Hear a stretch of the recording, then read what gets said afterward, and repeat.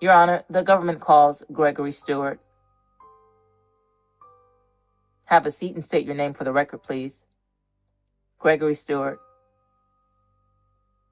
Gregory, how old are you? 25. And where did you grow up? In the Ninth Ward. And where in the Ninth Ward? On G Strip. And where is the G Strip? Gallier and Urquhart between Marais. And why are you in jail? For murder. You're also on drug charges too, correct? Yes. And was there a wiretap on you as well? Yes, sir. I'm going to come back to that in a little bit. Did you grow up on the G Strip? Yes. And where did you go to school? For elementary, I went to Hansberry and Drew. And where are those schools?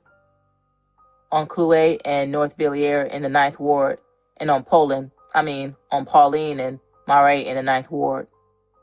Where else did you go to school? For middle school, I went to Colton. It was in the 8th Ward. Okay. And where did you go to high school? Before the storm, I went to St. James High. And I came back to the city and went to Bonneville High School, and then I went to Douglas High School. And where is Douglas High School? In the 9th Ward. And when were you at Douglas? The last time I was at Douglas in 2010. And did you graduate or did you drop out? I dropped out.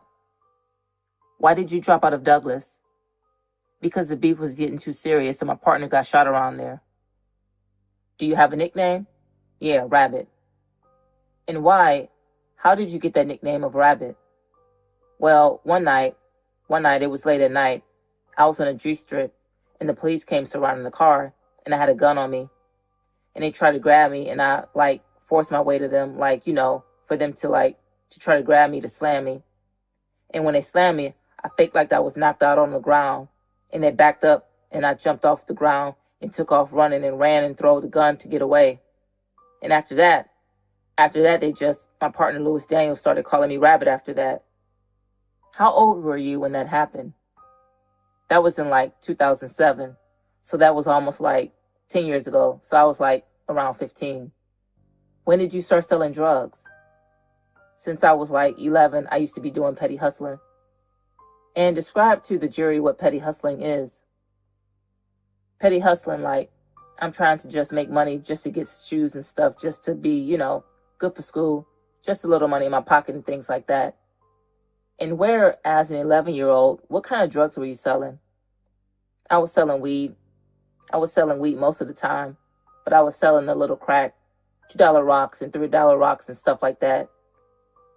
And how does an 11-year-old sell drugs? Around my way, that's what it is. A lot of dudes sell drugs. And it's normal. It ain't nothing it's different or nothing like that because everybody do the same thing. It's just that, you just really just manage to try to take care of yourself. I used to tap dance and all of that. It's just a hustle that I tried to take care of myself. And you said you used to tap dance. What do you mean? Where? On Bourbon Street. I used to put taps on my feet, bottle tops on my feet, and tap dance and make a sound effect to make money. As an 11-year-old, you sell to drug users. Is someone young more likely to get played or not? No, well, it's an advantage to them because rockheads play games. They do anything for money. And they used to try to get me out my money, out my drugs to the first come. Give them something to the first come, but I don't do that. I just want my money up front. And what do you mean, give them some to first come? What does that mean? First checks come out, the first checks come out around the first, and that's mostly all rockheads, drug users, they get first checks. So is that a check from the government? Yeah, that's a check from the government. Okay. And then they can buy drugs with that money on the first of the month? Yes. When did you learn to drive a car? I've been learning. I've been driving a car since I was young because all my friends older than me. And when did you start selling heroin? I basically, I really started, really selling heroin probably, I could say in 2006. And who would you get heroin from? From Daryl Franklin. And Slugger was my partner at one time.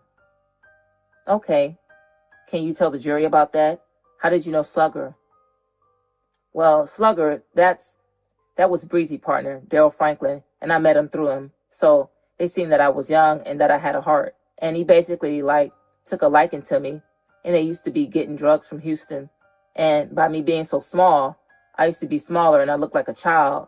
So they used to be like, man, you'll bring the drugs back on the bus, on the Greyhound bus?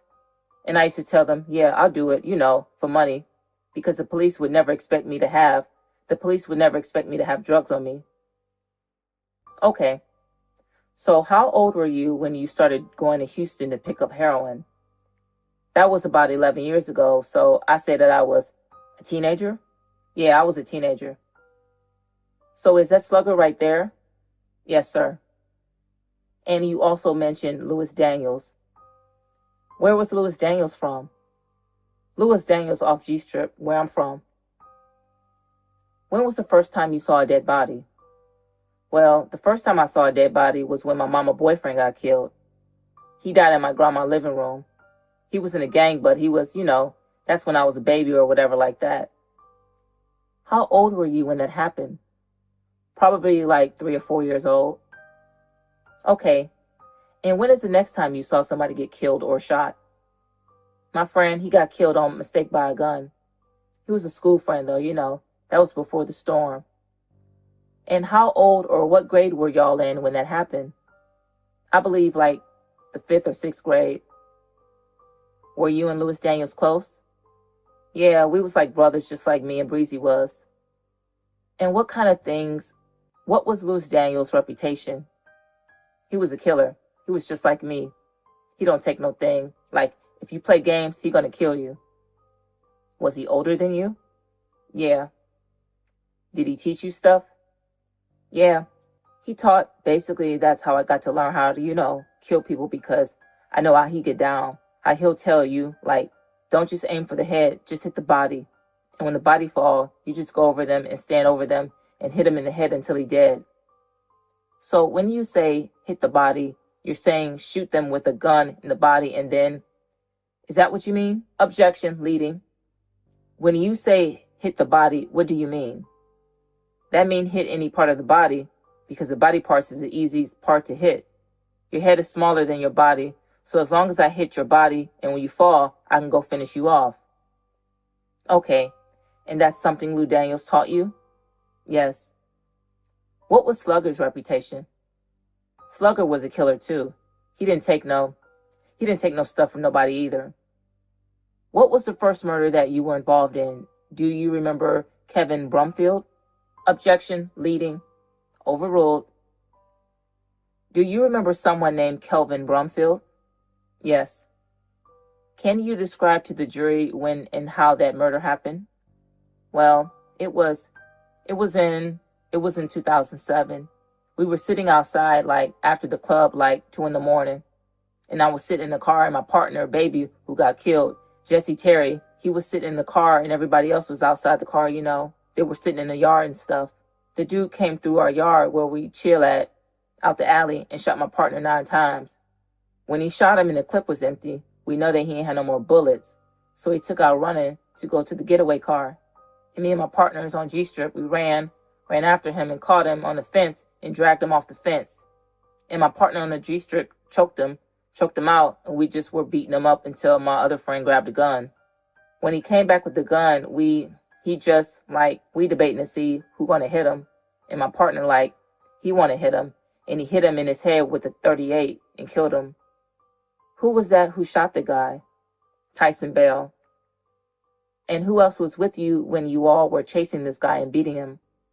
My friends off G-Strip. Perry Wise, he hung, but he was with me too.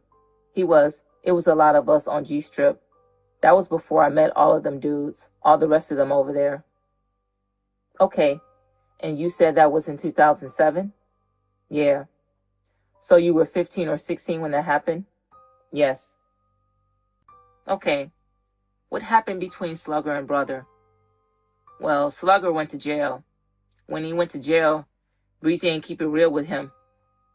Describe to the jury what that means. Well, when you come to jail, you got to keep it real with your partners, meaning like you got to do something and handle his business, take care of his family when you need them.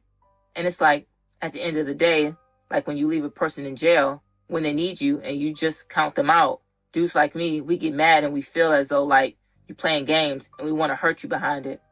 And Breezy messed over the man. And when he came home, he felt some type of way. And he didn't like Merle, so he was like, at the end of the day, you're going to hurt one of them. Okay. And were you still friends with both Slugger and Breezy at that point?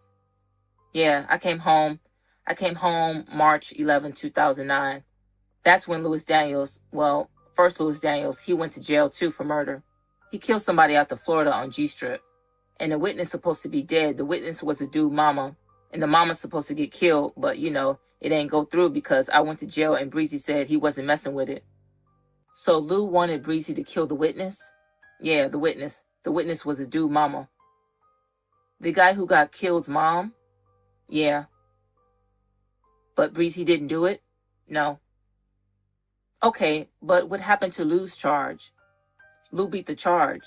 The mama got on the stand, and by her getting her feelings behind her son, some kind of way, the jury found out, said he not guilty. And he came home and everybody thought he was going to be in jail because the witness coming in. And he came home to kill whoever and keep it real with them. So Lou is mad at Breezy at this point? Yeah. And then Slugger. Is Slugger home yet? Yeah, Slugger home. But I am in jail. I got a month left. Okay. And when you get home from jail, how do you decide if you're going to go with Slugger and Lou or Breezy? Well, when I came home, I talked to all of them and they was like on some stuff like what I want to do, what side I'm going to pick. Is I'm going to set Breezy up, and Breezy asked me if I'm going to set them up. But I'm like, I ain't getting in that because I really don't want to see none of them dead because I'm cool with all of them. But with Breezy family, it was like I brought his children to school. I've been with his sister for a long time, and I know his mama. And I didn't want to see, them cry like that. So I'm telling Lou, Lou, I never was close to his family and stuff like that. And Slugger, I never was close to his family. But I just was on some stuff. Man, I didn't want to see them get hurt.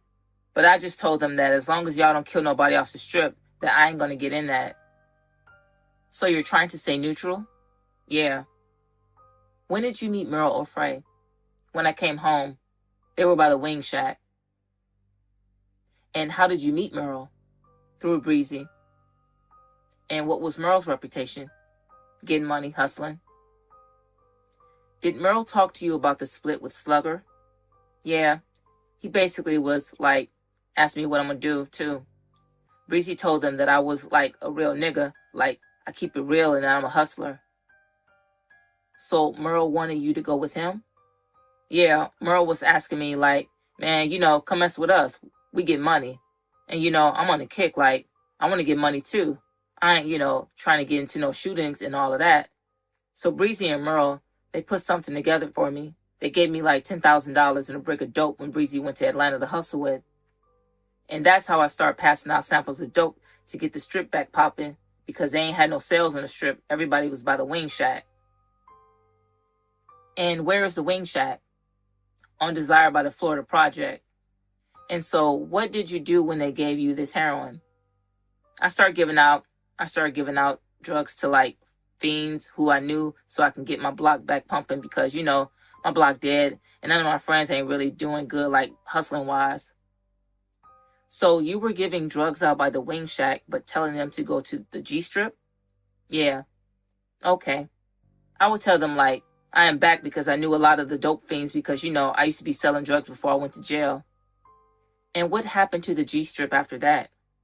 Well, it got pumping. I mean, the sales they had nothing but sales and stuff.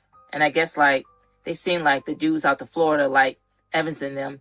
They seen that I am a hustler. They seen that they making money and stuff. They came down there by me. And which guy started hanging out by you from the Florida? Evans. Me and Pound was in juvenile jail together, so I knew Pound already. Pound and them started coming down there. Anyone else from around there? Do you know Elo? Yeah, Elo. But Elo ain't charged. Do you know Leroy Price? Yeah. How did you know him? Well, Leroy was friends with Elo. That was Elo, like, right-hand man. They rode together. They was friends. Like, we really had, like, real close friends, like, as, like, you know, dudes, like, who I could just get up and I knew one thing, we gonna ride together all day. Like, with me and Red, like, you know, I really, like, messed up behind him because, like, that really, like, was my true brother.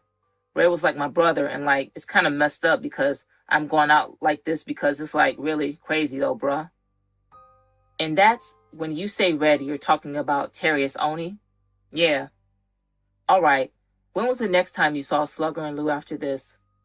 Well, the last time I got into it with them because Lou called me and told me that he was on his way on the strip. And I told him that, all right, that mean like he's saying he coming around there to kill somebody. I don't know who, but, you know, he just told me, like, get out the way. I'm on my way around there.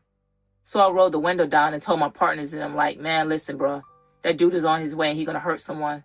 Y'all better be ready. And I'm about to pull off. By the time I'm about to pull off, he was there. And what did Lou do? He jumped out. He jumped out with Cole. He jumped out with Cole and shot 4 of them. And I jumped out of the car because he about to kill Breezy's sister. And I pushed her down and he just jumped back in the car and pulled off. And after that, he called me and was like, man, you see my work, son? He like, I ain't playing with them. They trying to protect Breezy. I want to kill one of them so I can come back on the strip. Because he can't trust coming back on the strip and Breezy and them around there. And Breezy got more money than him. And Breezy manipulated one of us to turn on him and kill him. So he wasn't about to chance that. So he needed to get the head people out the way. So I told him, I said, dog, listen, you shot 2 of my partners off the strip.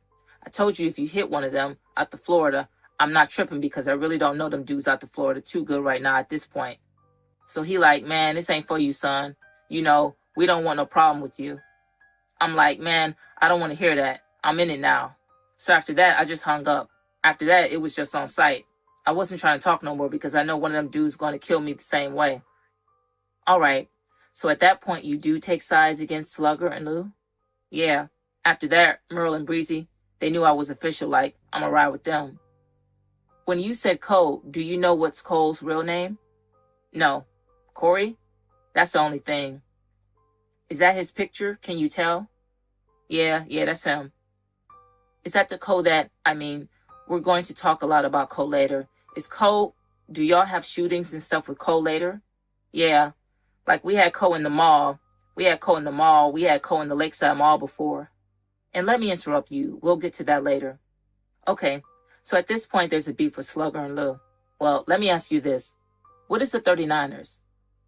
Well, the 39ers came about when Lill was messing Merle, and he was cool with Merle. And who was Lill? Lill, I know him from Lill. He off 3rd and G, like, that's one of the leaders off 3rd and G. He went to the feds. And would you recognize his photo if I showed it to you? Yeah. This is from Exhibit 328. Is that Lill?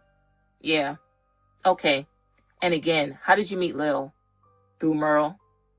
And what was Merle and Lil's relationship? Well, they were trying to get together where they could, take over the city where they could make money and things like that. And did Merle and Lill have a business relationship? Yeah, selling heroin.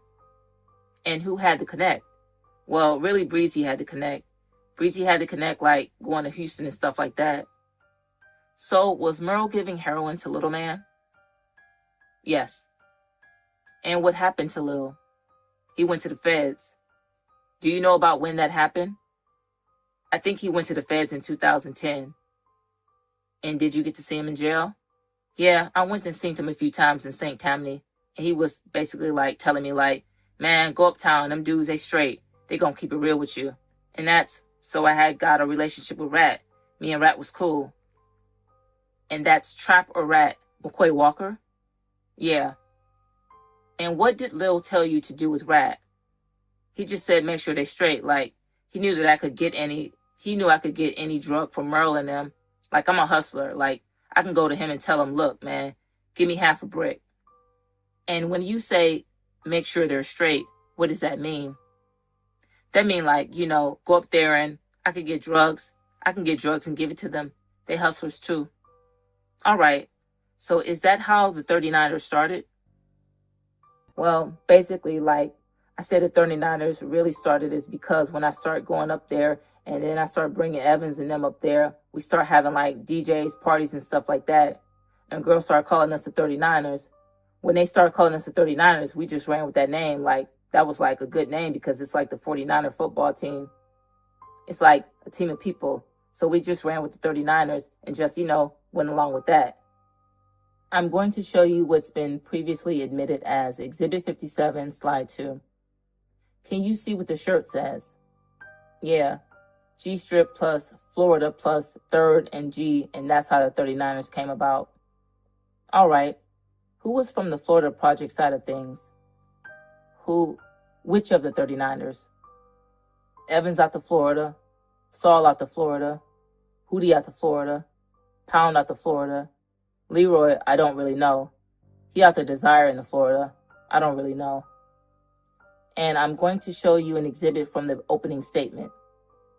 So Jasmine Perry, where was he from? Jasmine Perry, he out to Florida too. Evans and Pound are out of the Florida?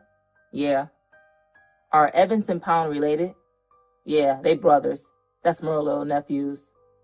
So they had the same dad? Yeah, they got the same daddy.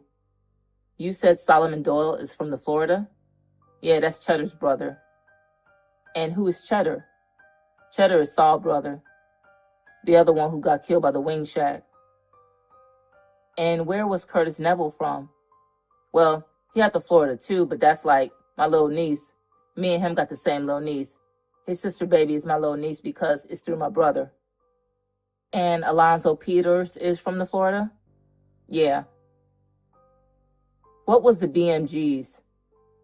That was before I started hanging with them. Like, that's the name that they already had. When did you meet T-Red? I met T-Red after I stopped, like, really messing with trap all the way. Like, T-Red was, like, a real person to me, like, and, well, what do you mean? In terms of his hustle or what? I mean, I'm saying, like, as a real person, like, dude, they never showed me no signs of playing games. Like, he was a straight-up person. He never played no games. Did you personally give heroin to guys on the 3NG side? Yeah. Did you give heroin to T-Red? Yeah, I got heroin from T-Red. But, like, T-Red, I want to see him blow up big, like, really make his money. So I really, like, introduced him to Breezy more where he could get a lot of work and I'll help him sell it. When you say getting work, what does that mean?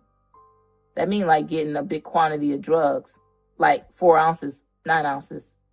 And did McCoy Walker get heroin from you? Yeah. Did Rico Jackson get heroin from you? Yeah. Did Damian Barnes get heroin from you? Yeah, but he ain't no real hustler. Like, he a petty hustler. He get a little drugs. So he was below the level of T-Red and you? Yeah, he ain't no hustler like that. He just manning for the day. Explain to the jury, so you have all of the guys out to Florida. How did they start hanging out with y'all on the G-strip? Well, they came from by the wing shack. And when I came home, they was already cool.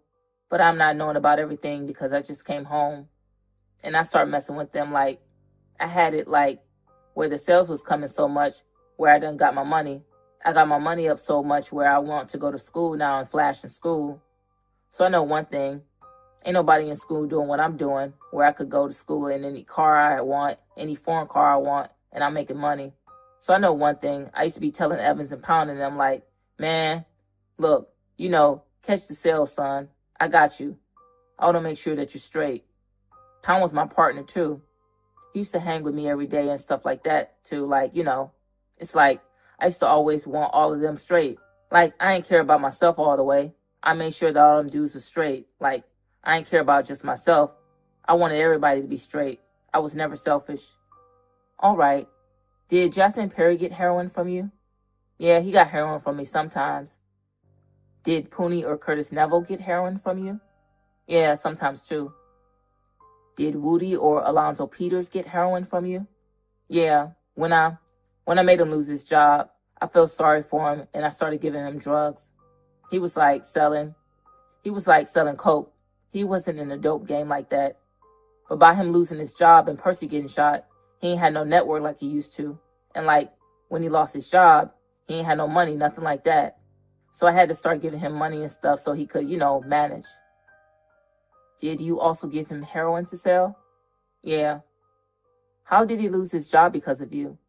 Well, we was in a hotel and I was asleep. And we had 2 hotels.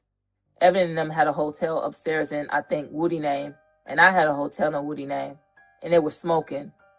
And the people putting us out because the hotel in both names. And I'm so mad. I got out of my sleep and put my clothes on. And when I'm leaving, I left. But I'm not knowing that, I forgot that I had the gun in the drawer. And I left the gun in the drawer. And he called me and told me like, man, the people called me and they said they got a gun, that they left the gun in the room. I'm like, man, no, you tripping. And then I was thinking, I'm like, oh, I forgot. I called him back. I'm like, man, I forgot. I forgot I had that gun. I'm like, man, I don't know what you're going to do, son. You got to tell him that ain't your gun. Did you know that the gun had been used in crimes? Yeah, it was used in a Magnolia shorty. Did Woody or Alonzo Peters lose his job over that? Yeah. How close did the 3 groups become? Did y'all ever take trips together? Yeah, we was tight. Like, we was really as a good team. Like, we was unstoppable. We had the city on lock. And we used to go to the Young Jeezy concerts in Atlanta. We went to, I stayed in Mississippi right by the beach. Everybody used to come over there. Not too many dudes off 3rd and G, but T-Red stayed with me. Yeah, we went to Miami for Memorial Weekend every year. I want to talk about the heroin. Where was Breezy getting his heroin from? First, he was getting it from B. From B? Yeah. And who was B and where did B live? B lived in Houston. He had to connect with whoever he had to connect with. He ain't used to give us the connect. He made us go through him. And how long was Breezy buying heroin from B? I'd say all the way till they got a new connect. Like I said, 2010 or something like that. They started messing with White Boy, and White Boy had to connect with the Colombians. The Colombians was from Houston too. All right, how would y'all get the heroin from Houston to New Orleans? Well, first, like they say, we get a suitcase and we load the money in the suitcase. In New Orleans, they don't search at the Greyhound bus station, so we get somebody to get on the bus with the suitcase with the money, and then we pay for the bus ticket. They ride all the way to Houston, and we be in the car. We ride to Houston, too, and meet up at the hotel. And then B will come to the hotel with an old lady, and she get the money, and she get in a cab so the police won't pull them over. Because if the police pull them over in the car and they find that money, they're going to take it like how they took my money. Anything, I think, over $10,000, they're going to take. So, and what does the lady do in the taxi? She jump in the cab, and she going to go to the house wherever they're supposed to meet at. And they're going to jump in the cab and go get the drugs. And when they get the drugs, she's going to catch a cab back to the hotel and bring it back to us. All right. And then how do y'all test the heroin at that point? Yeah, before we give them our money, he going to come with a picture. That means that he going to come with a sample. All right. You call a sample a picture? Yeah. Okay. And who would test the drugs? Willie Bill. Okay. Who is Willie Bill? He out to Florida, too. He died. He died in Miami with Breezy. What did he die of? Shooting heroin in his private parts. And Willie Bill used heroin? Yeah. Was he a friend of yours? Yeah. Okay. Once the lady comes back with the heroin, how do y'all get it back to New Orleans? Well, we're going to pack the heroin up. We're going to tie it up in tape. And then we're going to go to Walmart and get some brief boxes. And we're going to put the heroin in our drawers because they don't search your body. They just put the wand by you just to see if you got iron on you, like a gun or knife or something like that. If you put it in a bag, then they search your bag. So we put it in our pants and have a bag with us so they could search the bag. When they put the wand on you, they ain't never going to find it. And you just sit on the bus all the way till you get to New Orleans. And then you catch a cab to the spot where we go at. Who all made trips to Houston to pick up, either deliver money or ride with Breezy? Who all went to Houston for picking up dope? Well, at first I started it off, with me. And how many times do you think you went? I went a lot of times. I can't really say no number. Did anyone else in the 39ers make trips out there? Yeah, Evans and them went. Objection, we need to lay a foundation. His basis of knowledge is unclear. Objection sustained. Lay a foundation. How do you know these people went to Houston? The reason how I knew because I seen them. I seen them go before. I mean, I don't know exactly what their role was all the time. Like, I can't say that, oh, Evans bought this time. Evans done it this time. I don't know. I know they go out there because all of us go out there. We just take turns. Now, the dudes off 3rd and G, everybody don't go out there. Like, AD, he never went out there with us. Did McCoy Walker go out there with you? Yeah. After the shooting with Cheddar when I killed Gutter in the Audi truck, they drove out there and sold the Audi truck to B for heroin. And who went out there for that? Breezy, I know Rat. Rat's McCoy Walker? Yeah. To your personal knowledge, are you aware of anyone else making those trips to Houston? Yeah, we just take turns. I mean, I know the majority of. Now, Saul, I don't really know about Saul. And what about Woody? Would he ever go? No. All right. Is it safe to say almost everybody else went? Judge leading. Objection, Your Honor. No foundation. Objection sustained. Objection sustained. Did Curtis Neville ever make a trip to Texas? Yeah, he came out there before. Again, as to foundation. Overruled. He's already said it. Go ahead and lay a foundation. Objection sustained. And how do you know that? Because I went out there before with Pooney. But you know, we just ride out there. We can go out there and ride with them. Like, we don't, if we ride with Breezy to go out there, it ain't all the time that you're going to bring the drugs back down. You know what I'm saying? Like, Willie Bill going to bring it down for sure, too. So it ain't going to be too many. But it's just 2 people that get on the bus with the money. Did Jasmine Perry ever go with y'all to Texas? Objection. No foundation. Huh? Sustained. Did Jasmine Perry ever go with you to Texas? Yeah, Jasmine Perry went. Did Leroy ever go with you to Texas? He didn't go with me. He went with Breezy. I don't go all the time. And did Evans ever go with you or Daryl Franklin to Texas? Yeah, Evans went before. When you get the heroin back to New Orleans, where do y'all take it and what do you do with it? It all depends. Like, some is going to go straight by Breezy first, and they're going to divide it up between him and Merle, and then Breezy gone. Breezy already got his sales that he already going to get his people to, and then he divided up with us, like, what he going to give us and stuff like that. He know what we going to handle. All right, how often was the organization making trips to Houston? I'd say it all depends, like, because, you know, some days, if they get 2 or 3 bricks and they be gone within 4 days or 5 days, they're going to go right back. It all depends on how, you know, the flow going. But, you know, it don't take long to move. It don't take long to move the bricks of heroin. Would you be with Daryl Franklin when he would cut up his heroin? Yeah. Where would he do that? Sometimes we go to a hotel, but majority of the time we go by his baby mama house. Is he cutting the heroin and repackaging? What are you watching him do? Are you helping? Describe to the jury. Yeah, well, the heroin, we mix it with mannitol. What is mannitol? I guess you mix it with your water. It's something,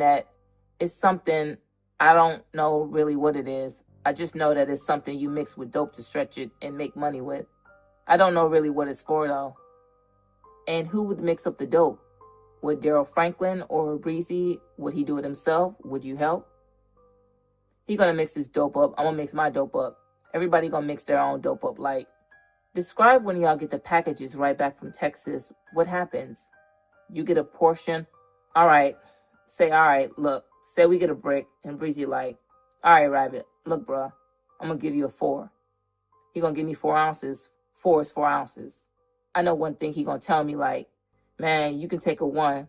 A 1 mean that I can put, if I get 4 ounces, I can put 4 ounces of mannitol, and that mean it take a 1. That mean it can take whatever you got. So if you take a brick, you can put another brick of mannitol on there and turn it to 2 bricks because it's like more potent. It's stronger. So we mix it. I turn, say, if I got a 4, I turn my 4 to 8 ounces, and I jack it up. When I jack it up, I have it hard where it looks like it's straight off, like off the boat, because when you get dope, it look like a brick. And I sell it just like that. Like when people ask me, you know, Is it straight? I'm like, yeah, I ain't touch it. But the whole time I'm playing with their mind because I just jacked the dope up. I compressed it back together. I turned it into powder form and compressed it back together where it looked like I never touched it at all. Explain how you mix the mannitol into the heroin. What do you need to do that? Well, first the mannitol is powder. I get a skillet and I empty all of the powder in the skillet on the stove, and I burn all of the trash off of it so it turned to liquid. And I drop a few drops of colored food dye in there, like root beer colored food dye, in there and stir it up. And then I put it in the pan and I put it in the freezer. When I put it in the freezer, it turned to like an iceberg, like a crystal thing. It turned like marble. And I leave it in there for a minute, and then I put it in a blender and I turn it back to powder form. When it turned back to powder form, now it looked like dope because it ain't white. Mannitol is white, but by me dropping the colored food dye in there, it turns it a different color. Root beer colored food dye, it turned it to a beige color. So when I mix it with the dope and jack it back up, the dope looked like it never been touched. And when you put the dope, when I sell it to somebody and give them a tester, and they put it in on the spoon and turn it like to liquid and put in the red gonna look like, it's like a Coca-Cola color. That's the way they want the heroin to look. And I play with their mind to make them thinking that I never touched it. But the whole time, it's the colored food dye in there to make them think the dope was still fire. So Daryl would give you 4 ounces. Who else would get heroin at this point?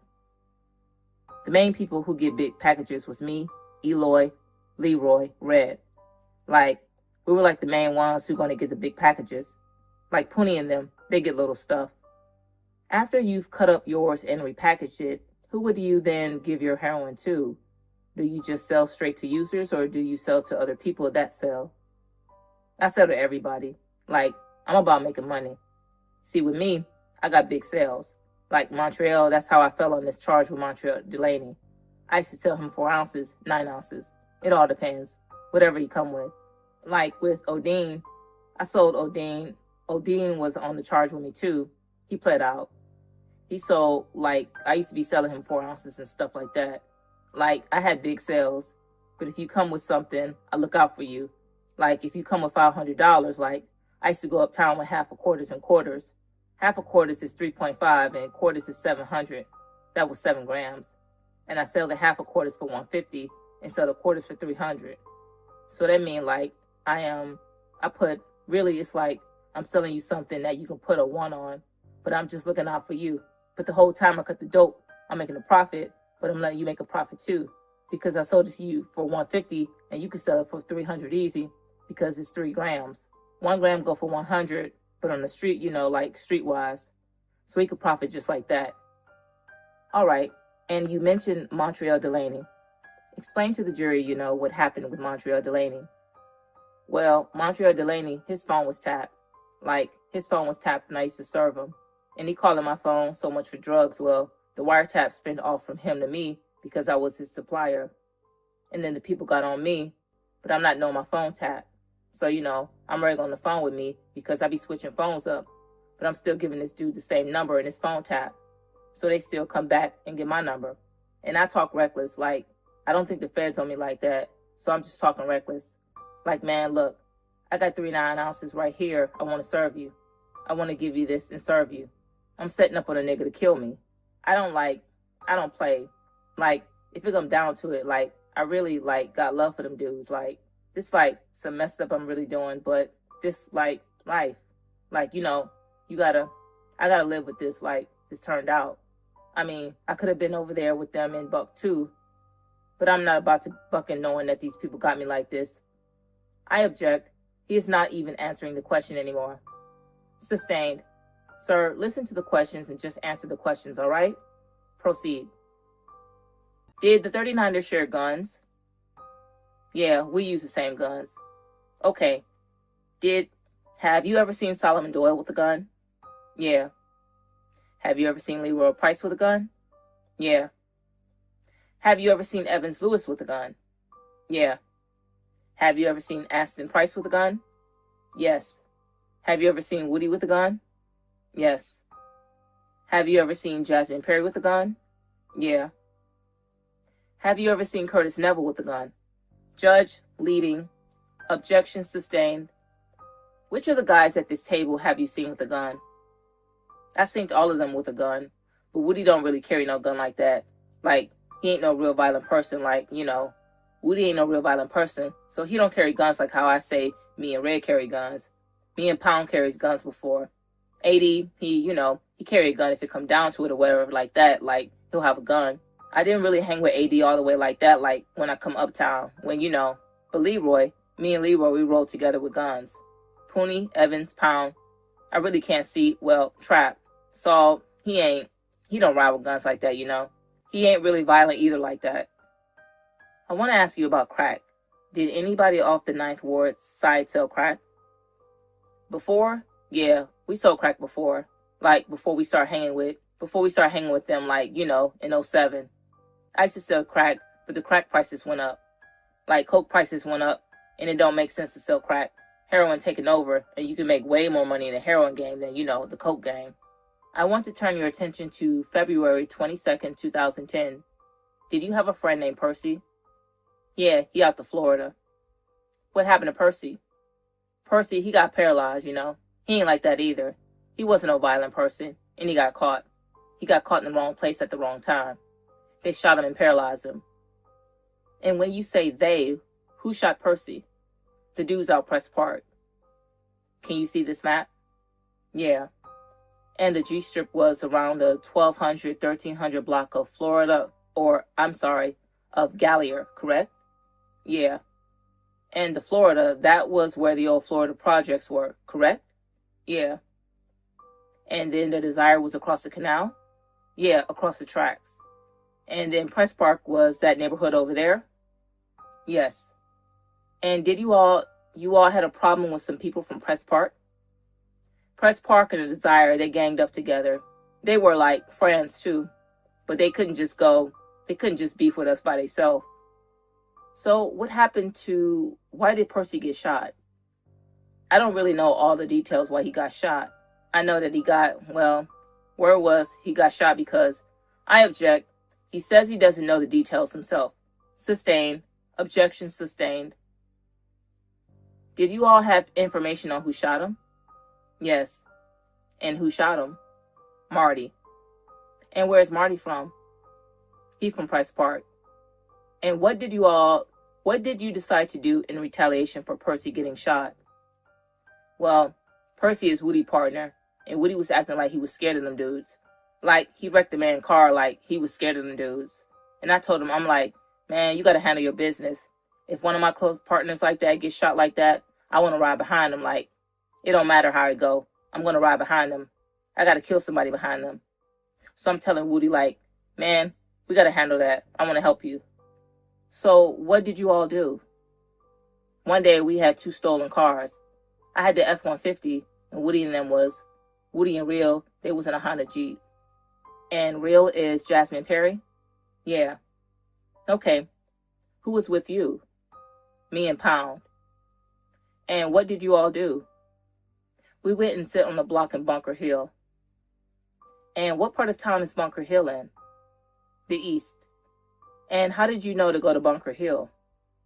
Because before that we had me, Breezy, Merle, Evans. We had went to the house before. And when we went and shot at the house door, but we went like half stepping. We didn't really know exactly like what house it was. But when we saw the people like standing in the front door, we started shooting, but they ran. All right. And was there a specific car you were looking for that night? Oh yeah, the green Monte Carlo. We had word that that's the car that they be in. And they came around one time on G-strip and shot. And it was in the green Monte Carlo. So we know that the green Monte Carlo be by the house. So, and that night y'all are sitting in the Bunker Hill. Do y'all see the car? No. Okay, what happens next? We waited. We waited to see, really we waited for the car, or we waited to see any one of them dudes to kill them. So later on that night, the car pull up. When the car pull up, they went in the dude went in the house. So I called Woody and I'm like, listen, this is the plan. I say, I'm on one corner, like I'm standing. We on this corner right here. The house is the middle of the block, and Woody and them on this. Woody and Rail on this corner. So we got the corner sewed up. He can't go nowhere. He got to come either my way to the stop sign or go their way to the stop sign. So I said, listen, when he get back in the car and when he pull off, if he come my way, I'm going to stop at the stop sign and we're going to jump out and we're going to run up the car and shoot the car up. Y'all just get behind them and y'all jump out and shoot the car. I said, if they come y'all way, stop at the stop sign and jump out and shoot the car, and we're going to get behind them and we're going to jump out and shoot the car. So that was the plan. So they come outside. They come outside, I think, a few hours later or whatever like that with a girl. And Woody called me and was like, man, they got a girl in the car. I was like, man, f that girl, man. Percy's son was in the car, and they ain't care about his son. So what we gonna worry about that girl for, man? Kill whoever in that car, man. So the phone hung up. When they pull off, that's when the shots came out. We went with our plan. They went Woody way, and they stopped at the stop sign. And when I'm pulling up behind them, Woody and Rail jumped out and shot the car. And now the car backing up towards me by right by the fire hydrant. He can't go nowhere. So Pound get out the car. I had a chopper too, but I know one thing. Pound about to work him. Pound come out the car and hit the car with the chopper. And we seen there ain't no more movement going on. I backed up and pulled off. And we found out that dude was dead. What guns did Woody and Rail have? Woody had the chop. Objection. No foundation. Sustained. Do you know what guns Woody and Rail had? Yeah. How do you know? Because before we got there, we already set it up to know what guns, what person going to get. We already had the plan before we even much went. All right. What gun did you and Pound have? I had my AK in my name. My gun was in my name. But I kill you with it because I know one thing. If I shoot you with it, the police ain't going to know unless they get that gun. And so you and Pound were sharing a gun, or no? Pound had the gun, the same gun that I killed Gutter with. It's an AK-47. And what did Woody and Jasmine Perry have? Woody had the chopper and Jasmine Perry had a Glock 19. What caliber is that? A 9. Whose guns were all of these? You mentioned one of them was yours. One gun was in my name. The AK that Pound used, that's a gun that we just used. The chopper Woody had, we had so many choppers, so I don't really know. Ain't no gun just for a specific person unless, it's a personal gun. You're going to know if that's your gun or not because you're going to keep it on you at all times. And same question about the Glock. Do you know whose gun that was? Just a random gun. Would you recognize a photo of the car from that night if I showed to you? The green Monte Carlo? Yes. Yeah. I moved to publish what's already been admitted as Exhibit 130, photos 30, 35, and 38. All right. Does that look like the Monte Carlo y'all shot up that night? Yes. If you can go to 35, please. Same question. Does that look like the Monte Carlo? Yes. And 38, please. Thank you. Gregory, were you ever arrested by this crime or for this crime by NOPD? No, I never got arrested for no murder but Gregory Keys. Do you know who the Ride or Die gang is?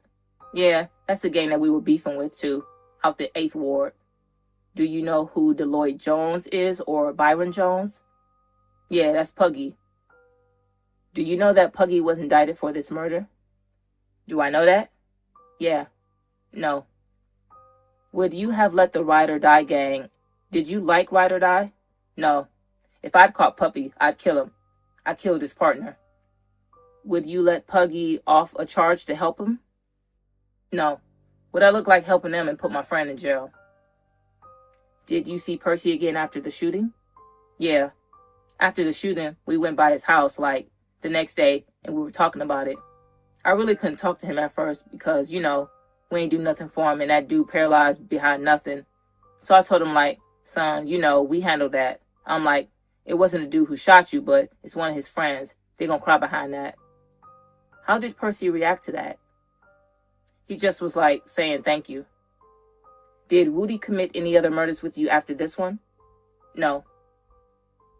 And how would you describe Woody in terms of, a real killer or, no, Woody ain't no killer like that. I mean, at the end of the day, he had to do what he had to do. He had, he had to do that for himself because at the end of the day, he ain't if he don't do nothing about that, then he pussy because he ain't ride for the dude he be rocking with. I want to turn your attention to March of 2010. Did McCoy Walker ever tell you about a shooting he did where he tried to shoot Slugger? Yeah. Well, Merle told him to handle that because he was in gutter car. But they thought that was Merle because he described the dude like chubby with hair on his face. So he ain't know the dude. So we told him like, man, handle that. Like Merle told him like, man, that's the nigga, handle that. And he shot the dude up. Now, back up a little. Are you with Merle when this conversation is going on? I was standing right there. But I don't. I talked to Merle after he got off the phone with him. He like, man, objection, hearsay. Judge, co-conspirator statement overruled. What did Merle tell you when he got off the phone? He said that them boys uptown got Slugger up there. He buy a whole house. Did y'all say anything about what they were going to do about it? He said they about to handle that. And why did they think it was Slugger? Because he was in gutter car. And what kind of car did Gutter have? An Infiniti. A Q56, I believe. Did you see McCoy Walker after that event? After that day? Well, did he ever talk to you about shooting that car? Well, I mean, like, I don't really know all the way from back then like that. I just know that, Judge, I object. He says he doesn't know. Objection sustained. Did Merle ever talk to you about it?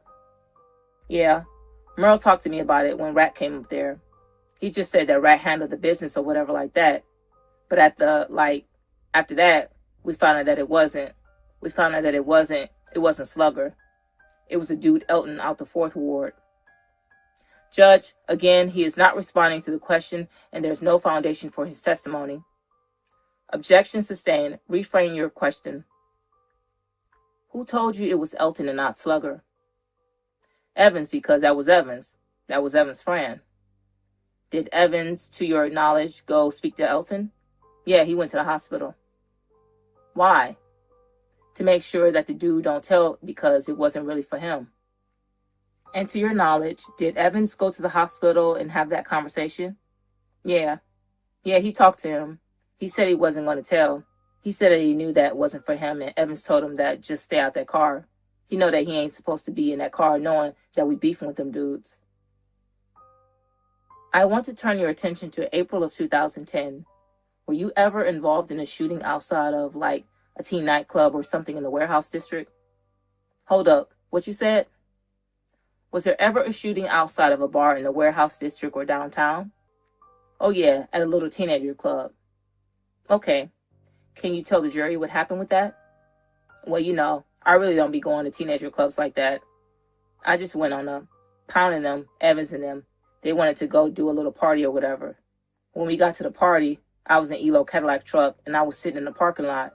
But we're going to ride with guns because we don't know what really could happen when we go to a party.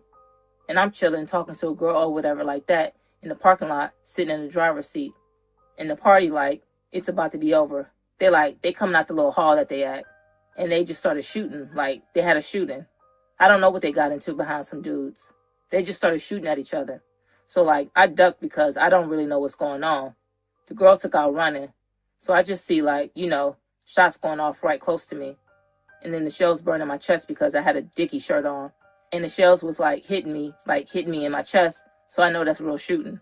So when we pull off, to leave, because now I'm about to pull off, and that's who shooting? Jasmine Perry. Okay. And where is he shooting? From the back, behind me. I'm in the driver's seat. He behind the driver's seat with the gun hanging out there. And what kind of gun? An AK.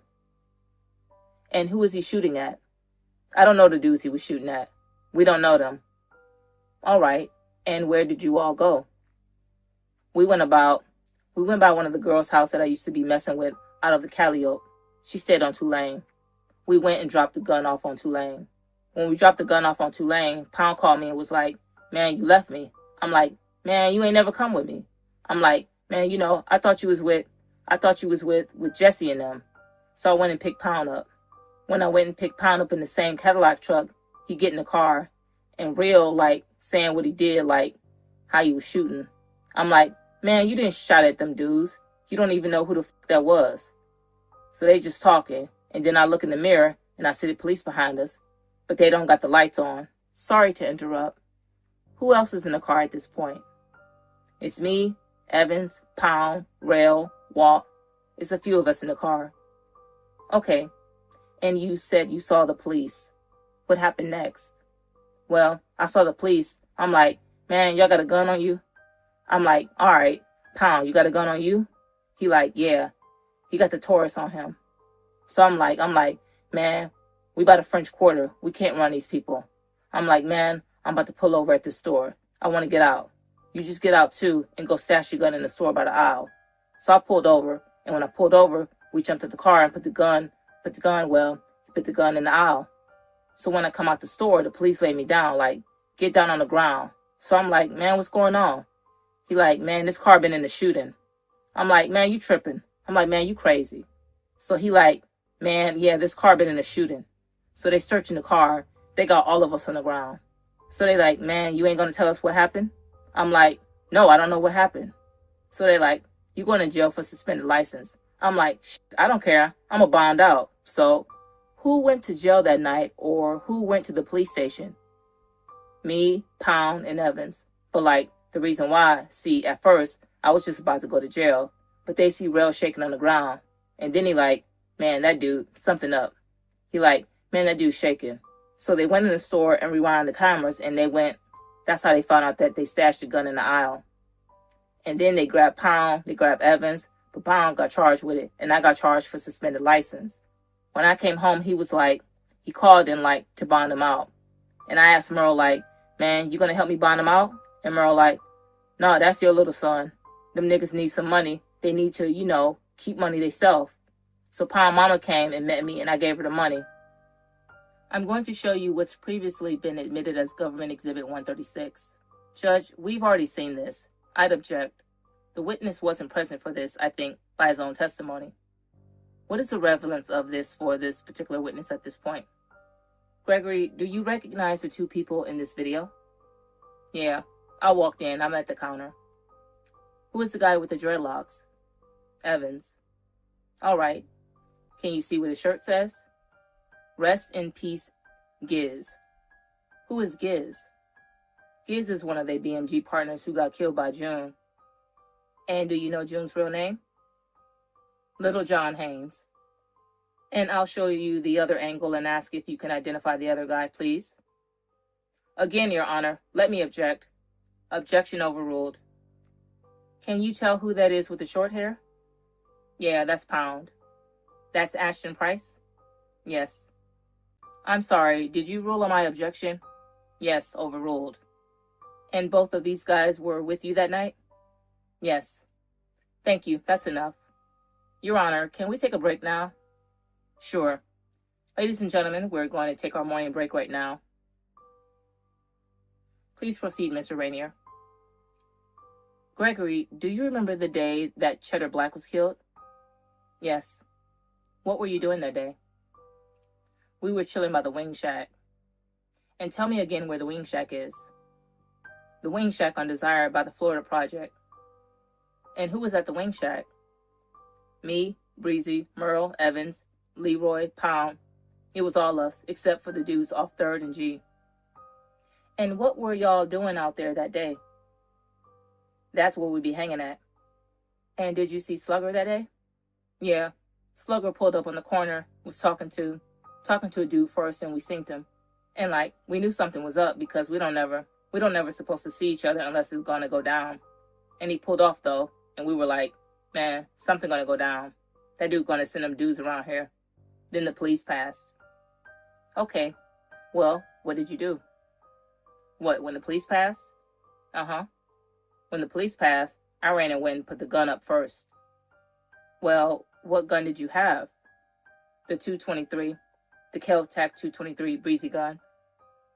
And how long had you had Breezy's gun? I had it already, When I seen Slugger, I had went and got it. And where did you get the gun from? Out the alley. How far is the alley from the Wing Shack? It ain't that far. It just be right behind the Wing Shack. So after you saw the police, you put the gun back. What happened next? Well, when I put the gun back and I came back out front, the police were like, y'all hang around here, huh? And we were like, we about to go. So the police pulled off. When the police pulled off, like not 2 minutes later, the dude Gutter, he was driving. Gutter, Co, and Bo, they pulled up. And when they pulled up, I'm shocked because I don't know, I know something about to go down, but I can't say watch out because, I'm scared right now. So I took out running. They start shooting. When they start shooting, all of us was on the porch. There were like 10 of us on the porch or something. How many shots did you hear? It was a lot of shots.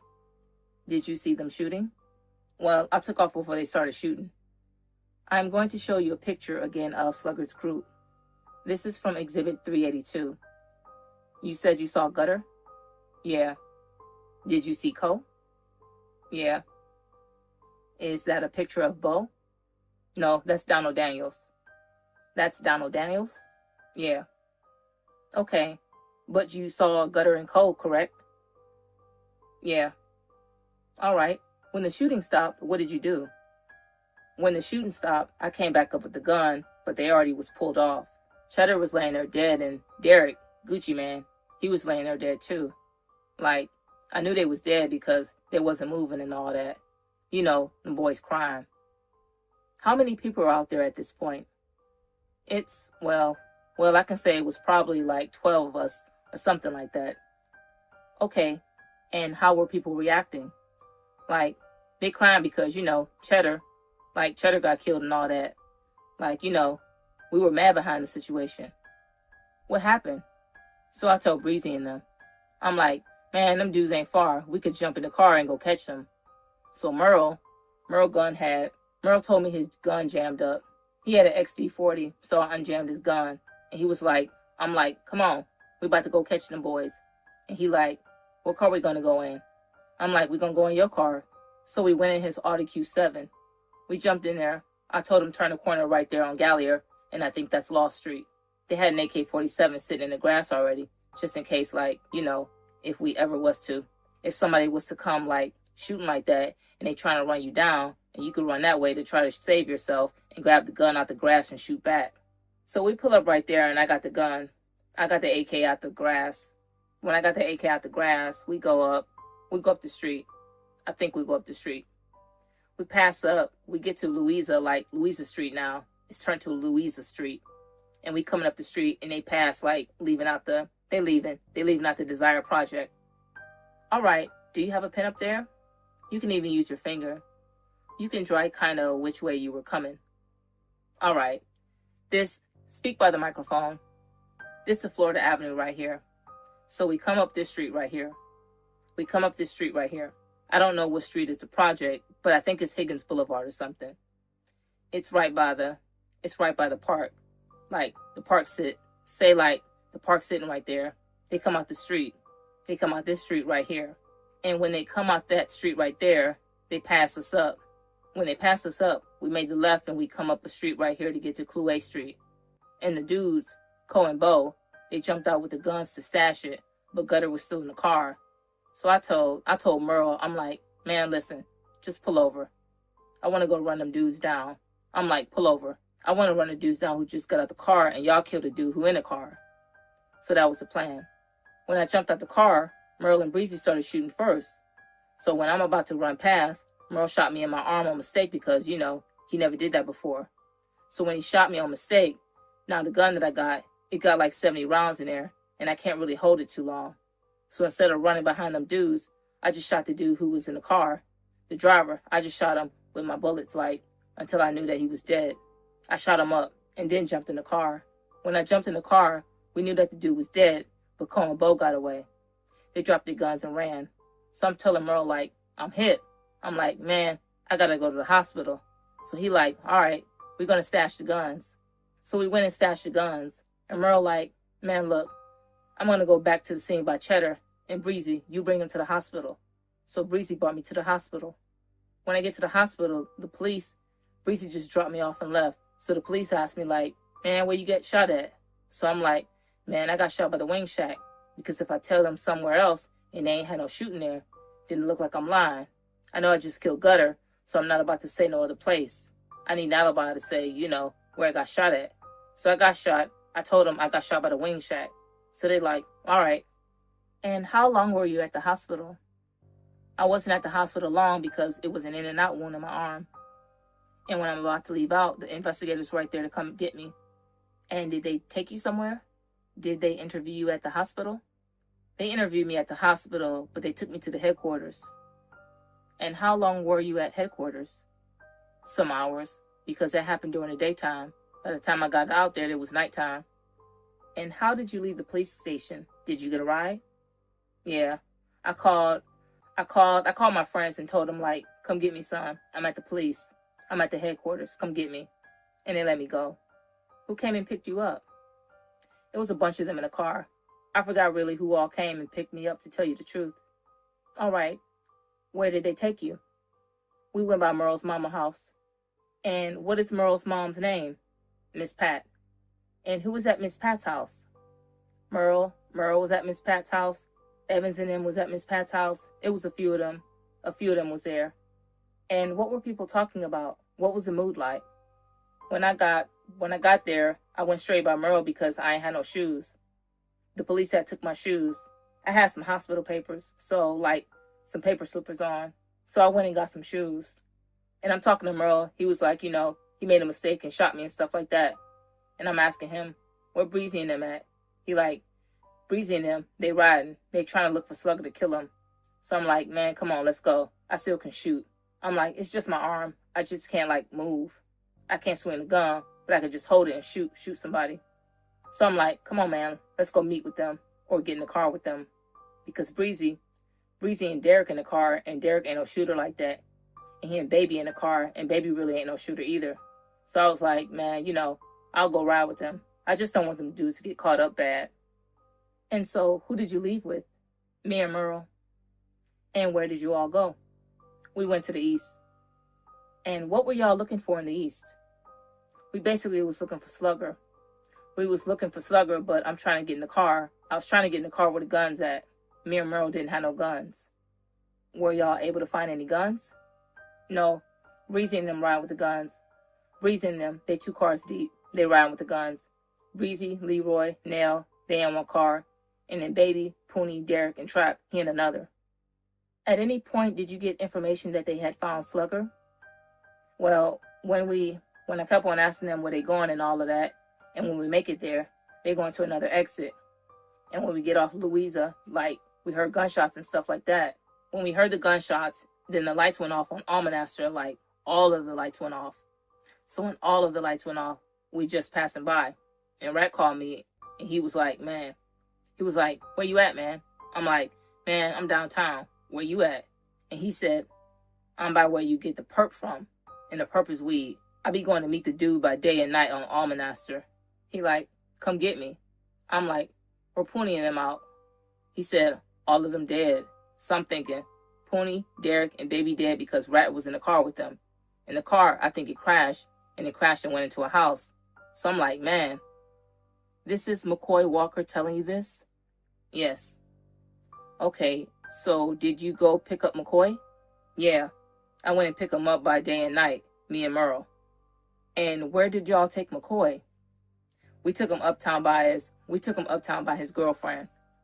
And then what did you and Merle do? We went back downtown. Were you able to find out the truth about who was actually dead? Yeah. Later on that day, we found out it was just Baby. Baby the driver, he got killed. And Derek and Poonie, they must have was knocked out in the car. But Derek went to jail because my gun was in the car. They had my gun in my name, and it was in the car. And they left the gun in the car, so Derek had a probation violation for that because he didn't want to tell what happened or whatever like that. Would you, and I don't expect you to have the serial number memorized, but would you recognize a gun if it looked like your AK-47? Yeah, my AK-47, it's like a normal gun. I mean, it wasn't no special gun or nothing, but it was an AK-47. Yeah, I'll know because it's an AK. All right.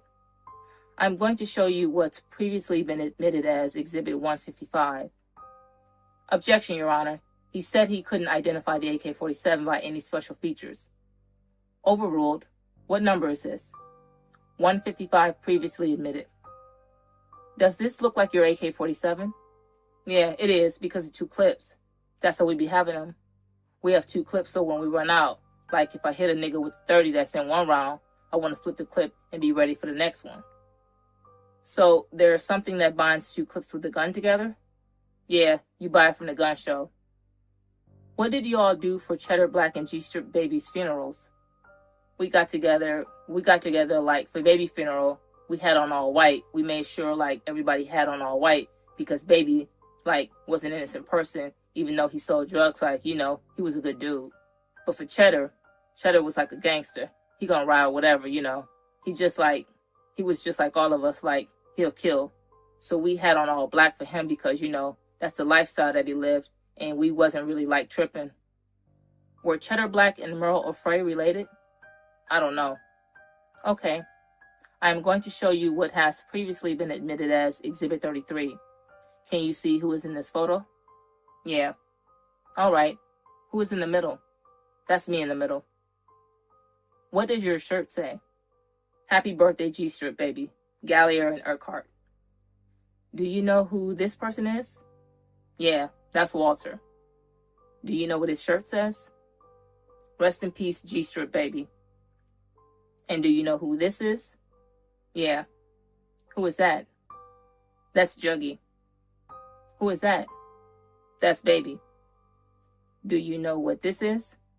Yeah, that was from Merle's party, the ice sculpture with money in that say Florida. Yeah. Who is that? That's Leroy. Who is that? That's Elo. Who is that? That's Phil. Who is that? Breezy. And who is this? That's me. What's on your shirt here? Rest in peace, Cheddar. And who is this again? Elo. What are these photos from?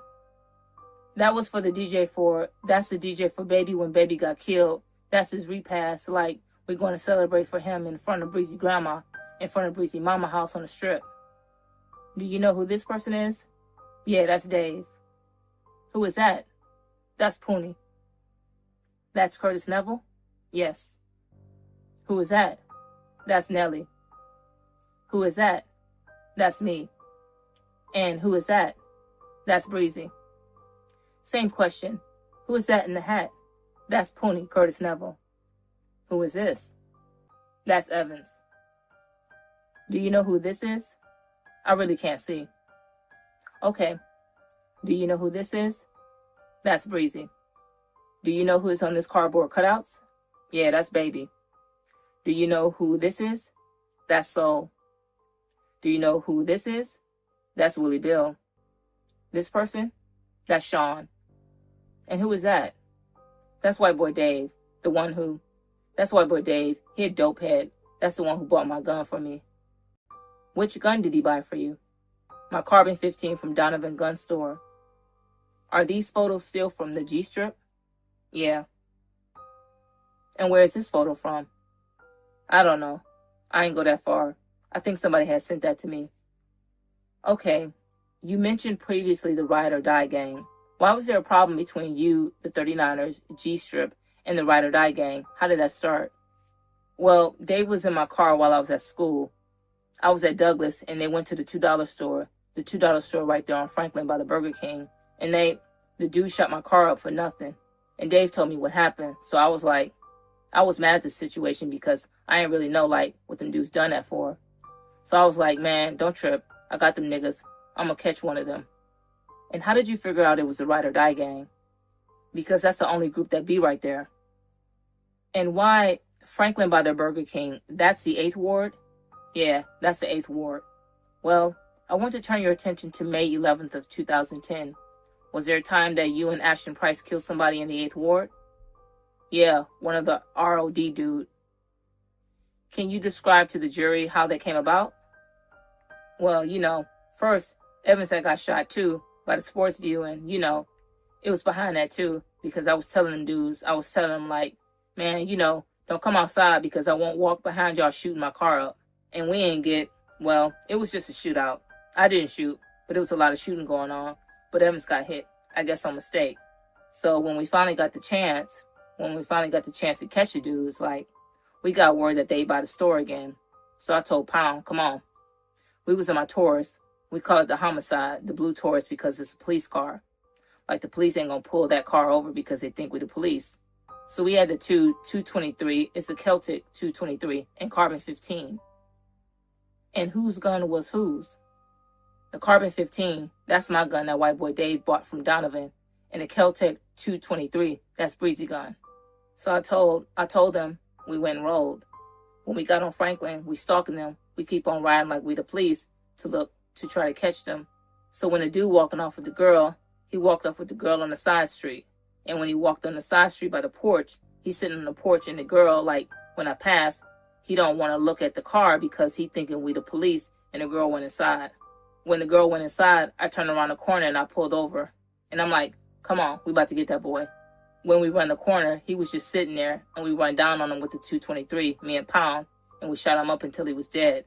And when we shot him up until he was dead, we just ran off the scene and jumped back in the car and pulled off and went downtown like nothing happened. Did you report what happened back to Breezy? Breezy know because I let Breezy, we let each other know. The reason why we let each other know is because, say by me killing an ROD dude, if I don't let them know that, then they're going to just be slipping, just sitting around not knowing that we just killed somebody, and them dudes could just come up and start shooting without them knowing. That's how Percy got shot, because he ain't knowing everything that going on, and he just got caught slipping. But that's why we, let each other know, man, listen, bro, I just done this. You better be, have heads up, them dudes liable to be coming back. With the ROD, did they sell drugs too? Yeah, they sold drugs, but I never served them or nothing like that. You said White Boy Dave? Yeah, White Boy Dave. Why did you need White Boy Dave to buy you a gun? Because my gun got caught in the car with Baby when Baby got killed. And I couldn't just go to the people and be like, man, give me another gun. Because I already had 2 choppers in my name that the people took. 2 AKs in my name that the people took. And I wasn't about to chance them having heads up man, why I keep on buying them big guns like that? So I let a white boy do it because they don't look at white boys as doing no bad things. So I told the white boy, man, look, when I tell you what gun it is, then you get it.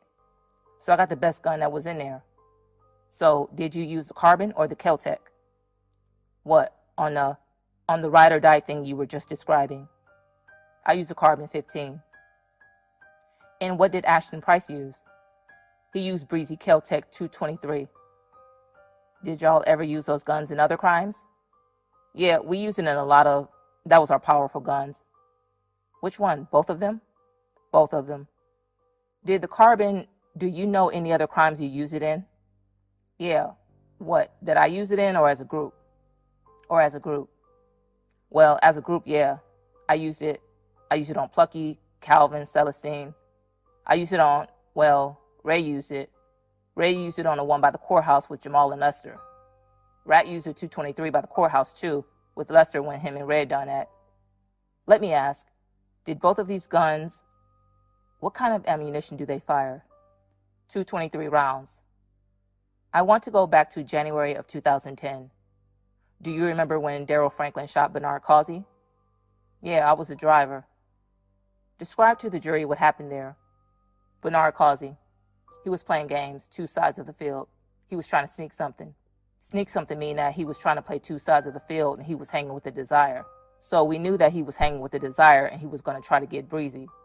So I told Breezy, man, we going to kill that nigga. I said, as soon as he come up around thinking sweet, we going to get him. So I called him asking him where he at. He on a bus. He about to be down there. And I heard him tell the bus driver, man, let me out right here.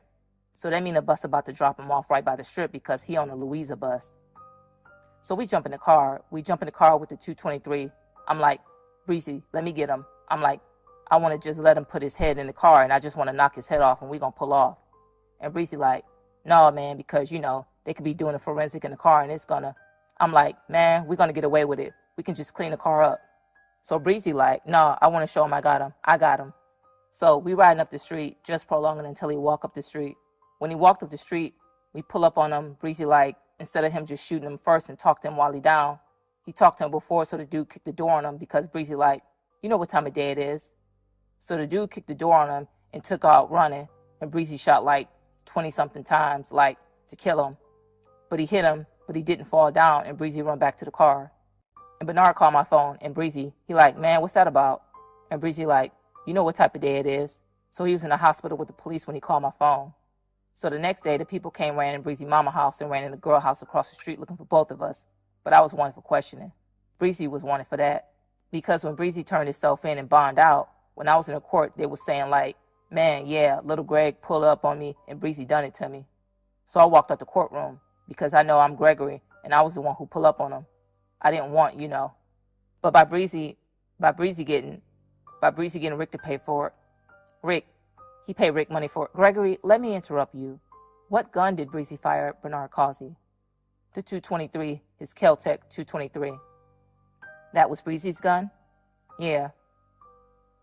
And that was the same gun y'all used with Ashton Price on the ROD guy? Yes. You mentioned Lester Green and Jamal Smith a second ago. How did you know Jamal Smith? We went to school together. We went to Douglas together, high school. And what neighborhood was Jamal from? The Calliope. Did the 3NG guys like T-Red or Rat? Did they ever tell you about the Calliope guys? Yeah. AP had got killed and Red used to always tell me like, man, I want that boy Ma, man, Who was AP? He off 3rd and G. That's one of the Rat and them partner. They believed that Maul had killed AP? Yeah. So what happened the day that Maul and Lester got shot? What happened that day? Uh-huh.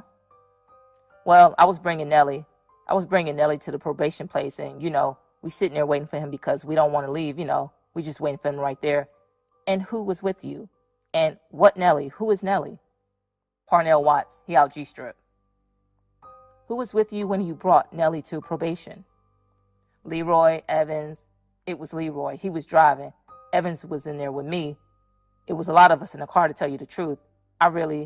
It was me, Evans, Leroy. I tell you what, I'll come back to it.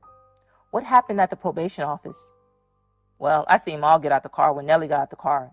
And I told Nellie, I said, man, listen, hold Maul up. Because Nellie know Maul too, because Maul was hanging in the 9th Ward too. I'm like, hold that boy up. I'm about to go get Red and them to kill that boy. So Nellie like, all right, cool. I'm like, don't let him leave.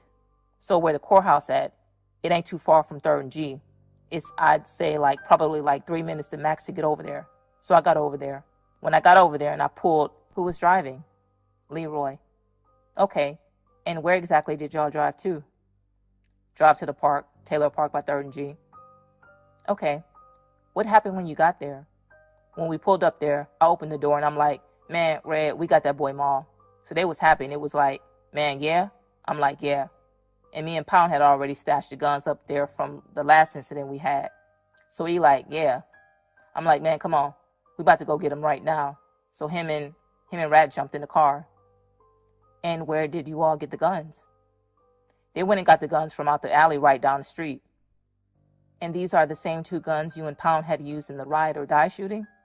Yes. What did y'all do next? We went to the courthouse. When we went to the courthouse, Nellie was standing there with them. So Leroy pulled up with the van we in. It's a red van and got tint on the back windows. But the passenger side and the driver's side window you could see.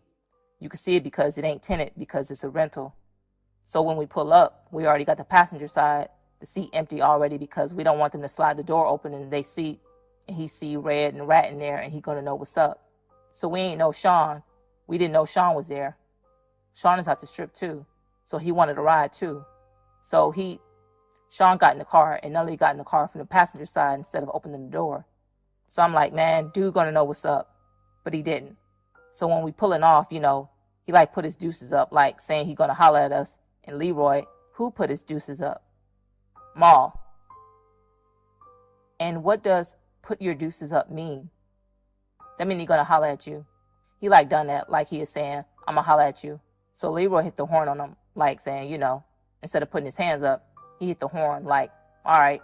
So we pulled off. When we pulled off right by a half a block down, right across from the street from the courthouse. So when we sitting there, we waiting for him to jump in his car. He waiting for his ride.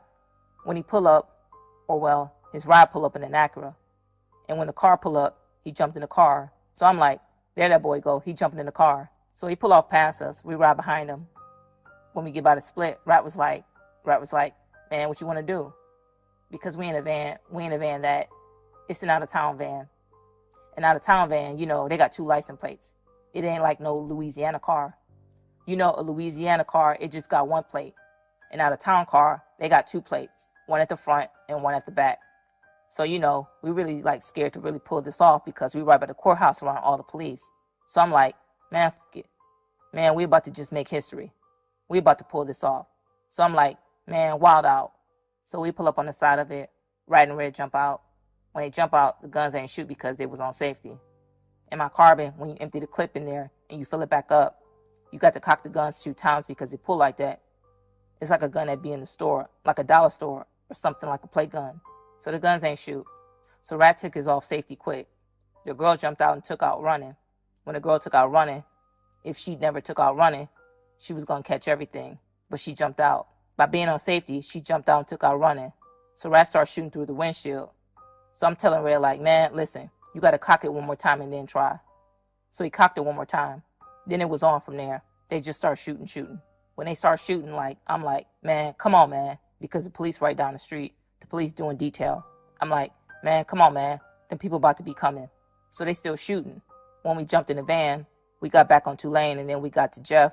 I think that's Jeff Davis or something like that. One of them. It's a red light.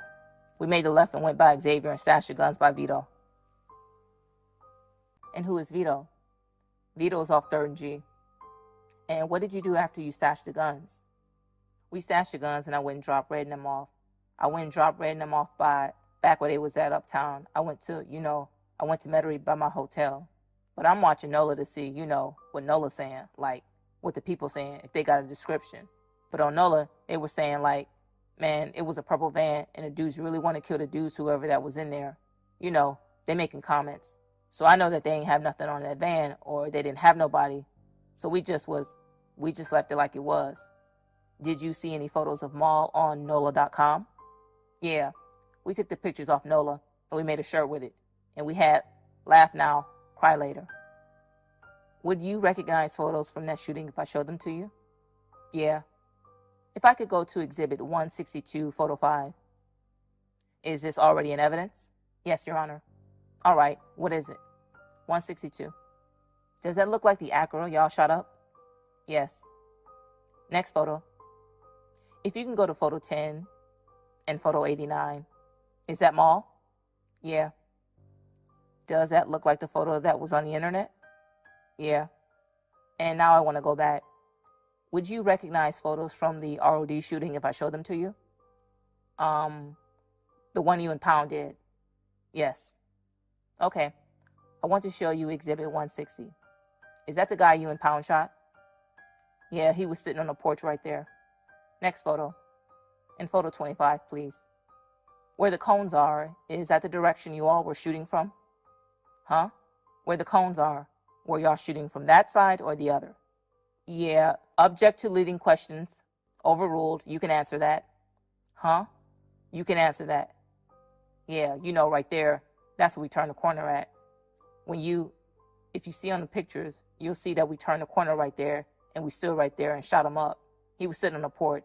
He had his back turned. He didn't even expect us because he thought we were the police in the blue Taurus. You testified earlier that Bo and Co and Gutter shot at y'all and killed Cheddar Black, correct? What you said? I said you testified earlier that Co and Bo and Gutter shot at you and killed Cheddar Black, correct? Yes.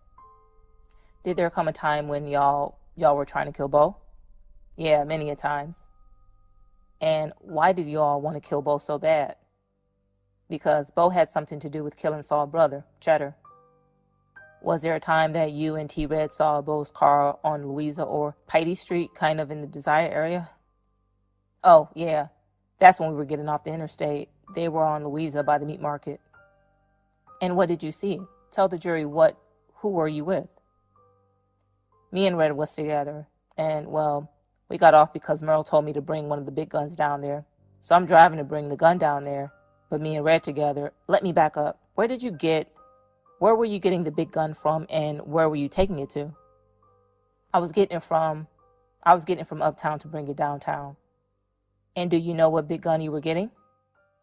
Yeah, the AK-47. The same one that I used. The same one that I used on Gutter and the same one Pound used on a dude in Bunker Hill. And why was that gun uptown? Because when we use it, like, say if I kill somebody, like, say if I kill somebody on Broad, or if I kill somebody uptown or downtown, I'm going to go to my escape route the best way I could go. Like, if I want to go uptown, I want to just go uptown and put the gun up. If I go downtown, I go downtown and do it. It all depends on how I want to do it. So Merle wanted the gun back? Yeah, he just said bring a big gun down there. Again, who were you with? Me and T-Red. All right. And what did you all see? Well, we got off on Louisa and we was passing up the Desire. I seen the Maxima. It's a burgundy Maxima. That's Bo's girlfriend car, but he be riding there. So I'm like, oh, that boy at the store. We about to punish him. So I called Leroy and I'm like, Leroy, look, we got Bo. I said, man, come watch out for us. We gonna sit around the corner. When he come out the store, we gonna flip him.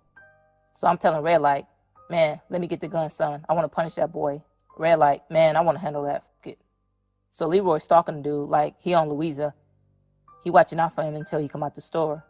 When he come out the store, Leroy called like, man, look, that boy at the store. He about to jump in the car now. He coming y'all way. So he coming up Louisa. When you make the right to go into the Desire and come back and make another right, he making it to us. So now you got to stop at the stop sign. Ray get out the car. When we get out the car, by the time the dude get to the stop sign, like get close to the stop sign, Red shoot.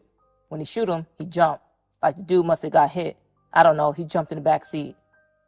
So now the car ain't moving no more. The car, well, it's moving, but it ain't going fast. It's just cruising when you can just sit on the side of the car and just shoot in there until the person dead. So Red just pulled up on the side of it and just kept on hitting him while he in the back seat. So Red was walking next to the moving car? Yeah. And also shooting at the same time? Yeah. Okay. The car, it wasn't going fast. It was like going half a mile or something. Like it was just cruising down because he can't hit the gas no more. He in the back seat. Would you recognize photos from that if I showed it to you? Yeah. I'm going to show you what's been marked as Exhibit 164, previously admitted. And if you could go to photo 11. Is that the burgundy Maxima you're talking about? Yeah. That's the first shot right there in the windshield to make him jump to the back seat. And if you go to photo 12 and 13 and 25, what were you all driving that day? We were driving my van. It was a rental. At this time, did you know who was exactly driving the car? No.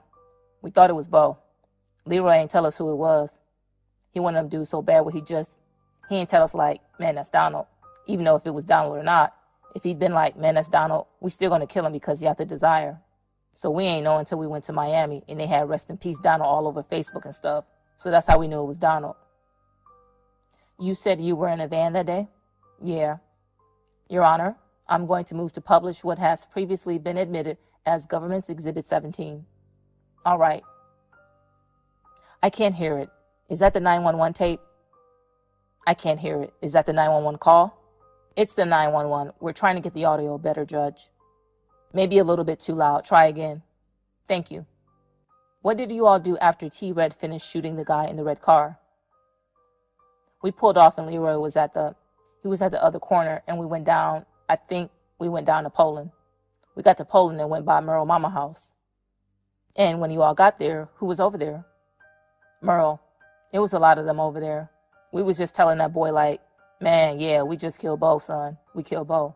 But Leroy's so snaked out, he didn't even much tell us that it wasn't Bo. The whole time we thinking that's Bo. So Merle like, come on, man, we going to Miami. So me, Breezy, all of us went.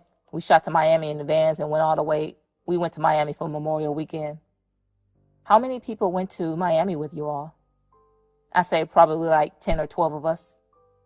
Where was everybody? Was it all Ninth Ward guys? Was it a mix of 3 and G? T-Red came with us. Weefus came with us too. Where is Weefus from? He out 3rd and G. Okay. And who came from the downtown side? It was majority of all of us, like me, Breezy, Eloy, Leroy, Nelly. T-Red was down there with us too. It was a lot of us. Okay. Did Merle go too? Yeah, he went with his friends though. He was with his side friends, like the good dudes. That AK-47 that T-Red used in that murder you just described, had that been used in other crimes?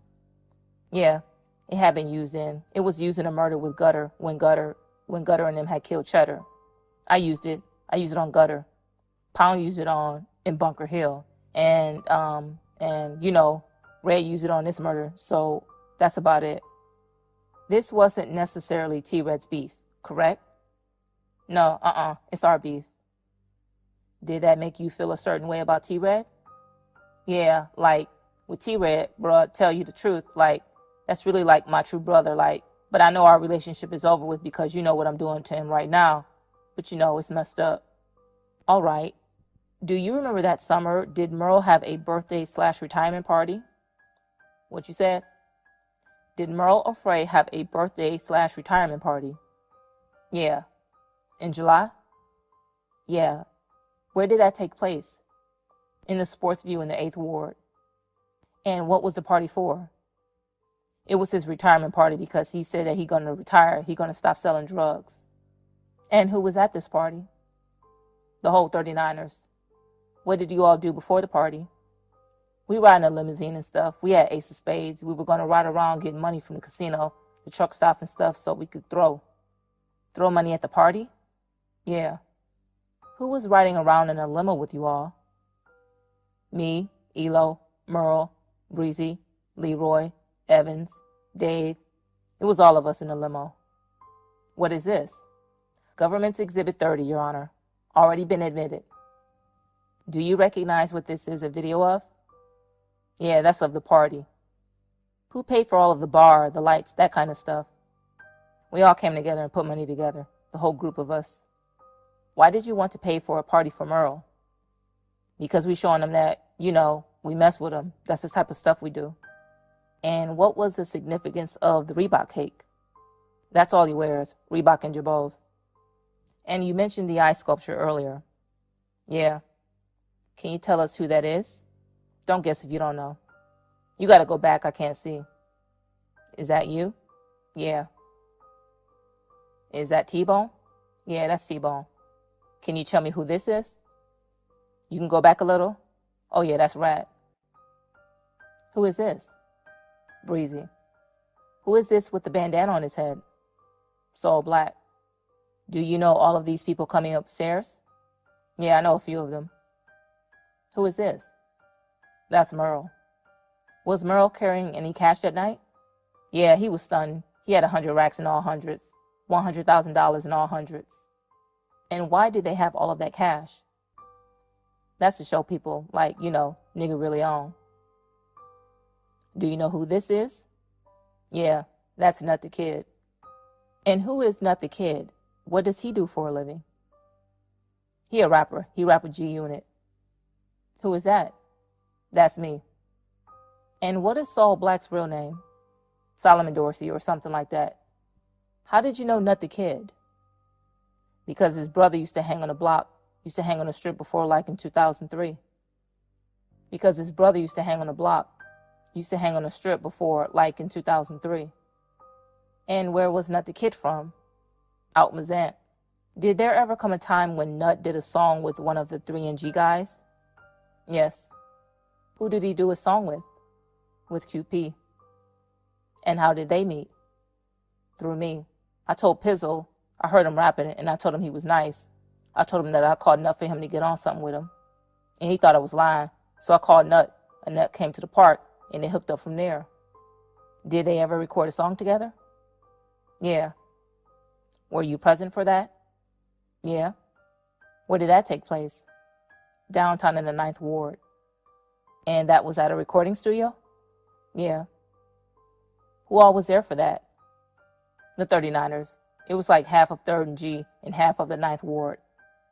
How many people total do you think were there for that? I'd say probably like 10 of us. And who paid for that? We just put something together. It was no big money like that. Dude was like, he was like a little side hustler. It wasn't like no big old major thing. Like, it was just a little money. But all of us put something together. And later, did you all film a video for that as well? Yes. Were you part of filming that also? Yes. Okay. And I'll come to that in a minute. Who is that? That's Breezy. What was going on upstairs at this party? He introducing everybody like, he talking on stuff. He introducing everybody and who everybody is like and what they do. Who is that? That's Elo. And would you recognize some still photos from that night? Huh? Would you recognize some other photos from that night? Yeah. Let me ask you one more question. Well, I'll ask it in a second. This is previously admitted Exhibit 41. Do you recognize this photo? Yes. Who is that? That's Merle showing all the money. And how much money was this down here? $100,000 in hundreds. And who is on Merle's shirt? Cheddar Black. Can you tell who this is over here? Yeah, that's me. You could tell by the other pictures that I got on. I got the green shirt with the white cargo pants. Same question. Do you recognize this photo? Yeah. All right. That's Merle? Yeah. And that's you? Yeah. Why are you next to Merle in all of these photos? Because he told me that. He told me to make sure he's straight because he don't drink like that. He been drinking and he got all of that money. He know I don't drink. I'll keep my eyes on him at all times. And I want to show you one more person in Exhibit 30. Do you know who this is with Nut? That's Nut's cousin, Mike. Thank you. And earlier I was asking about the song you did or you witnessed being recorded and the video being filmed with QP and Nut. Would you recognize the video of that if I showed it to you? Yes. If I could see Exhibit 48. Can you tell what neighborhood this is? Yeah, that's uptown on 3rd and G. And where is this part being filmed? The other part? That was downtown. In the 9th Ward? Yeah. Can you tell who that is? Yeah, that's AD. Who is that? That's T-Bone. Who is that? That's Nut. Who is that? That's me. Can you tell who that is? That's T-Red. You mentioned a Vito earlier. Yeah.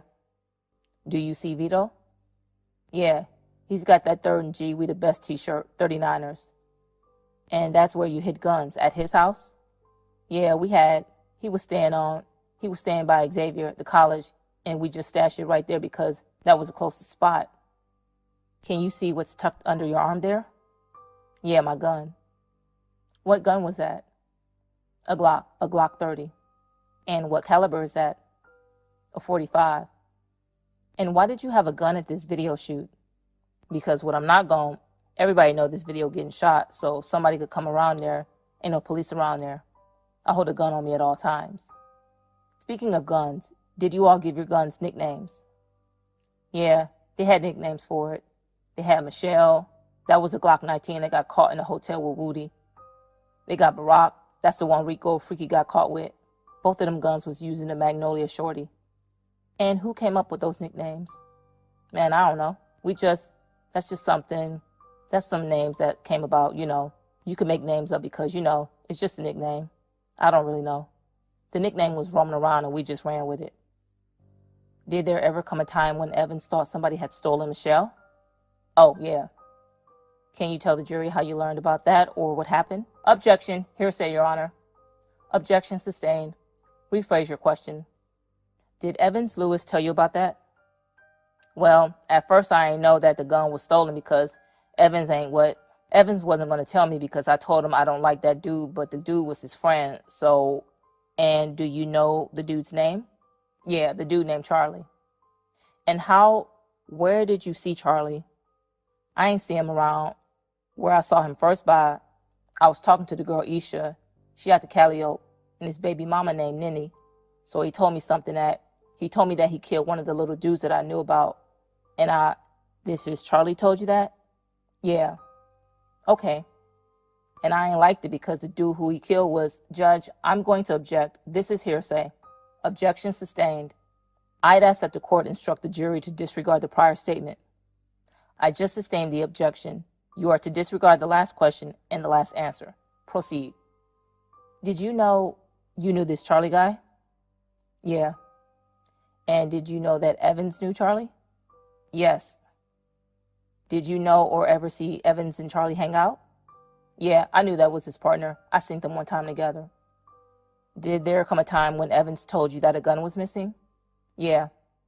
After when I heard the dude got killed, I'm like, man, that nigga. Objection, Your Honor. This is not responsive to the question. Objection sustained. Rephrase your question. Sir, listen to the question. Just answer the question. How did you find out the guy got killed? Objection, Your Honor. Who is the guy? No foundation. Be more specific. How did you find out Charlie got killed? Because Evans told me. All right. What did Evans tell you? He told me that Charlie had stole the gun. And I said, man, I told you don't have that dude around. And he killed the dude by his house. So, objection, Your Honor. Again, this is not responsive to the question. Overruled. You can continue. He told me he killed a dude by the house, and it was in my blue Taurus. So I'm like, man, I really wasn't tripping because I wanted the dude dead anyway. But come to find out, one time, see under the house where we go at. Again, objection, Your Honor. Rambling. Objection sustained. Did you all find the gun later? Yes. Who found it? I found it when I went under the house. What did you tell Evans? I told Evans, I said, boy, you killed that dude bad. I said, but that's good he got killed. What did Evans say to that? He was just laughing. Did Evans give you specific details about the shooting? I can't really say he gave me specific details. He gave me some simple, he let me know what happened, as of, he just told me stuff like they was in my car and he walked down on him and Merle was shooting. But I didn't really know exactly what guns that they really had all the way like that. Did Merle ever say anything to you about it? Yes. What did Merle tell you about it? He told me that he shot out my car, and I got mad because I'm like, why you shot out the car? But he because he had shot himself in the foot and he couldn't get out the car to shoot. Did Pound tell you anything about it? No. Merle just was saying that Pound was the driver. Objection, Your Honor. Objection sustained. Was Pound present when he told you that? No. Objection. Objection sustained. The night of Merle's party at the Sports View, do you remember Pony getting in a fight? Objection, leading. Rephrase your question. Objection sustained. Did Pony have any altercations at any parties at the Sports View? Yes. What do you remember? I remember jumping off the stage because Pony was about to fight, and when I went up down there, it was Hansel Picard. Me and Hansel was in juvenile jail together. We had just left Bridge City, and he was telling me he out to Florida, so I'm telling Pony objection, hearsay. Objection sustained. What did you tell Pony? I told Pony, I'm like, man, that dude out to Florida, what you doing? And he was like, man, do not say what he told you. He can say what Pony told him. What Pony said, yeah. Are you talking about Pony? Yeah, Pony. All right, go ahead. Yeah, I'm like, man, Pony, what you doing? I was like, man, that dude out to Florida. He man, f- that nigga tripping. Did there come a time when Pony told you about another altercation he had with Hansel? Well, no. First Bart called me, and he was like, objection, Your Honor. He said no. Objection sustained. Okay, what happened to Hansel? He got killed. And do you know who killed him? Yeah, Pony killed him. All right. How do you know that? Because Bart called me and told me, objection, it's hearsay. Can't say what Bart said. Objection sustained. What did you say to Bart? Objection, it's going to call for hearsay. He can say what he told Bart. He can say what he told him. I move to strike the previous answer, Your Honor. The last answer is stricken from the record. You are to disregard that. Go ahead and proceed, Mr. Rainier. I told Bart, who are you talking about? And he said, objection. You can't say what he said. Objection sustained. I know, it's complicated. So you just have to say you're part of the conversation. Oh, all right. Well, I told Bart, man, who are you talking about? I said, Judge, he has no foundation for this information. Right, objection sustained. Mr. Rainier needs to move on. Objection sustained. Did you ever talk to Curtis Neville about Hansel Picard being killed? Yeah. I told Pony he was down bad because the dude ain't like that. I said, man, he said the dude was going to kill him. I said, man, that dude ain't like that. But Pony still killed him. He trying to get his name. Objection, speculation, move to strike. Lay a foundation. Again, wait. Disregard the last statement from the witness. Go ahead. What specifically did Curtis Neville tell you about Hansel Picard? That he killed him because, objection, the dude was gonna, well, wait. What's the basis of your objection? I'll overrule it. I'll withdraw the objection, Your Honor. Overruled. Repeat your question. What did Curtis Neville tell you about killing Hansel Picard? He told me that he killed him because Hansel said he was going to kill him. And what did you tell Poonie in response? I said, the dude ain't like that. You ain't have to worry about him. If he was going to kill you, he ain't going to come hanging around us like that. He ain't going to be coming around us. He know we killing people. So he ain't about to try that. Did Poonie tell you what type of weapon he used? A 410 handgun. And what is a 410 handgun? It's a revolver. It looked like a 38, but it shoots shotgun bullets. Do you know whose gun that was? It came from uptown. Did there come a time where you all finally caught Bo? Objection, Your Honor. Who is y'all? Objection sustained. Did there come a time, was Bo ever killed? Yeah, me, T-Red, and Leroy, Leroy was the driver. Me and T-Red was the gunman. We caught Bo in the 7th Ward. Describe what happened that day and how you all found Bo. Same objection. Overruled. Go ahead. So, Merle, Breezy, all of them, they caught up with Bo. When they caught up with Bo, they called us, hold on. I'm going to sustain the objection. Lay a better foundation. What does caught up with Bo mean? That means that they finally seen where he was at, a location where we could go to that location and get him. How did that information come to you? Did they call you? Yeah, Breezy called me. And what did Breezy say? He said that they got a location on Bo. And what location was that? In the 4th Ward. So what did you do? So we was in Breezy. Me, Leroy, first it was me and Leroy. We was in Breezy M35.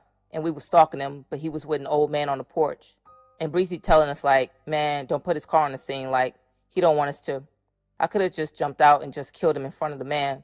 But the car going to be on the scene where they're going to call the police and be like a black infinity. So we didn't really want to do it like that. So Breezy called him and was like, look, I'm going to get y'all a rental. When he came back with the rental, he came back with the red. So I got the rental car. It was a Dodge like SUV. Judge, at this point, I'm going to object as not responsive to the question. Okay, it's an awfully long narrative. Ask him more specific questions. Objection sustained. What did you all do next? We switched cars. When we switched cars, Ray was in the car. And whose car did you get in? We got in Breezy rental. And who were you in Breezy's rental with? Me, T-Red, and Leroy. Who was driving? Leroy. Did you all have any guns? Yeah, I had a .223. And did anyone else have any guns? Yeah, Ray had the .40. And what did you all do next? We just sat there and wait for him. When he pulled off, we pulled off with him, and we were trying to find a way to get him. When we were about to get him, I told Leroy, no, don't do it like that, because if we cut in front of him and I jump out, he gonna run into the car. His reaction gonna get him to step on the gas, and he gonna run into our car, so we're gonna be stuck on the scene. I'm like, man, we gotta just wait until he got out the car. So we followed him all the way to the 7th Ward. He was right down the street from the school, McDonald 42 in the 7th Ward. He was parked right there talking to a girl. And when we pull up, we turn the corner. I could tell he must be telling that girl man, that car looks suspicious. So me and Red hurry up and jumped out of the car. Objection, same objection. Objection sustained. What happened next? We pull over, Leroy pulled over, me and Red jumped out the car and turned the corner. When I turned the corner, the girl was standing there with him. He was sitting in the car with the door open. And I told the girl she better get So she took out running. He looked back and tried to close the door on me, and I slid in the door on him, and I shot him up in his face. And while I'm shooting in his face, Red hitting from the back, the back the back driver door. The glass, Red hitting him from right there, and I'm in the car with him, hitting him in his face with the .223. Where is Leroy at this time? Sitting wait for us, he in the car, driving. How many times do you think you shot? A lot. I shot till my clip was almost empty. And how many times did T-Red shoot? I can't say how many times he shot. He shot a lot of times, too. Objection, speculation. He said he didn't know. Judge, he was right there. He is trying to explain his answer. Go ahead. Objection overruled. Don't guess. Don't guess. We shot till he was dead. Would you recognize photos of that scene if I showed it to you? Yes. Would move to admit Exhibit 177. I'm sorry, it's already been admitted. Please publish 177, page 11. Does that look like the car you all shot up? Yes. If we can go to 16. And where were you standing? My first shot, that's the one that hit the driver window when it bust. That's when I slid in the car on him and was hitting him like I was sitting in the car like I'm sitting on the door like this and hitting him in his face. And red at the back window right there, that's how the back window bust and just hitting him like, until he died. What did you all do after you all were finished shooting? Judge, I'm going to generally object to the form of the question. He's basically asking the witness for a narration. It's inappropriate.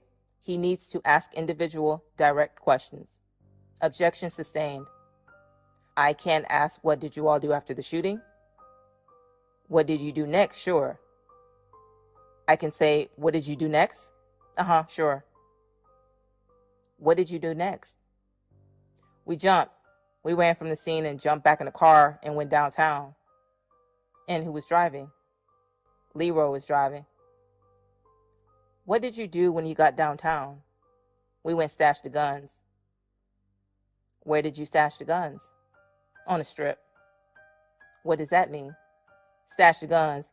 That means that the guns that we just used, we went and put them up until we get some more bullets for it. Yeah. Breezy, he went back on the scene and the people synced him on the scene.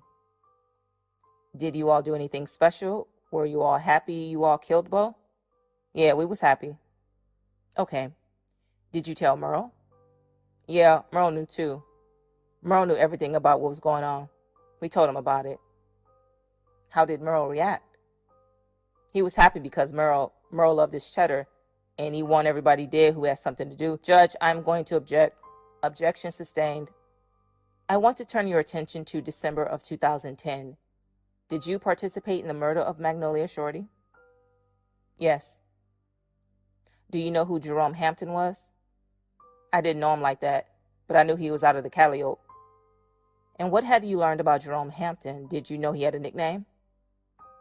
Yeah, I knew he had a nickname, Man. And that Merle said that dude was going to kill him, so he said handle that. Objection. This is all hearsay. Objection sustained. Judge, Merle was the leader of the conspiracy. If he said he is relaying a threat and asking his hitman to take care of it, I think the statement's in furtherance of the conspiracy. Objection overruled. You can answer. What did Merle tell you about Man?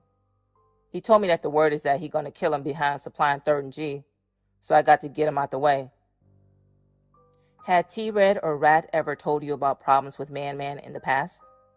We was in the club when Man first came home, and it was saying that, Judge, objection, again, this is rambling. This is prior to the beginning of the alleged conspiracy. They need to lay a proper foundation as to when this occurred. It needs to be during and in furtherance of. Objection sustained. Lay a foundation. When did you all see Man in the club? When he first came home. And about what time frame is this? It wasn't too long because he wasn't home long. He had got killed right when, not too long before he came home. Your Honor, this is nearly immediately before the murder, well during the time of the conspiracy. Can you get a date? Do you know what date? A year? I think it's probably between that month. He wasn't home. He wasn't home too long. I say he was home probably at the most a month and a half. And during this time, the 39ers conspiracy was in full force? Yeah, that's when we took over the Sports View. Okay, objection overruled. What happened when you all saw Man in the club? Everybody was like, man, that boy Man in the club, and this and that. I'm like, man, objection, Your Honor. He says everybody. He says all of us. He says 10 of us. I think there's an inference that it's these defendants and it's not. Objection sustained. Be more specific. All right. The 3rd and G dudes like Rat.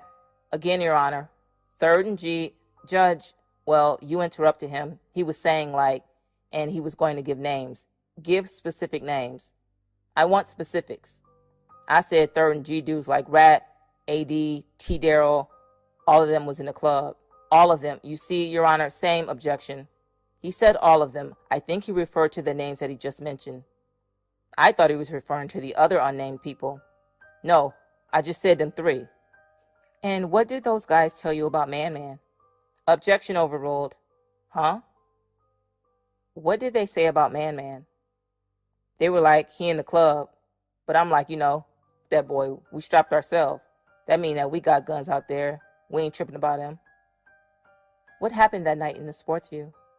I told them we was just going to get him because they kept getting on my nerves behind it. I'm like, man, come on. We're going to just sit outside and wait for him. Y'all just, well, we told AD, me, Rat, and Red, I believe, and one more person. I don't really know. I can't say no name. I don't really know. We was in my Crown Vic, and what were you doing in your Crown Vic? We sitting there outside the club waiting for him to come out. And when he came out, we told AD and them to tell us what car he was going to be in. AD told us the wrong car, and we were about to shoot the car, but it wasn't the right girl. It wasn't the right person. It was a girl in the car. The day that Jerome Hampton and Magnolia Shorty got killed, what were you doing? I was at home. I was across the river asleep. And how did you meet up with the guys? What happened? Rat called me and told me, come on, son. He need me. And I'm like, all right, I'm about to come down there. So I leave from across the river to go uptown. When I get uptown in the Crown Vic, he like, man in the project. He just saw him. Him, T-Bone, and his girlfriend they was getting off the interstate. They saw him, and Judge, again, these long narratives in response to these open-ended questions. Judge, it's direct exam. I can't lead? Hold on. You're interrupting. She can only take one person down at a time. Objection sustained.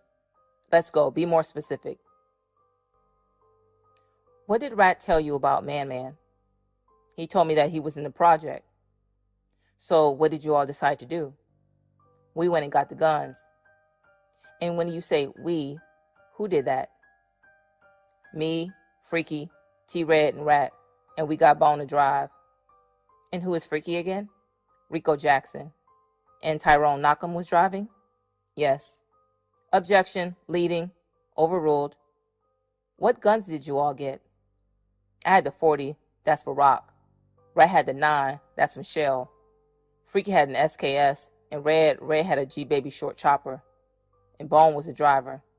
What's the chopper? An AK-47. Where were all of these guns? Down the street by Freaky Grandma. Where did you all drive to? To the project, the Calliope project. And what did you see there? He wasn't there. So I told T-Bone, man, it's not responsive to the question. Overruled. You can say. We went to the project and he wasn't there. I told T-Bone, I said, man, go to the Georgetown Apartments. That's where T-Red's girlfriend stayed. Magnolia Shorty be there, and we had already had word that he'd be over there by their house. And who was driving? Tyrone Knockham, T-Bone. Did you all go straight there? Yeah, we went straight to the apartments. And what happened when you got to the apartments? When we got to the apartments, the gate was already open because a car was going through. We went through the apartments, and we seen the white car. We seen the same white Malibu there. So we knew that he was in the house by Magnolia Shorty. So I'm like, we're about to sit on that boy. Let's go to the gas station and get a cigar, and we're going to smoke until that boy come out. That means we're going to smoke some weed until he come. Judge, I object again. The question was what happened at the apartments. Now we're talking about smoking weed at the gas station. Objection sustained. Just listen to the questions. Just answer the questions, okay? Proceed. What happened next? We went to the store and we went and got a cigar. We went to the store and we got a cigar. All right. What happened next? All right. We went back to the apartments. We put the code in. When we put the code in, we went and checked to see if the car's still sitting. The car's still there. The car still was there. So we went and parked in front, like close to where you can leave out the apartment. We sat close right there and just sitting there waiting for them to come by the speed bump, because we knew that they can't go too fast by the speed bump. So T-Bone like, man, there they go, saying, there go the car. When he said, there go the car, all of us got out. Rat shot first with the 9 and hit Magnolia Shorty. That's what made her crash. When the car crashed, everybody went in their position to go to their spot. Like T-Red and Freaky, they were at the back of the trunk by the windshield, the back windshield. They were by the trunk. I was on top of the gate shooting through like the passenger door and the windshield and stuff, and Rat was on the side by the driver's side. And did all 4 of you shoot? Yes. How many times did you shoot? Probably, I'd say, objection, speculative, overruled. Probably 20-something times. What did you all do? How did the shooting stop? What happened next? We shot until they was dead. When we seen they was dead, we ran to the car and we jumped back in the Crown Vic. When we get to the gate, you need a code. But Red know the code because his girlfriend stayed, in the gate. You ain't gonna know the code unless you stay there. So we typed in the code and we went downtown, got off on Louisa exit. When we got off on Louisa exit, we seen one more of our beef, like a dude who we supposed to kill out the Desire. And I'm like, man, pull over. I'm about to get him. So I checked my gun to see how many bullets I have. I didn't have too many to work with. I had less than 5. So I'm like, man, I'm asking them how many bullets they got. Everybody like almost empty. So I'm like, man, fuck that boy. We're about to just go back. We went downtown. And Tyrone Knockham is still driving? Yes. Where downtown did you all go? On the strip, G-strip. And describe, you said the Crown Vic. What was your Crown Vic like? It was a police car, all white with dark tint. I want to go back. You said you all went to get a cigar at the store. How did you all do that? Well, first we pull up at the gas station. We pull up at the gas station right there when you get off of Morrison. But I was thinking, I'm like, man, we can't get out right here because we're about to kill this dude. They're going to pull the camera and they're going to see that they're going to see the people who was in this car. So everybody agreed to it. They like, yeah, you right. So we went down the street. I think we went down the street. I don't know the street name, to the gas station right down the street from there. And they had nothing but like junkies and alcoholics out there. He called one to the car. Rat gave him the money to get the cigar. He came back with the cigar and he just pulled off, but we ain't let him see our face. So you didn't actually walk in the store? No. Would you recognize photos from the Man and Magnolia Shorty if I show them to you? Yes. I'm going to move to publish already been admitted as Government's Exhibit 180. If you could blow up the bottom one, please. Is that Man's Malibu? Yes. Can you tell, where exactly were you all shooting? Did you all have to go inside of that fence, or were you all shooting on the T-Red and Freaky was behind the trunk right there? That's how the whole windshield was. The back windshield was bust. I was standing on top of the fence. If you see, like on another picture, you'll see that that's where I was shooting through the windshield and the passenger door where it's open at. And Rat was shooting on the other side. Were there people standing in this area? Yeah, I was standing on top of the fence. Rat was on that end right there. When you say right here, where do you mean? In this area? Yeah, Rat was like in that part of the area, yeah. Your Honor, I move to publish Government's Exhibit 18A, previously admitted. Okay, hold on one second and let me go ahead and give the instruction again. Are you going to go through this? Wait, hold on. Are you going to go through this transcript again? Yes, Your Honor. Okay. I've read this precautionary instruction to you before, but let me read it one more time. Exhibit 18A has been identified as a typewritten transcript of the oral conversation, which can be heard on the tape recording received into evidence as Exhibit 18. The transcript also purports to identify the speakers engaged in such conversation. I've admitted the transcript for the limited and secondary purpose of aiding you in following the content of the conversation as you listen to the tape recording, and also to aid you in identifying the speakers. You are specifically instructed that whether the transcript correctly or incorrectly reflects the content of the conversation or the identity of the speakers is entirely for you to determine based upon your own evaluation of the testimony you have heard concerning the preparation of the transcript and from your own examination of the transcript in relation to your hearing of the tape recording itself as a primary evidence of its own contents. And if you should determine that the transcript is in any respect incorrect or unreliable, You should disregard it to that extent. It is what you hear on the tape that is evidence and not the transcripts. Go ahead and proceed, please. What happened to your Crown Vic? Poonie wrecked it when some dudes shot it and Pound got shot in it. And were you able to get it back? No, I left it in the Pound. Would you recognize a photo of it if I showed it to you? Yes. We would move to admit or move to publish Government's Exhibit 120. 120? Yes, Your Honor. Previously admitted. Okay. If you could blow up the top right corner, does that look like your Crown Vic? Yeah. And if I could see Exhibit 121 previously admitted, not admitted? I'm sorry. If we could go to the second page of this document. Do you see this tow sheet? Yeah. Do you see the name under driver? Yeah. Whose name is that? My baby mama name. And was this car registered in her name? Yeah. Just because it was in a Pound. Judge, we might be at a good breaking point. Okay. Ladies and gentlemen, we're going to go ahead and take our noon recess. All right, Mr. Rainier, go ahead and proceed, please. Gregory, I want to go back to the Magnolia Shorty.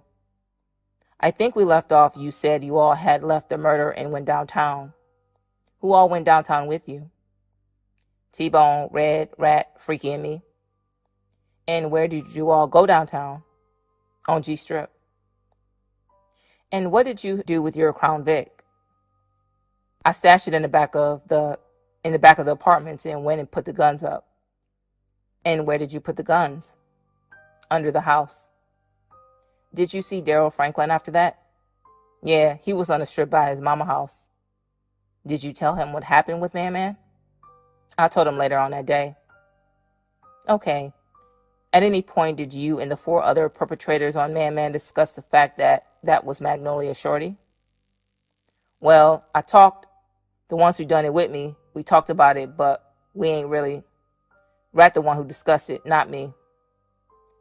Gregory, you mentioned you were caught on a wiretap, correct? What you said? You mentioned you were caught on a wiretap? I was caught? Yeah, the FBI was listening to your calls? Oh, yeah. Okay. Would you recognize some of those calls if I played them for you? Yes. Your Honor, I move to proffer. I'm not seeking to admit, but Exhibit 222. I've handed a copy to James Kroll just for the record. No objection as a proffer. And, Mr. Stewart, I'm going to approach. Have I played a series of calls for you before to listen to? Yes. And did they accurately reflect the conversations you were having with other co-conspirators? What you said? Were the calls accurate? Were they accurate recordings of the conversations you were having? Yes. And I had you initial a CD, correct? Yes. After you listened to all of those calls? Yes. I am going to approach now and show you that. Are those your initials on that CD? Yes. Same question. Did I have you look at all of the transcripts of the calls and had you initial those if they were accurate? Yes. Your Honor, at this time we move to admit Exhibits 276 and 277. Any objections? Hearing no objection, Government Exhibit 276 and 277 are in evidence. Now, what is 276 and what is 277? 276 is the actual audio files. 277 are the transcripts. Okay. Absent any objection, Government 276 and Government 277 are admitted into evidence. Now, Gregory, I'm going to play some calls in a second, and there will be transcripts with them. If you see anything that is incorrect in the transcripts, please, identify it. Let me know whether it's a typo or an error. Can you do that? All right. Mr. Rainier, let me go ahead and give the instruction as well. Are you going to show the transcripts on the screen? Yes, Your Honor. Okay. Ladies and gentlemen of the jury, Exhibit 277 has been identified as a typed written transcript of the oral conversation, which can be heard on the tape recording received in evidence as Exhibit 276. The transcript also purports to identify the speakers engaged in such conversation. I have admitted the transcript for the limited and secondary purpose of aiding you in following the content of the conversation as you listen to the tape recording, and also to aid you in identifying the speakers.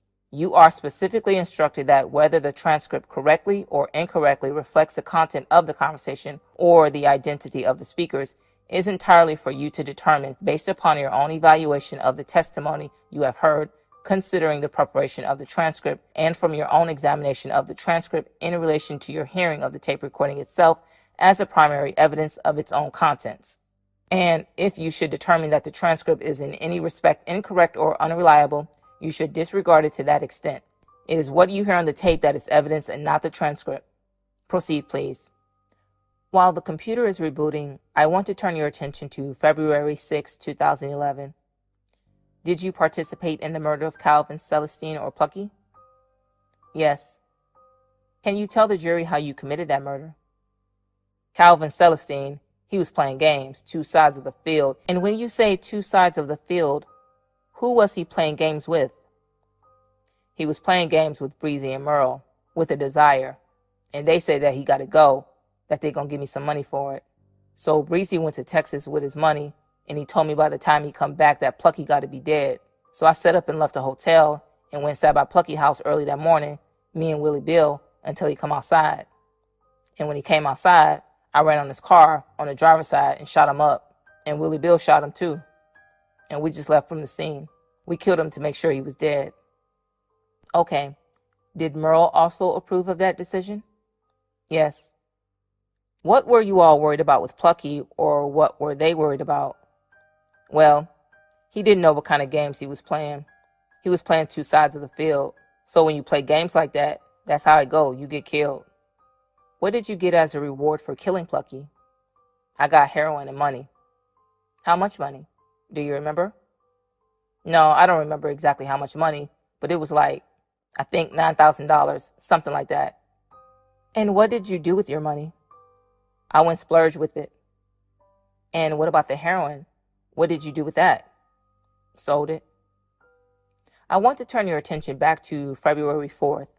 I'm going to move to publish session number 00388, date of call February 4th, 2011, 7:09 p.m. February the what? February the 4th of 2011. Thank you. Judge, I just want to make an objection. I think if we're going to play these calls, there needs to be a foundation for each one, that they're co-conspirator hearsay or alleged co-conspirator hearsay. There's been no foundation for this call, and it's during or in furtherance of the conspiracy. So I think for each call, there needs to be a proper foundation. That's fine, but they're already admitted into evidence over no objection. But go ahead and lay a foundation, Mr. Rainier. Gregory, can you tell who this call is with? Yeah, right now I see that the call is with Pound and Pooney. Okay, and I think you previously testified that you gave and sold drugs to both Pound and Pooney? Yes. And they both committed crimes of violence with you in furtherance of the conspiracy? Yes. What is that call about? What is the key? A key to a stolen car. And do you know why you needed a stolen car? Because I was trying to go catch a dude and kill him. And why did you want a stolen car for that? Because I didn't want to use another car where they could track me down. Okay, the police. If we could play the next call, session 00434, February 4th, 2011, 8:14 p.m. Your Honor, I would just object to have the witness identify who is on the call, how he knows who is on the call before he sees a transcript with the government's labels as names of who they think is on the call. All right, this is already admitted into evidence. Nobody objected to that. He can certainly look at the transcript. Go ahead, proceed, counsel. Thank you. He's already identified all of these tapes as being true and accurate. Mr. Rainier, why don't you lead into a little bit of foundation like you did with the last tape? Sir, would you recognize Ashton Price's voice if you heard it? Yeah. What is Barack? A Glock 27, the one that I used to kill Magnolia Shorty. And why are you asking Pound where it is? Because I need to get it because I was trying to go do something. I was trying to go kill somebody. Next call is February 5th, 2011 at 11:20 a.m. This is session number 00839. Were you also in a conspiracy with McCoy Walker? Yes. Would you recognize his voice if you heard it on the call? Yeah. What are you all talking about here? What's the whole for? $4,000 that he owed me. I gave him 2 ounces of dope. Next call is session number 01084, February 5th, 2011, 6:04 p.m. Would you recognize Curtis Neville's voice if you heard it? Yeah. Is that Curtis Neville on the phone? Yes. And who is Evans? Evans is right there with the bald head. Who is Pound? He's Evans' brother. Is he sitting at the table? Yeah, with the little pink shirt on. And who is Real? Real right there. What's his real name? Jasmine Perry. Who is Stank? That's Real brother. I'm sorry, I didn't hear. Whose brother? Real brother. Jasmine Perry's brother? Yeah. Okay. Going back to the next day, February 6th, you told us about the murder of Plucky. Do you remember what gun you used? Yeah, I used my carbon 15. Do you remember what gun Willie Billy had? The Glock 40. Where was Plucky living, or where did you all find Plucky? In the East. He stayed in the apartments in the East. And what kind of car was Plucky driving? A Tahoe. Going back to session number 01530 at 7:11 p.m. Is that Curtis Neville on the phone? Yes. And who is Black? Merle. Next call, session 001531, February 6, 2011 at 7:12 p.m. When you say the guys or whatever out the 8th Ward, what does that mean? Who are you talking about? Talking about the ROD dudes who we was beefing with. And when you said he hit at them, what does that mean? That means that I was asking them, was they shooting at him? 2 days later, on February 8th, this is session number 02187 at 9:51 a.m. Would you recognize Alonzo Peters' voice on the call? Yes. Do you know what you all are talking about on this call? Yeah. We talking about the gun that I forgot in the hotel room that was in his name. What gun was that? The gun that killed Magnolia Shorty. Had Alonzo Peters lost his job yet at this point? Yeah. Okay. What are you all talking about here? What is the plan? We're trying to come up with a scheme on how we gonna beat them for not to get charged with that gun. I'm telling him, we got to just come up with a plan who going to take that charge for that gun. Because I knew I wasn't taking it. They had that body on that gun, so I wasn't trying to go nowhere near it. And where was the hotel located? In Metairie, right there off of Causeway. I want to turn your attention to 4 days later at 1 p.m. This is session number 03380, February 12th, 2011 at 1:06 p.m. Again, who is Woody? Alonzo Peters. Okay, so when Woody is asking you for something, what's he asking for here? He asked me to throw him some dope because he needs to make some money. He lost his job. And then I'm telling him, man, get the little dude to take the charge for that gun, and I'll bond him out because he don't have no record. Objection, Your Honor. There is no specifics as to who little dude is. Ask him who little dude is. Do you know who the guy was that Woody was trying to get to take the charge? No, I just told him to get a little dude. I wasn't trying to get involved with that. I just told him to just handle that. I'll pay for it. The same day at 3:03 p.m. This is session number 03429, February 12th, 2011 at 3:03 p.m. Who is Real? Jasmine Perry. What's a Glock? A gun. And what are you asking Curtis Neville for here? I am asking him to bring the gun. Again, can you explain to the jury where you all would keep guns? We keep them under the house. Some people, when they leave and they got to go to a place, they're going to grab a gun to go somewhere if they need it. Turning to session number 4012 on next day, February 13th, 2011 at 1:14 p.m. And who is that first got on the phone? That's Evans. Oh, Pound. Rail was on the phone just now. That was Evans just now, though. Just was talking to me. What is Michael Vick? You know that Pound switched on the phone there. Okay. What is Michael Vick? What does that mean? Michael Vick is a 7. That's Michael Vick. He played football. That's just number 7. That his jersey, number 7. That's just a code that we use. And that means 7 what? Ounces? Grams? No, 7 grams. And when Evans is saying he wants the first thing from yesterday, what is he talking about? I don't really know. I don't really know what he's talking about. But right now, we talking about dope. But he probably, Judge, I object. He probably, objection sustained. What does that mean? I got one by Derrick right now. I can't hear you. What does that mean? I got. He says to Michael Vick, yeah, I got one by Derrick right now. What does that mean? Hold up. Play it again for me. What did you mean? I have one by Derrick right now. Derrick is one of my co-defendants on the first case who I used to let hold my drugs. He used to hold my heroin. And I was telling him that I got 7 grams over there by Derrick. Okay. Do you ever remember a time where you ran into Co in the mall in Metairie? Yeah. Can you describe to the jury what happened with that situation? I was in Esplanade Mall. And Evans and Rail, they was in Lakeside Mall. I so happened got on the phone with Rail, and Rail told me that Co and Muddy in the mall with them, and that they got Barack, and that they gonna wait on them. So I'm asking him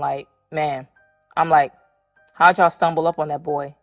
And he in Zales and all of that. So I'm yeah. So I'm man, I'm about to come to make sure everything go right. Objection, Your Honor. We're rambling again. Overruled. And who is Co again? Co is the one who killed Cheddar on April 12th. Publishing session number 4040. This is a call February 13th, 2011 at 2:08 p.m. What does that mean when Jasmine Perry says, we got Barack? We trying to use that. He telling me basically that Co and them in the mall and they got Barack. Barack is a Glock that we used to kill people with. That they about to use it on him when he come out there.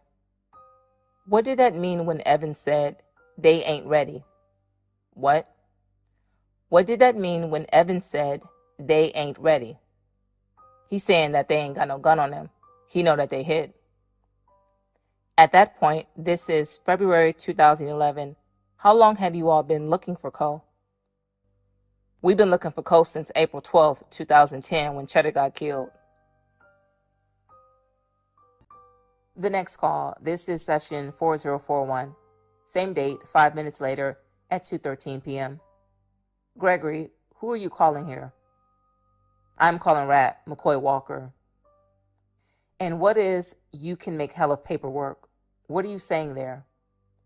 I am telling them that the last dude who we looking for, Co, he out to Desire, he in the mall. I am telling them that we could make some hell of paperwork when we go and kill him. Merle and them going to pop us off. What does that mean, Merle is going to pop us off? He going to give us money from killing the dude. Next call is 2 minutes later. This is session 4042. And what was that call about? I was telling him that I was on my way from the Esplanade Mall to Lakeside by them. And who is that conversation with? Rail. Next call is 9 minutes later. Session number 4049, February 13th, 2011 at 2:24 p.m. And who is this call with? With Nellie. And what's Nellie's name? Parnell Watts. And was Nellie at the mall with Jasmine and Evans? Yes. Okay. Next call is 7 minutes later, February 13th, 2011 at 2:31 p.m. I'm sorry, session 4051. Did Woody have a black Infiniti? No, he didn't say Woody. He said Whitney. That's his girlfriend. He wants something sharp for what? To cut the tires so they won't go nowhere. So their tires could be on the flat where we could get them.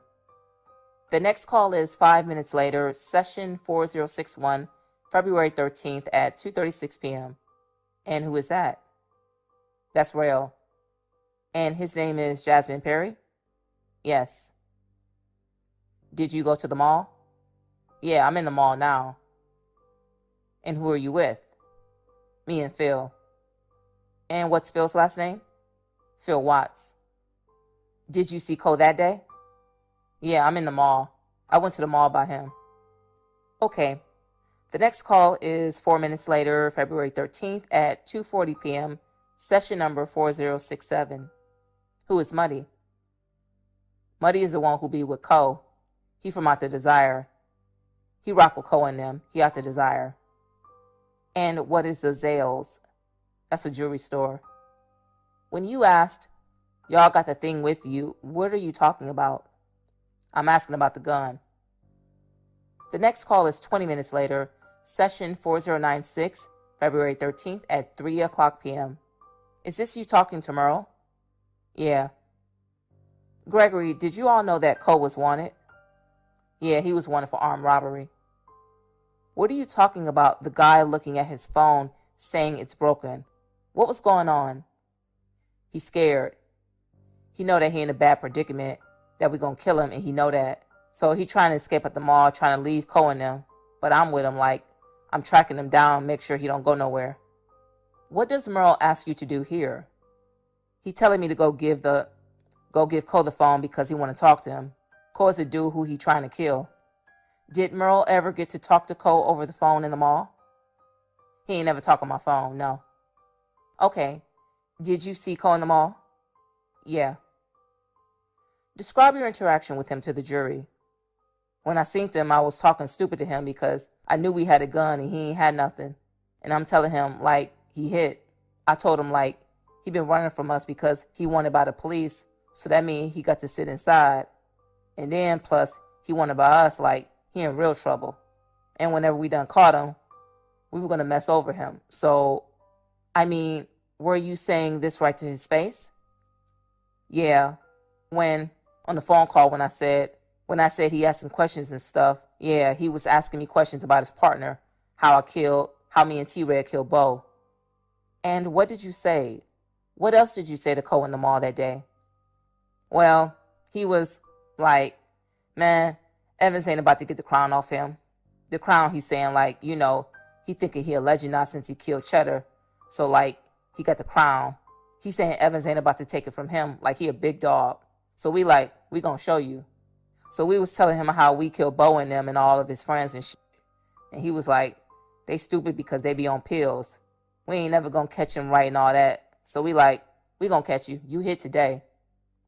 Next call is at 3:23 p.m., 23 minutes later, same date, session number 4113. What happened? I was following the girl thinking the girl trying to go to the car, but the whole time the girl was with her mama. And like, we got sidetracked and some kind of way, Cole got away and jumped in another car. Who are you talking to on this conversation? To Nellie. And who is Easy? Easy is Evans. Next call is 7 minutes later, same date, session 4117. Who was that conversation with? With Evans. And what is he asking for? I was trying to get him to come outside of Dillard's to pick him up. Next call at 3:31, same date, 4118. Who was that call with? With Nellie. All right. And what are you telling him about Louisa? I'm telling him to go try to speed on the interstate and beat them to Louisa and see if they're going to get off at Louisa exit so they could kill him. And who is Nellie with? I don't really know who Nellie with in the car right now. Next call, 2 minutes later, session 4119. Who is on the other end of this call? I'm talking. Merle on the phone, but can you hear who is in the background? Yeah, Evans is in the background. So you and Evans were in the car at this point? Yes. How did Merle react to you all losing Cole? He was mad because, you know, we really supposed to get Cole and like we fucked that up. Next call, same day, 8:38 p.m. This is, well, I'll just play it. Let me ask you, did you all see Cole again that day? I don't know. I don't remember like the night like that. Okay. Did you all ever catch Cole? No. Session 4310. Who is this calling you? That's Woody. And that's Alonzo Peters? Yeah. What do you mean when you say you're in the lab? I'm telling him that I'm bagging up my dope. I'm jacking my dope up. What's a 14? 14 grams of heroin. And again, this is after Alonzo Peters lost his job because of the gun? Yeah. And what is he asking you for? He asking me for 14 grams of dope, where I told him I'm going to give him 14 grams of dope, and I told him that's it. That means that he got to handle business after that. He going to get the dude and pay for him to get out of jail and take the charge and stuff. This next call is the next day at 1 o'clock p.m., session number 4782. This is February 14th. And who is that on the call? That's Evans. Do you know what the same thing from yesterday means? Yeah, talking about 7 grams of dope. What's the extra 2 mean? 2 grams. Next day, February 15th, 2011 at 10:27 a.m., session 4565. I'm sorry, 5465. Who is Trap? McCoy Walker. And when you say, I gave some to Trap last night, what does that mean? I told him I gave Trap something small last night, like something that he could have. That mean like it was just a little dope. It wasn't a lot. And who is One Leg? One Leg, that's a dope fiend. What is this conversation about?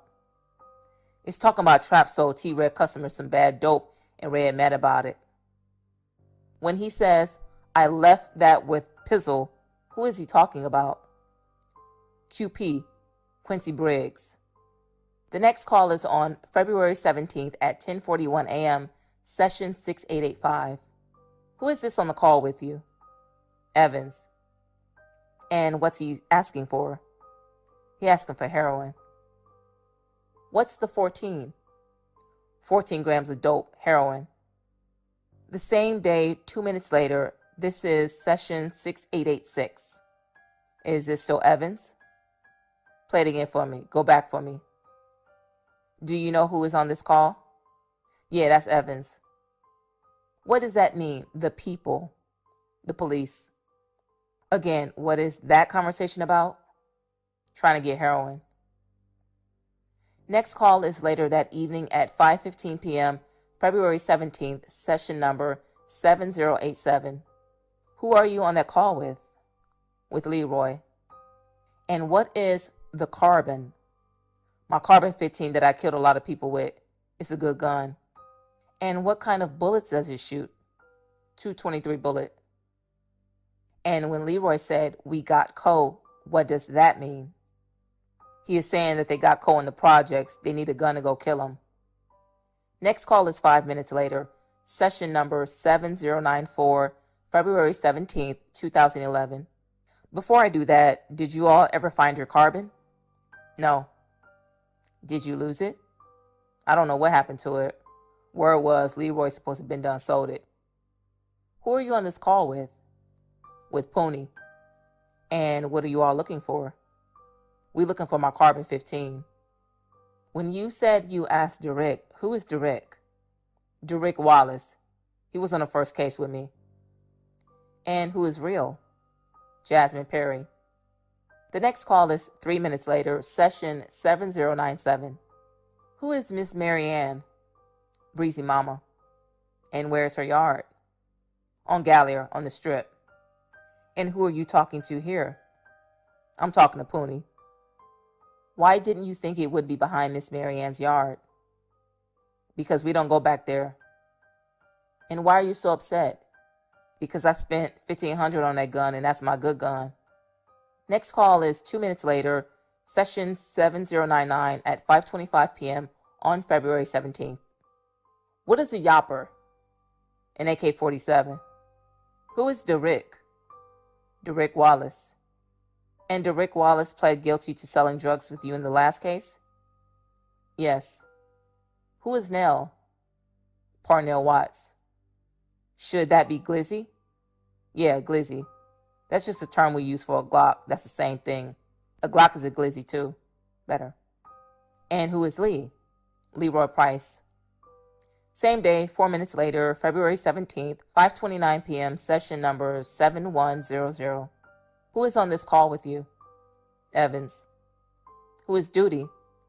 Duty, that's Breezy brother-in-law. That call also mentioned Pony. Who is Pony again? Curtis Neville. Next call, 2 minutes later, session number 7101. And who is on that call with you? Evans. And again, Poonie is who? Curtis Neville. Did you all ever find the chopper either? No. The next call is 27 minutes later, 5:55 p.m., February 17th, session number 7122. Who is that call with? With Leroy. And what are you all talking about? I'm telling him don't give him my Glock to leave it somewhere. Don't just stash it. Why didn't you want him to stash it? Because they just lost my other gun. Do you think I'm about to let them lose the other one? The next day at 11:37 a.m., this is call number 7523. And what is a jack? A jack is a compressor that we compress our heroin with to make it back hard. And what is a chop? Chop is just another name that we call manitol. That's what we cut our dope with.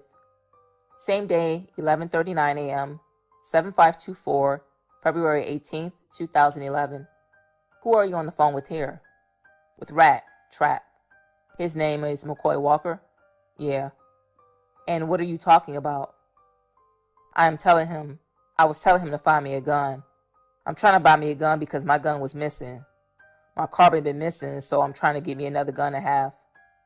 Your Honor, can we take a break now or do you want to wait? I'm fine. Are you ready to take a break? Now is a good time. Ladies and gentlemen, the time is now 3 o'clock.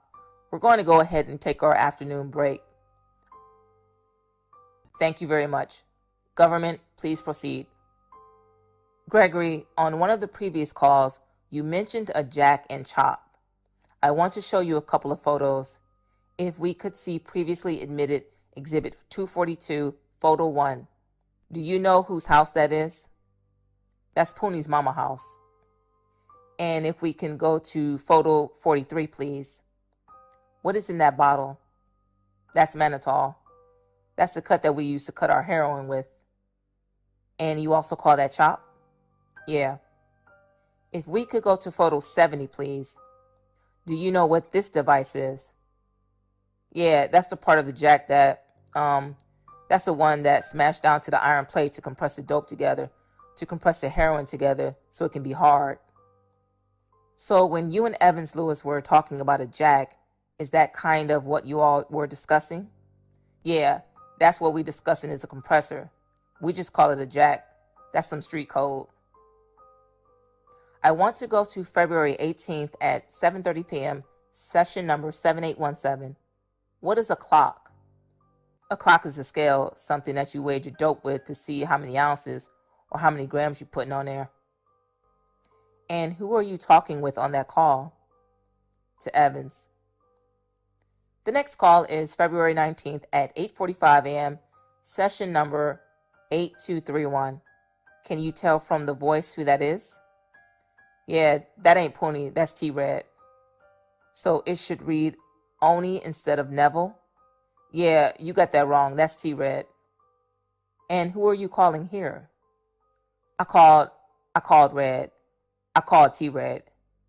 That's when I had asked him, is them boys in my room? Me and Red stayed together, and that's who put Pound on the phone. Then Pound put Evans on the phone. And where were they all staying? In Mississippi. And where were you? I don't know where I was. I was downtown somewhere. And why are you asking for a shirt with Plucky on it? Because Plucky funeral was that day. And you killed Plucky, correct? Yeah, I killed him. But you were still going to the funeral? Yeah. And you still wanted to wear a shirt with him on it, correct? Yeah. I was wearing a t-shirt so I could cover up that they don't know that I killed him. All right. The next call is at 11:20 a.m. that morning, February 19th. This is session 8340. And who was that call with? That was Woody. And Woody is Alonzo Peters? Yes. And what are you and Woody talking about right there? He was calling me, telling me that he had a heroin, that he wanted some more. And I told him that, I'm still talking about how, I made him lose his job. And I was telling him, like, I'm going to give him some dope every week, like he getting paid, like his paycheck. And then I told him every 2 weeks because I'm thinking about a hotel. I'm thinking he getting paid every 2 weeks. So I just told him, like, man, I'm going to give you the money every 2 weeks. I'm going to give you the stuff every 2 weeks. Like, you know, like you getting paid, like you still working a job since I made you lose a job. All right. How many times did Woody rent rooms for you? He rented rooms for me a few times. I don't really know exactly how many.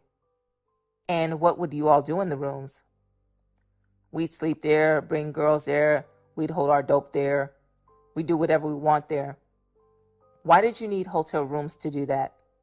Because, like, you know, we'd rather be in a hotel like in Metairie somewhere because we know one thing, that's a safe spot.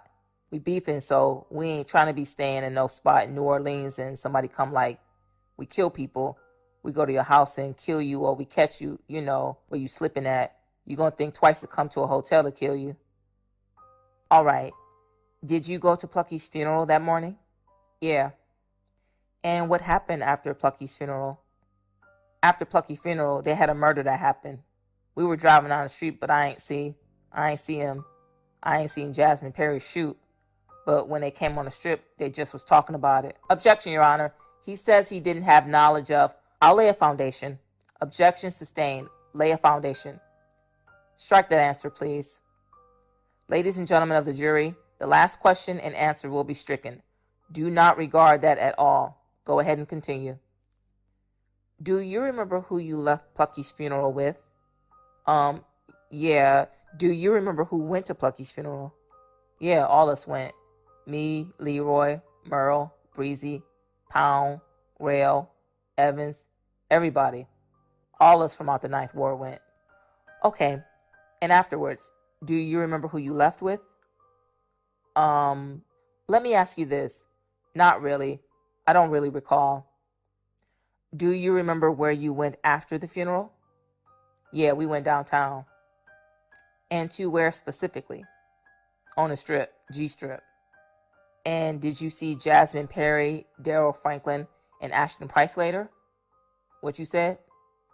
Did you see Jasmine Perry, Daryl Franklin, and Ashton Price later? Objection, leading, Your Honor, sustained. Did you see Jasmine Perry that day? Yeah, I seen them like after the funeral. We went all us went downtown. What did Jasmine Perry tell you when he saw you? Oh, Breezy say something. Rail ain't say nothing. All right, what did Daryl Franklin tell you? He said Rail liked that how Rail had jumped the fence and how he ran a dude down and killed him with the .223 with the monkey nuts. The .223 with the monkey nuts. Was that used in any other crimes? Yeah, that was used in the crime with Little John Haynes. That was used in the murder with me and AD in the project. And why did you all call it monkey nuts? We call it a monkey nuts because he got 2 nuts on there. It's a 100-round drum and it looked like nuts. Going to call 40. This is on February 19th, 2011, 2:05 p.m. This will be session number 8411. And who is that call with? With Pony. And what are you all talking about? He asked me where I stashed the gun at. And who is Pound? Pound is Ashton Price. Let's see. The next day on February 20th, 2011 at 10:04 a.m. If we could play call 9019. Who is on this call? Leroy and Pony. And were you with either of them? Your Honor, I'm going to object. He is not a speaker on this call. He can't authenticate that. Overruled. Were you with either Leroy or Pony? Yeah, I'm in the car. I'm in the car with Leroy. That's my phone he on. And what are you all doing? We setting up to kill Cole in the project. And when you say setting up, how are you all doing that? We instructing Pony and Derrick where to sit at to watch. That's why Leroy say fuck them people that, you know, they look like the people because they in a police car too. They in an Impala, a white Impala. And what kind of car are you in with Leroy? We in a Trailblazer, a green Trailblazer. Do you know if Curtis Neville and Derrick Wallace had a gun? Yeah, they got a gun. They had a .223 with the monkey nuts. And when you said that they're in a police car, what kind of police car are they in? It's an all-white Impala, like that's the police cars that they ride around in New Orleans, the New Orleans police car. Was that Impala ever used in other crimes? Yeah, it was used today. Breezy, Rail, and Pound done that Leave and Plucky funeral. Judge, I'm going to object on foundation. Sustained. Judge, he told them Daryl Franklin reported that incident to him. Lay a foundation. Ask him. Ask him again. What other cars was that Impala used in, to your knowledge? What? What other crimes was the Impala used in, to your knowledge?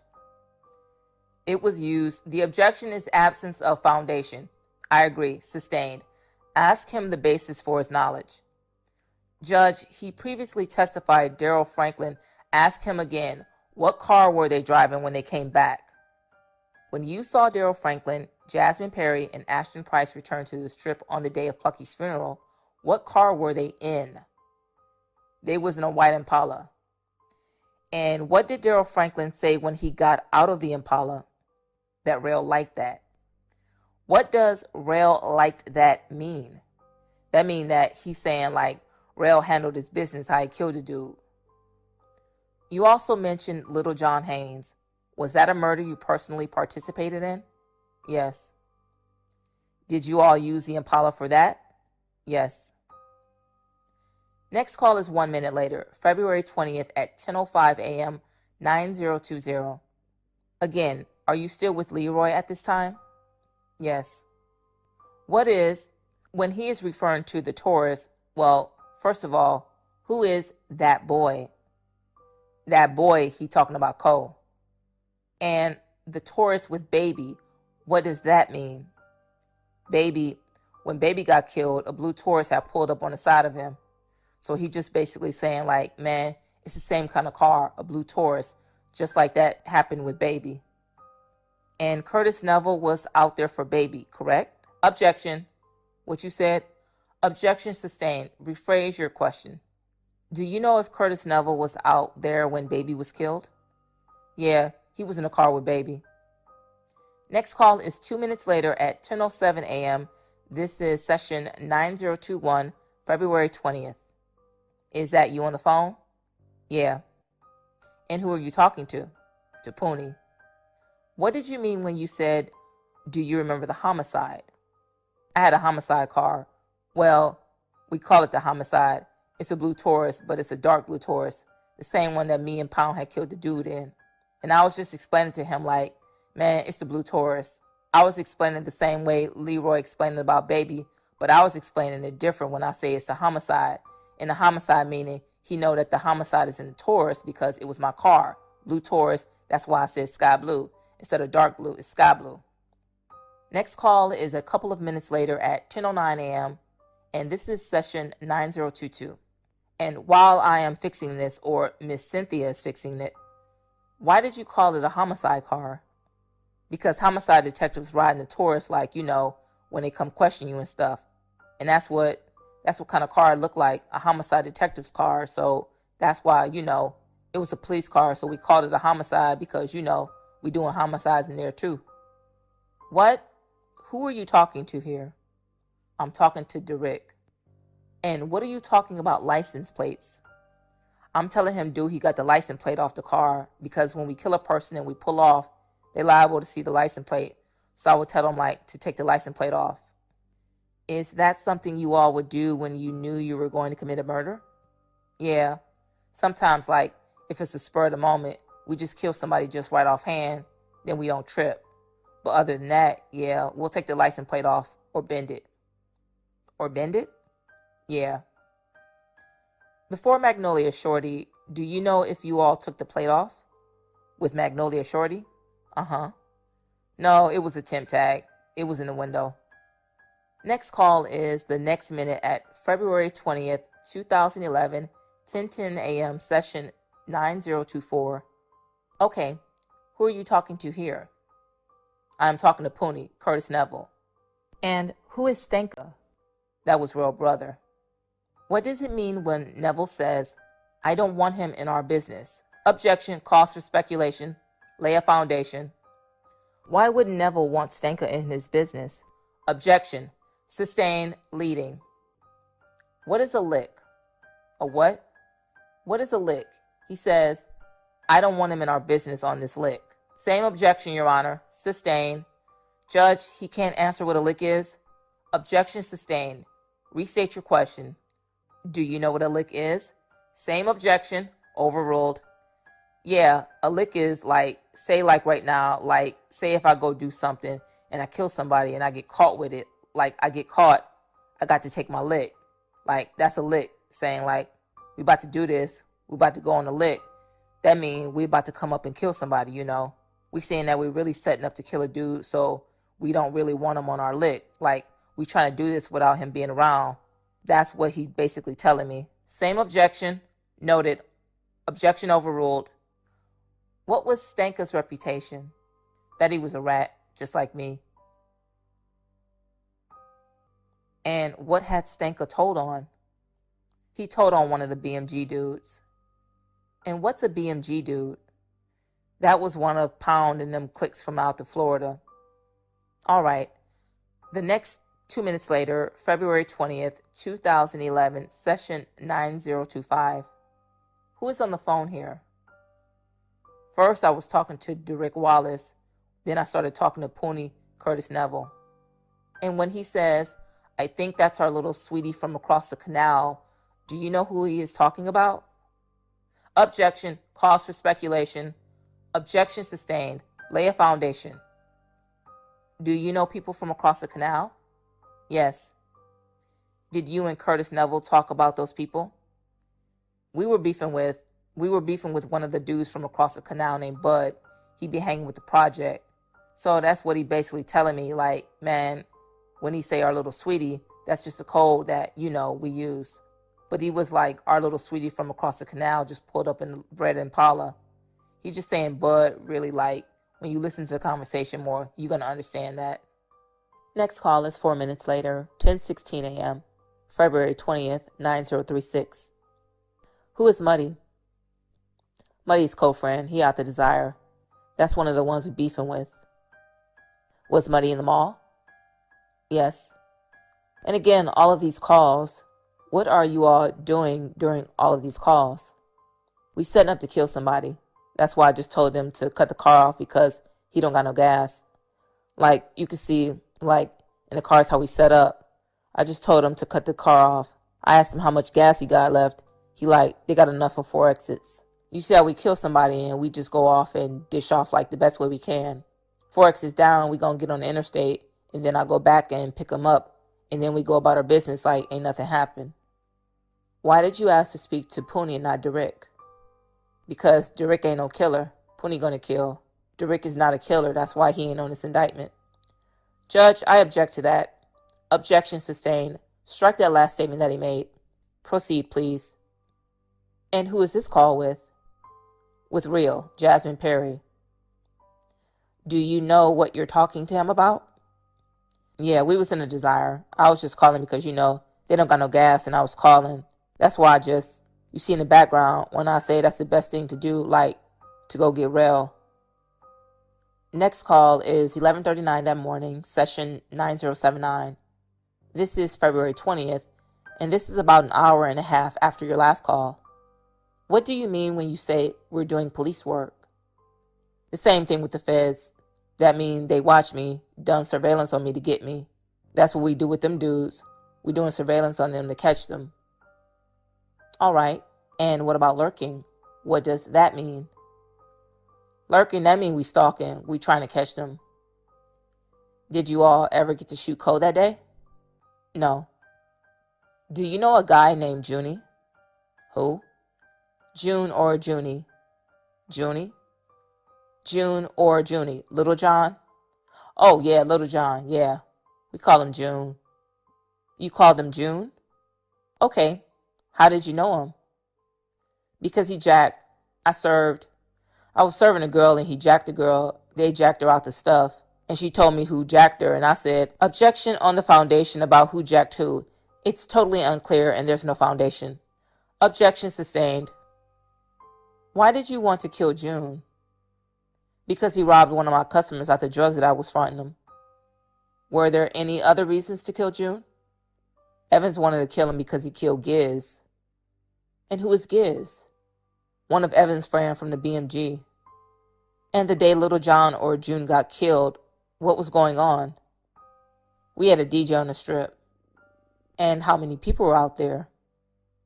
They had a lot of people. It was like a party. It was like a party that it's just music and you just come out there like on the street. What were you doing? Sitting in Breezy Infinity asleep. And why were you sleeping? Because I was mad. And why were you mad? Because I had supposed to kill a dude out the Desire on the strip, and they didn't want me to do it because they said I want to fuck their money up. And that woke you up? They came running. Poonie came running to the car and told me June in the yard by Breezy. And I got out the car because I've been looking for him for a long time. All right, what did you do next? I get out the car and go in the yard to look to see, like, where that boy at. But I see Breezy trying to tell me, like, go ahead because Breezy know I'm going to kill him. Breezy trying to tell him, like, man, you better hurry up and leave. So when he left out the yard, then everybody was already on him. Okay, and when you say everybody, who did what? Well, I thought I was going to sneak and get him myself. I thought I was going to be able to jump the fence and just come out the alley and kill him. But he got away, like he was moving fast. So Evans, was he walking or in a car? Yeah, he was walking. Okay. Evans, Poonie, Saul, Rail, all of them was in the Impala. So I jumped. I seen the Impala going. I know what they about to do. So I flagged the Impala down and jumped in the Impala with them. Did you have a gun at this point? Yeah, I had a Glock. What caliber? 40. And when you got in the car, did you see any guns? Yeah, when I got in the car, I was behind Poonie. Evans was the driver. Poonie was in the passenger seat. I was in the back behind Poonie, and Rail got their 223 with the monkey nuts. So I'm like, man, listen, I'm at the end of the car by the door. You just give me the big gun and you can take the handgun. And he like, all right, cool. So you switched guns with Jasmine Perry? Yeah, I gave him the 40 and he gave me the 223. And what happened next? We just bucked up because he hit. We know that we got him. He can't do nothing and he's stupid. He don't know we got no police car. So Evans rolled up on him and swung on him like he was the police and he got his hands up. Evans rolled down the window and hit him with the 410 handgun that shoots shotgun bullets. And where was Evans sitting? In the driver's seat. Okay. What happened next? He fell. I jumped out the car and I stood over him and just emptied the clip on him until the clip was empty. Poonie shot him with the SKS. Rail shot him with the 40 and Saul shot him with the 40. We just kept on shooting him. And then we jumped in the car in the Impala and went back on the strip and parked the car in the apartments and jumped the fence. Went back to the DJ like it wasn't nothing going on. Then the police came because they knew that something wasn't right about that. So that's why they shut our DJ down and they, objection, Your Honor, narrative. Objection sustained. You can't say why the DJ was shut down or the police shut them down. Okay. Did anything happen to Ashton Price that night? Yeah. They ran on him and caught him with a gun. Was Ashton Price involved in the Little John murder? No. Would you recognize some photos from that night? Yeah. If I can see Exhibit 200, does that look like the scene that night? Yes. And is that June? Yeah. If you remember, did everyone get out of the car and shoot that night? Yes. When you got back to the strip, well, let me ask you this. Had Solomon Doyle before then, had he killed anyone else? No, Saul, he don't. That just was a spur of the moment. I guess he was just tweaking that day. He really don't, do that with us like that. Okay, going back to the calls. Same night at 6:57 p.m. This is session 9311. February 20th, 2:20. February 20th, 2011, 6:57 p.m. And who was this call with? With Leroy Price. And what are you talking to him about? Well, he called me. He called me and he asked me what was going on around there because he heard about, a murder. And I was telling him like, man, we just had squished that boy June. He ain't really know who I really was talking about when I was saying that the one who jacked Moody. But then when I described to him and then told him the one who killed Giz, then he knew that Moody got jacked and that he was the one who jacked, that June was the one who... Objection, Your Honor. He is giving Mr. Price a state of mind here. Objection sustained. Objection sustained. When you said he asked what they took Pound for, you said a burner. What's a burner? A burner is a gun. And he asked about the 410. What was the 410? The 410 is the gun that Evans used on June. It's a revolver that shoots shotgun bullets. Was that particular gun used on anything else? It was used on Hansel Picard with Poonie when Poonie killed Hansel Picard. When you said, go to Academy and get everything, what does that mean? I was telling him that we killed that boy, we used all the bullets up, go to Academy and get everything, just go get nothing but bullets. And what does Academy sell? They sell everything. They sell guns, bullets, clothes. They sell everything. But I was telling him to go get the bullets. The next call is on March the 1st at 10:54 a.m., session number 15533. And who are you talking to here? I'm talking to Curtis Neville, Poonie. And what is a Glock? That's a gun. And what is the pink house? The pink house is the abandoned house where we stash our guns, under. You can reach your hand under. It's the same way. You see how you confuse that? Objection. Cause for speculation. Overruled. The pink house is the house. You know how he's saying under. He don't know if it's the first one or the second one. You can misplace a gun like that the same way how Evans misplaced that gun. That's what he's trying to tell me. Just look good. It's either under the first one or the second one. Next call is on March the 3rd at 5:22 p.m. This is session 17166. And who are you on this call with? With Woody, Alonzo Peters. And what's Woody trying to get? He trying to get some heroin from me, but I told him I don't got none right now. I serve Freaky. He come from uptown. I just told him to go uptown and get it from Freaky. Do you know Freaky's real name? Rico Jackson. And where does Freaky hang out? On 3rd and G. Next call is March 14th at 4:57 p.m. This is 18236. And actually, before we do that, can I go to Exhibit 324I? Who is Mike Holly? Mike Holly is one of my sales that I was serving. He from uptown. Me and T-Ray used to be serving him, taking our time, looking out for him. Do you know who this is? Yeah, that's Mike Holly right there. Do you know this intersection? Yeah, that's where we'll be hanging out at uptown on 3rd and G. Do you recognize his car? Yeah, that's the car that I be in, me and Breezy and my partner from downtown.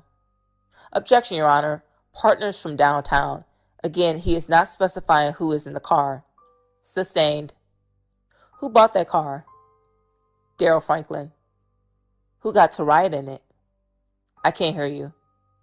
Who got to ride in it? Objection. That's not what the issue is. Who drove it?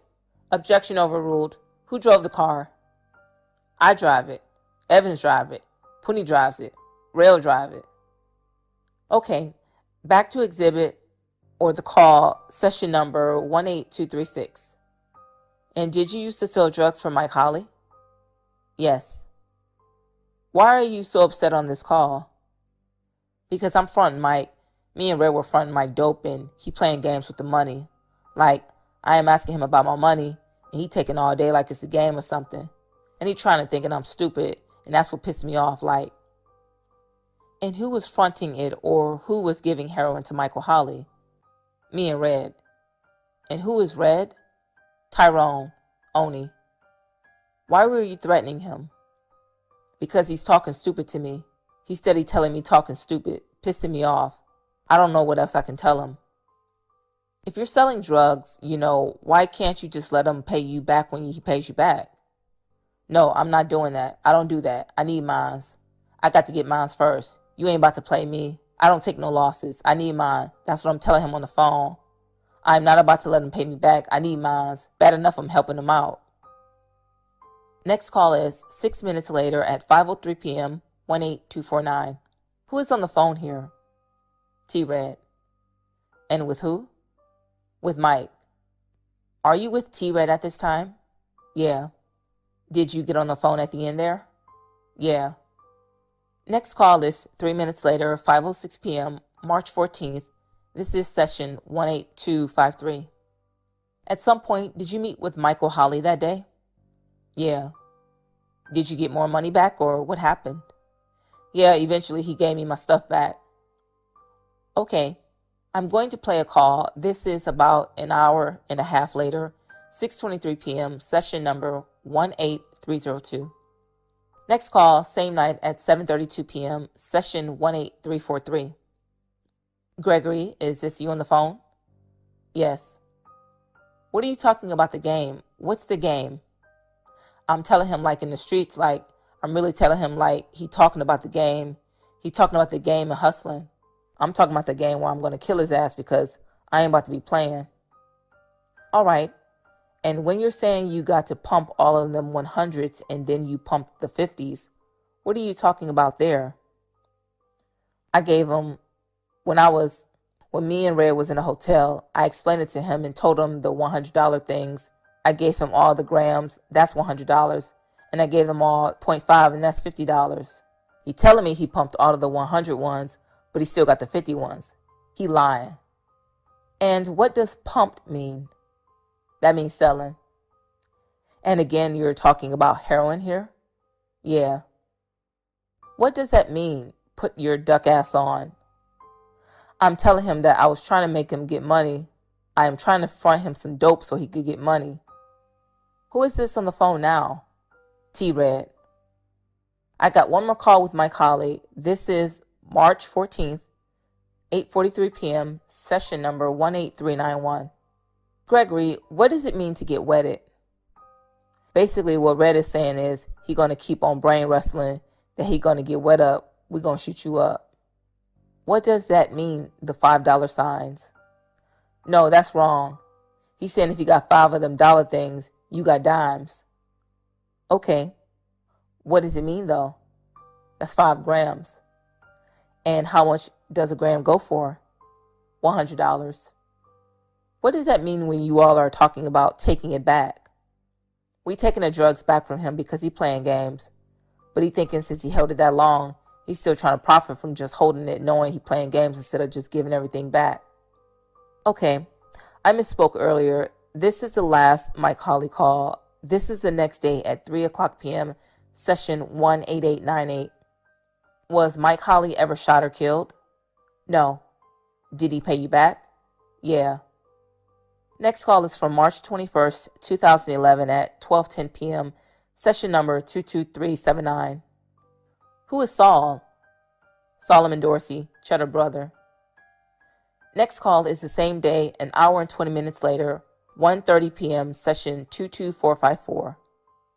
And what room are you talking about? Talking about a hotel room right now. The Days Inn with the IHOP right there on the service road off of Causeway. And what were you all doing at that hotel? You know, that's what we do. We sit in a hotel and stuff. When our sales call, we catch sales. You know, we just chill a little. Who are you on the phone with there? With Evans. Next call, same day at 4:27 p.m., session 22533, March 21st. Do you know why you are going to meet Evans? No, not like, nah.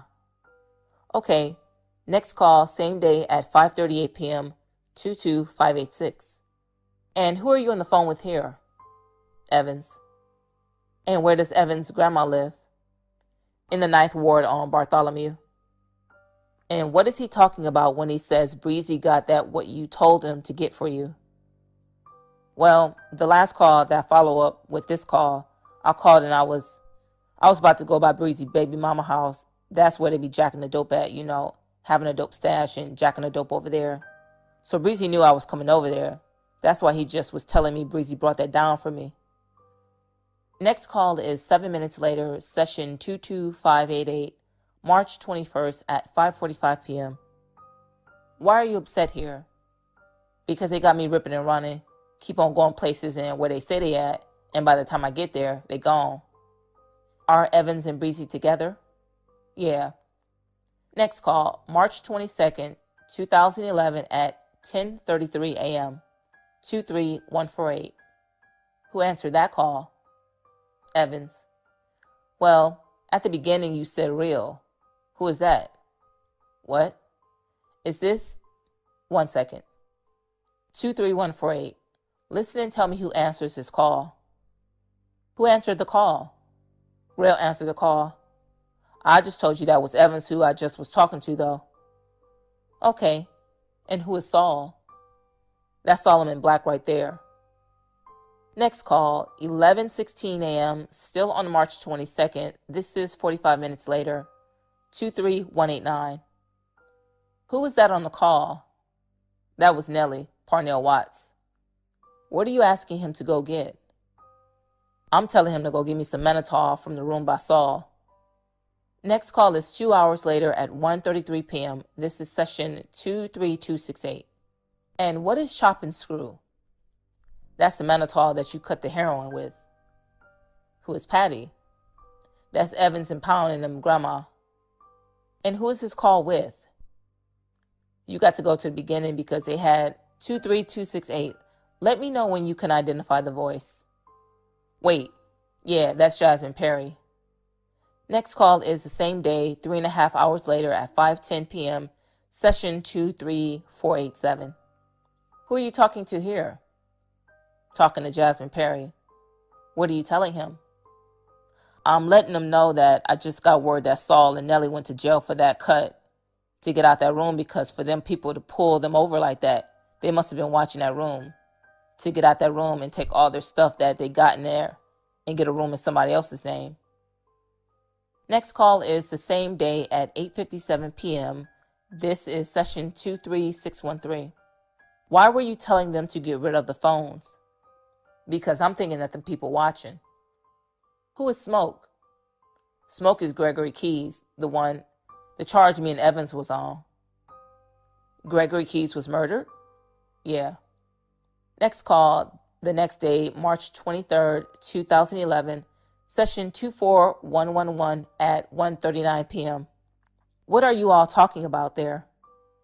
I was calling him to ask him is they for the money to bond Saul out, because I called Nellie to go get that cut for me. He went to jail and his bond high. So I'm buying Nellie out myself with my own money. I'm asking them, they got to pay for they got to come up with that money to get Saul out. And at the end you said, I am not calling that boy's phone. Why didn't you want to call? Who were you talking about that? I ain't trying to call Evan's phone. Because why? Because I'm thinking of people on his phone.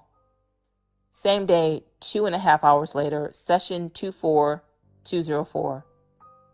And again, what are you all talking about here? We trying to see who gon' bond Saul out.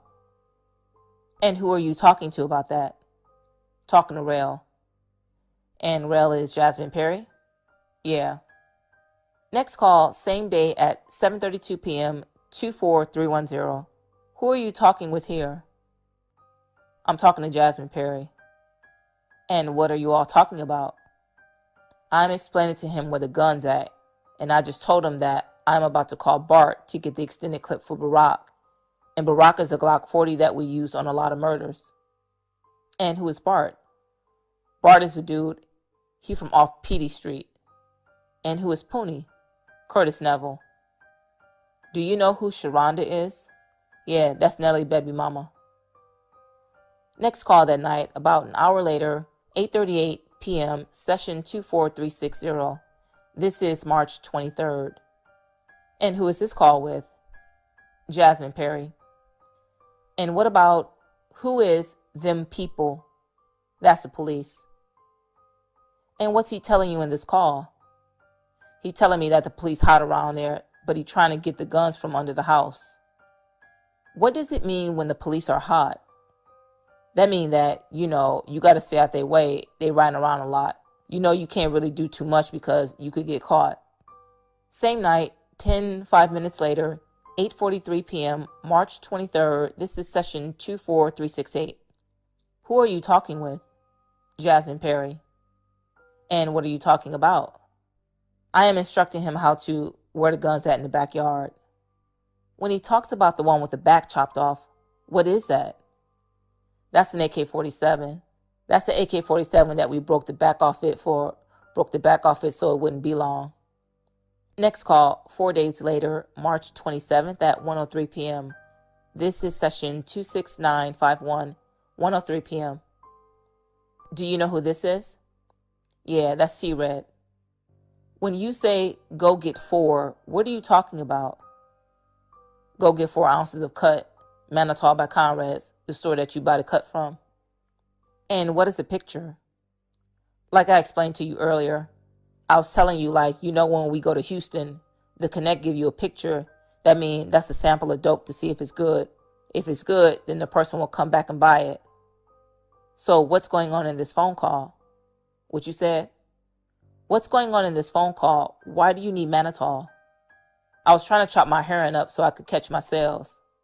Same day at 15 minutes later, March 27th, 1:18 p.m. This is session 26960. And who was that call with? T-Red. And what are you all talking about? The root beer. That's what I was explaining to you earlier about the root beer color food dye that I drop in the Manitol that changes a different color. But Breezy, I was telling him Breezy had dropped too much in there. That's why people, complain. But my people didn't complain. I didn't drop too much in mine. All right. Next call is 19 minutes later at 1:37, session 26974. Who was on that call? T-Red. Next call is March 28th, 2011, next day at 12:42 p.m., 27160. Who are you on the phone with here? T-Red. And what are you explaining? I'm explaining to him the dope that we have. It was weak. And I'm telling him to go buy Derrick and get 3.5. That's 3.5 grams. And mix it with the stuff T got. Because the 3.5 grams that I tell him to go get is raw. That means that never been touched. It's stronger. I'm telling him to mix it with the stuff T had. And it's going to be good. And who is Pony again? Curtis Neville. Your Honor, that concludes the wiretap calls. All right. Let me see counsel off the record for scheduling purposes. We're going to go ahead and call it an evening. Do you want Mr. Stewart back on the stand? Yes. Good morning, ladies and gentlemen. I hope that you had a restful evening. Mr. Stewart, you're still under oath. All right. Proceed, please. Gregory, did you know somebody named G-Baby? Yes. Who is G-Baby? G-Baby out third and G. That's money, brother. And this time I'm going to publish Government's Exhibit 59. Already been admitted. Okay. And who is in that picture? QP and G-Baby. And what happened to G-Baby? G-Baby, he got killed by the daiquiri shop that we had on Carrollton and Earhart. How did you find out G-Baby had been murdered? Because they called us. We was me, Red, Money, and Leroy. We was at the Hornets playoff game, and they called us and let us know that G-Baby had got killed when we were leaving out the game. And again, who is Red? Oni. Who is Money? He out third and G. I don't really know his real name. Okay. But he is related to G-Baby? Yeah, that's his brother. And who is Leroy? Leroy Price. And what do you mean you were at the basketball game? The Hornets was playing the playoff game. What did you all do after you found out he had been shot?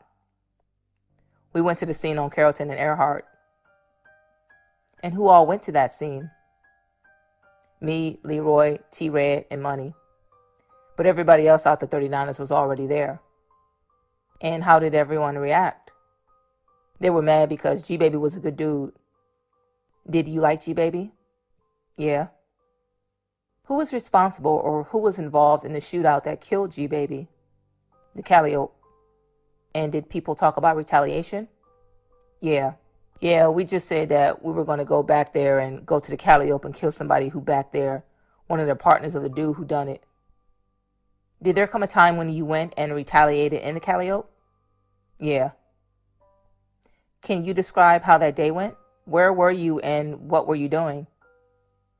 Well, we were chilling by Freaky Grandma's house, Rico Jackson.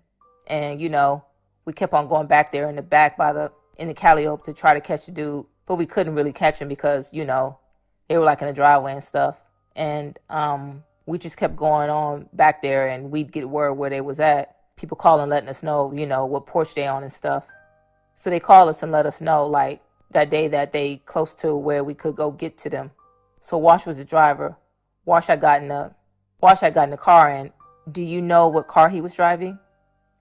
Yeah, Breezy Infiniti M35. All right. Who got in the car with Wash?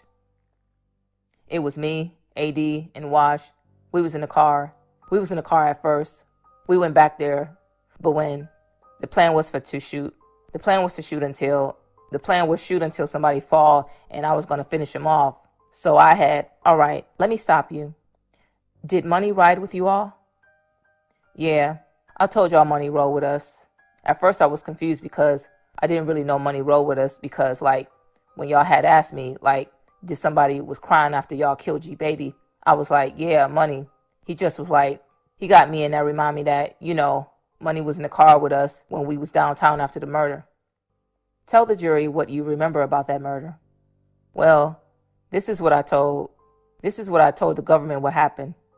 I told them me, Wash, and AD was in the car, and we drove to the Calliope, but I forgot Money was in the car. But I told me and AD was in the back seat. I told AD, listen, you just shoot. He had a 223 with the monkey nuts. I had G Baby Chopper that was in his name that we used on Magnolia Shorty. And G Baby had a chopper.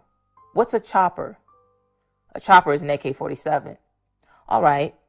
And where did you find G Baby's chopper? Money gave it to us. Okay.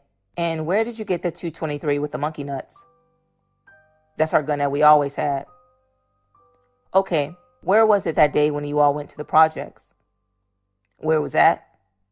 Yeah. Do you remember where you got it from? No, I don't really remember all of that. Okay. Would you recognize the map of the Calliope projects if I showed it to you? Yeah. I'm going to show you Exhibit 333. Does that look like an overhead of the Calliope projects to you? Yeah. Okay, so describe what happened when you got there. Your Honor, I'm going to object. I can't hear you. Unless he can tell us he's been in a helicopter, I still can't hear you. I am objecting to the photograph unless the witness can tell us that he's been up in the air in a helicopter somewhere elsewhere where he can look down and identify this as the Calliope project. Overruled. Lay a foundation. This is already admitted into evidence, isn't it? Yes. Can you describe where you all were and what you all did? Yeah, I'm about to draw it right now. Okay. Well, this right here, this is where we had parked at. That's where our car was at. The dude got shot up right here. And who got out of the car? Me. Well, this is what I told the government.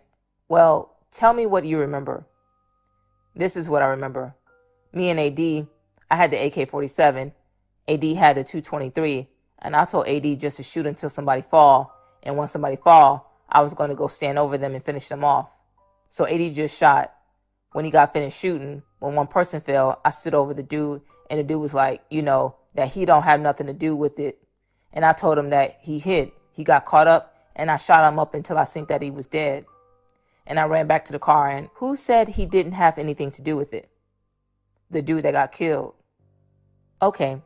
How many people were out there when you all went in there? In the Calliope? Uh-huh. They had a lot of young dudes. I don't know the dudes like that. I just know just to kill whoever was on that porch.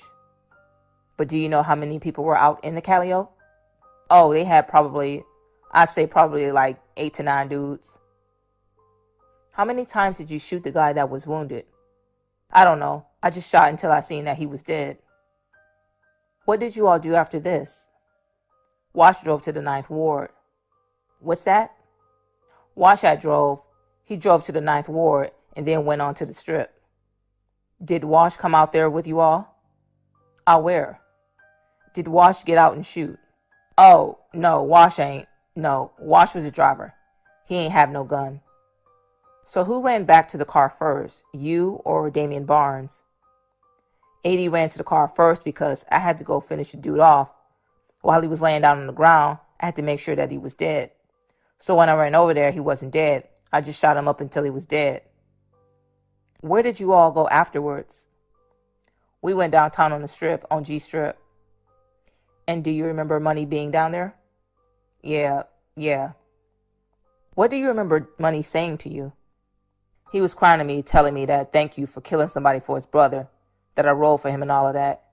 And I just told him I wasn't tripping because, I had got love for G-Baby. If I could see Exhibit 202, page 2. I know this picture is dark, but does that look like the Callio Projects, or can you tell? Yeah, that's the Callio Project.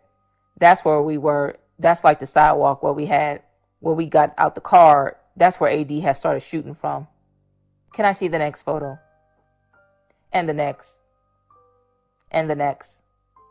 That's good. Thank you. Did you see any police officers out there when you were shooting? No. Did any police officer try and get between you and the victim? No.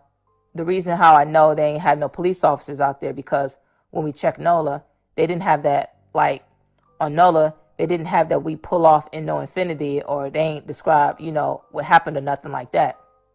Do you know who Ronell Oni is? Yeah, that's T-Red cousin. Was Ronell out there with you? No. Are you aware that Ronell Oni was arrested and indicted on this charge? Yeah.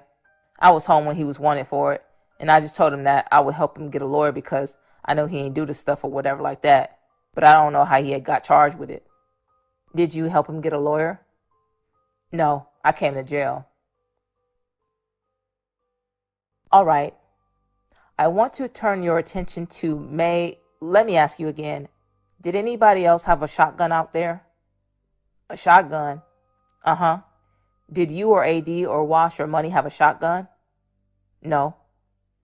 Did you know a guy named Al Hardy or Al from Cluey? Yeah. How did you know him? Because he killed Danny from out to Florida. And who was Danny? Danny, he out to Florida. He got killed on Piety and Mare. And did you know Al before that? Yeah. Okay. How many times had you seen Al, or how did you know him? I know him because he from around my way. He from 3-4 blocks away from me. And we used to be going to the Boys and Girls Club together. Did you all want to kill Al? Yeah. And why? The reason why is because he killed Danny. And plus he said that he about to start killing people. He about to start killing people off the Strip because we thought we was too much. So when I heard that, I'm like, we gonna really kill that boy. So they called me and told me he was at the DJ. And do you remember who called you? One of the dudes off Piety.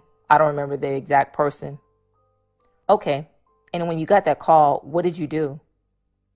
When I got the call, I had a drop top Solera. And how did you get that car?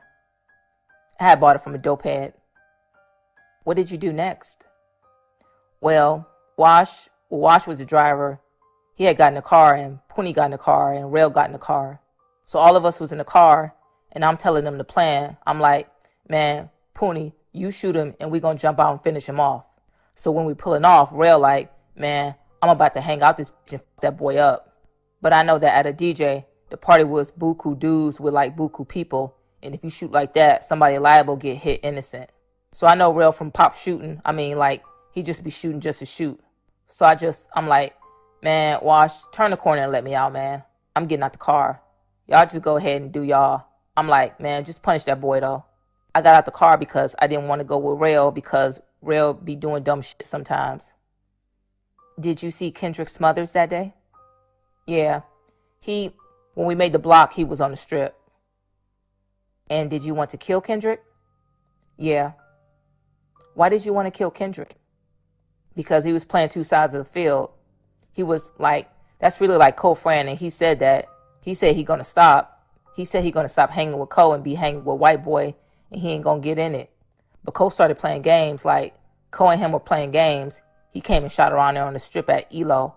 And I was like, man, I'm gonna kill that boy. And he was playing two sides of the field. All right. Did you kill Kendrick that day? No. Did you see Wash, Pooney, and Rail drive away in the Solara? No, I ain't seen them because where they done it at, it was like 4 blocks down. What color was the Solara? Like a little gray Solara. So you stayed on the strip? Yeah. What happened next? Did you hear anything? Yeah. After that, the shot popped off and we knew like the Ninth Ward about to be hot, like the police about to be coming. So all of us went to Metairie. And where in Metairie did you go? To the hotel. Did you see Wash or Pooney or Jasmine Perry later that day? Yeah. They stashed the car in the apartments. Where was the apartments? Off the service road in Metairie. And did you go pick them up? I don't remember too far about like how they got to us. Did you speak to them after about what had happened? Yeah. I asked Pooney what happened. And Pooney said that when they pulled up, he shot the dude Al and he fell down. And I asked him, did Rail shoot? And he said, yeah, Rail shot. But while Wash pulling off, Rail still shooting like from a block away. And I called people like dude from around that way to see what's going on around there. And they like the dude ain't dead. So objection, Your Honor. Hearsay now. He is talking about people from a block away, people on the scene. Objection sustained unless it's a co-conspirator statement. If it's not, it's sustained. Did you eventually learn that Al survived? Yes. Did you talk to Jasmine Perry about this? Yeah. I was fussing at him, telling that he's supposed to jump out and go stand over him and kill him. Did you talk to Wash about it? Yes. What did Wash say? Wash just saying like, he really ain't do nothing about it. He was the driver. Do you know what weapons they took with them that day? Yeah, a handgun and an AK-47. 2 days later, did you see Kendrick Smothers? 2 days later? Yeah. Or do you remember, did Kendrick Smothers get shot? Yeah. And you were involved in that, correct? Yes. Can you tell the jury about it? And first, let me ask you, did you owe Kendrick Smothers money? Yeah. How much money did you owe him? Like 7 more thousand. And why did you owe him money? Because we went to Texas and we got pulled over and they took my $14,000. And the dude, that's a Colombian, he gave Ken some heroin and told him just, give me the drugs, give it to me and pay him back. And who went to Texas? Me, Breezy, Ken, and that's my baby mama, and me. And who is Ken? Kendrick Smothers. So what happened the night Kendrick got shot? I called him around there to set him up to get killed. He was playing both sides, but he thinking I'm stupid. So I called him and told him like, man, look, come meet me. I got your money. So the plan was I was in the Infinity, that black M35, me, Rail, and Evans. I told Evans and Rail, I said, listen, when that boy pull up, when he got out, y'all just get him. So me and Evans sitting on the sidewalk and he called me like, where you want me to, who called you? Ken called me, like, where you want me to go at? First I had him sitting on Desire until we set up because we was on Congress. Why were you on Congress? Because so I could kill him around the corner instead of killing him on Gallier. And what happened next? When he pulled up, I faked like I didn't know who he was. I'm like, man, who that is? And he's like, that's me. I'm like, pull over. I'm about to get your money. So when he pulled over, he got out the car. Who was he? Was he with anybody? I couldn't see in the car at this time. All right. And what happened next? Well, when he got out, Evan shot him in his face and he fell on the ground. When he got shot in the face, Rail jumped off the porch and ran over him and standing over him with the AK-47, and he's shooting at him, and Evan's shooting in the car. So when they got finished shooting, we jumped in a black Infiniti and we left. And where did you all go? We went and put the guns up, and then we went uptown. Did you see Daryl Franklin that day? Yeah, later on that day, because we was going to Miami the next day for Memorial Weekend. Did you tell Daryl Franklin what happened? Yeah. Did you ever find out Ken wasn't dead? Yeah, I found out he wasn't dead when Nellie baby mama called me and told me that the dude just jumped in the car and pulled off. What, if anything, did you and Evans and Jasmine talk about at that point? Yeah, I just was fussing at Rail man, how you standing over that dude and you ain't kill him? But it just was crazy because I'm man, I'm gonna get the blame for this stuff because, dude gonna call and be man, I set him up. So I went to Miami that next day though. All right, and who all went to Miami? Me, Breezy, Nell, Weefus. And where is Weefus from? 3rd and G. T-Red, Merle, Elo, Leroy. Did there come a point where you realized you were wanted for that murder? Yeah, when Evans called me. And what did Evans tell you? He said, boy, man, you wanted. And would you recognize photos from that scene if I showed it to you? Yeah. Can I see Exhibit 220, Photo 2 and Photo 3? I know it's dark, but can you tell if that's the area on Congress where you all tried to kill Ken? Yes. And Photo 42, please. Was that the car that Ken was in? Yes. And who is that in the passenger seat? That's Smokey, Gregory Keys. Thank you. When you found out you were wanted, what did you do? Breezy went to Boost Mobile and went and got new phones for me. And then I didn't know really what to do because I'm man, this nigga got me wanted like this. So I ain't know where to go at.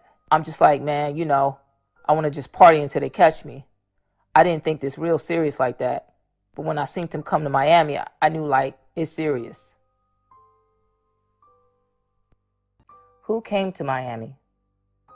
The feds, the government, the FBI. And how? Did you see them or did you learn about it? No, I seen them. And did they arrest you then? No, I got away from them. How did you get away? Because they went bum rush Merle and them, and I snuck out the van and went on the beach and went and hid on the beach. And then I went to the store and got me a Haitian dread wig. At some point, did you also get a fake ID? Yeah, that's when I came. I had snuck back to New Orleans and got that. How long were you on the run? Not that long, I don't think. No more than a month, I think. Where were you ultimately arrested? In Atlanta. And did you have the wig and the fake ID with you? Yes. Would you recognize those if I showed them to you? Yes. I will move to admit Exhibits 334 and 335. Any objection? Hearing no objection, 334 and 335 will be admitted into evidence.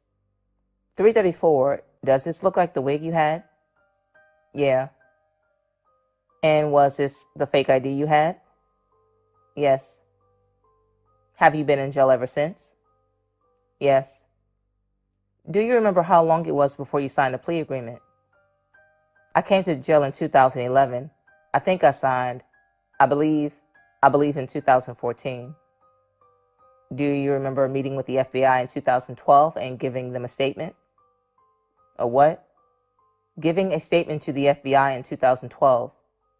I don't remember. I don't know. Were you initially cooperative right when you first got arrested? No.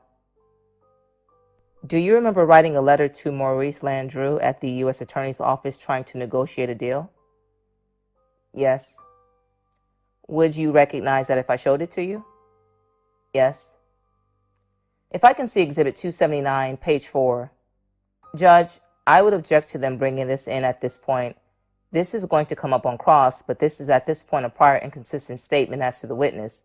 so I don't think it's properly admissible to the government at this point on direct. Overruled. For the record, this was received on September 24th, 2012. If you could blow up the first part. Gregory, can you read what you wrote? Yeah. What's up, Maurice Landreau? I am writing you about setting up a meeting so we can talk. It's some good shit that you've been wanted. It's about Daryl and Merle, my friends. I have information about a murder that took place. This for sure information. Plus, I'm going to give you the person they get the drugs from. The man who they get their drugs from have an open charge, an open drug case for a half a key in JP. Also, I have 3 other murders for you. If you're willing to take this information, I want my girl go home on paper. I want that murder charge that I didn't do off me and let me plea out to 500, 5 to 40, 700 grams, but less than 1 key. And last thing, I want to help Mark St. Pierre out on time cut. So altogether, I'll have 4 murders and the man who we was getting our drugs from. You said you want my information, so here it is. I just want everything on paper. Can you blow up that last paragraph too? And what does that say? Write me back ASAP and let me know if you're going to do it. Plus, see if you can get my girl a bond ASAP. And if you could blow up the first part again. All right. You were requesting a lot of stuff here. You wanted your girl home on probation? Yes. Did the U.S. Attorney's Office let out on probation? No, she done all her time. She done 2 years. And you said, I want the murder charge I didn't do off me. What murder charge are you talking about? I am talking about the murder that Evans pled out to with Gregory Keys and Smokey. I didn't do it. I called him over there like it was like a murder for hire, and I called him over there to get killed. I wasn't the one who shot him. So I feel as though like I ain't supposed to be charged with that. You understand now that you can be charged with something that you didn't pull the trigger on, correct? Yeah, now. You asked to plead to less than a kilo of heroin. You didn't get that either, correct? No, I ain't pled out to that. And do you know if Mark St. Pierre got help from you? No, not that I know of. He was cooperating himself. About 6 or 7 months later, did you have a series of calls with FBI agent John Wood? Yeah. Were you still trying to negotiate at this point? Yeah. Would you recognize those calls if I played them for you? Yeah. Your Honor, at this time, I would move to admit and publish Government's Exhibit 95. Judge, this is the same objection. These are 3 calls that are prior inconsistent statements as to Mr. Stewart. I think at this point they're inadmissible on direct. I'll note your objection. Objection overruled. I move to, let me go ahead and give the charge again. The tape itself is 95, Mr. Rainier. The tape itself is 95 and the transcript is 95A. Yes, Your Honor. All right. Ladies and gentlemen of the jury, Exhibit 95A has been identified as a typed written transcript of the oral conversation which can be heard on the tape recording received into evidence as Exhibit 95.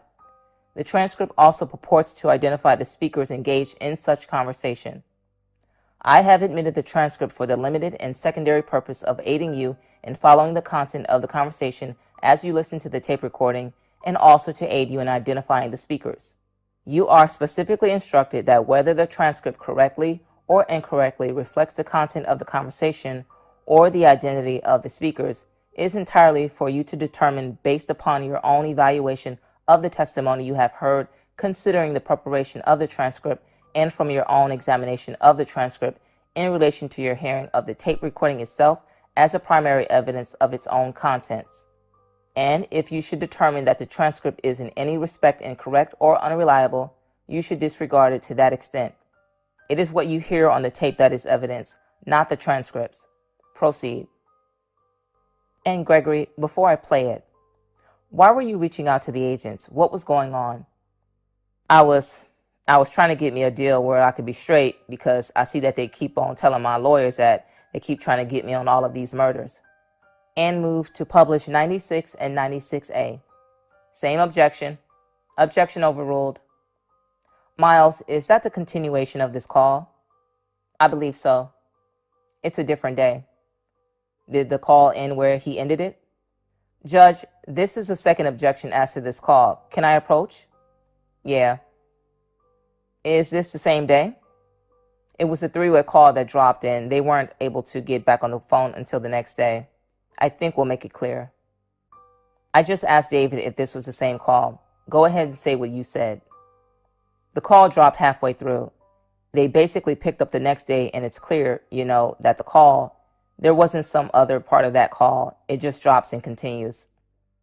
That's fine. 96 is a continuation. I intend on cross to review these calls closely. But the second part of this call is not just a prior inconsistent statement. It's also a prior consistent statement, which I think Mr. Haller had indicated that they want to seek as a prior consistent statement to show, I guess, recent fabrication. So I want to just make clear that, so he is going to talk in the next call, if I am remembering correctly, about, what is it? I think he talks about gutter, Quelton Broussard, when he doesn't implicate anyone. And Plucky, which also doesn't implicate anyone. There's a part of the call he implicates, I apologize. He admits to killing Bo in the 7th Ward. So he talks about killing Bo in the 7th Ward, which is a prior consistent statement, but he exonerates Oni on it. Again, I just wanted to make clear that it's not just prior inconsistent statements, it's also prior consistent statements that they're going to use to bolster their case. So I just want to make the objection clear that it's, I don't understand the reason why, evidentiary reason why they should be permitted to admit the call at this point. Any witness can be impeached by any party. Federal Rules of Evidence 607. And it's definitely going to come in on cross. They don't get to surprise it and make it seem like we're hiding it. Objection overruled. Okay, thank you, Judge. Thank you. All right, proceed, government, please.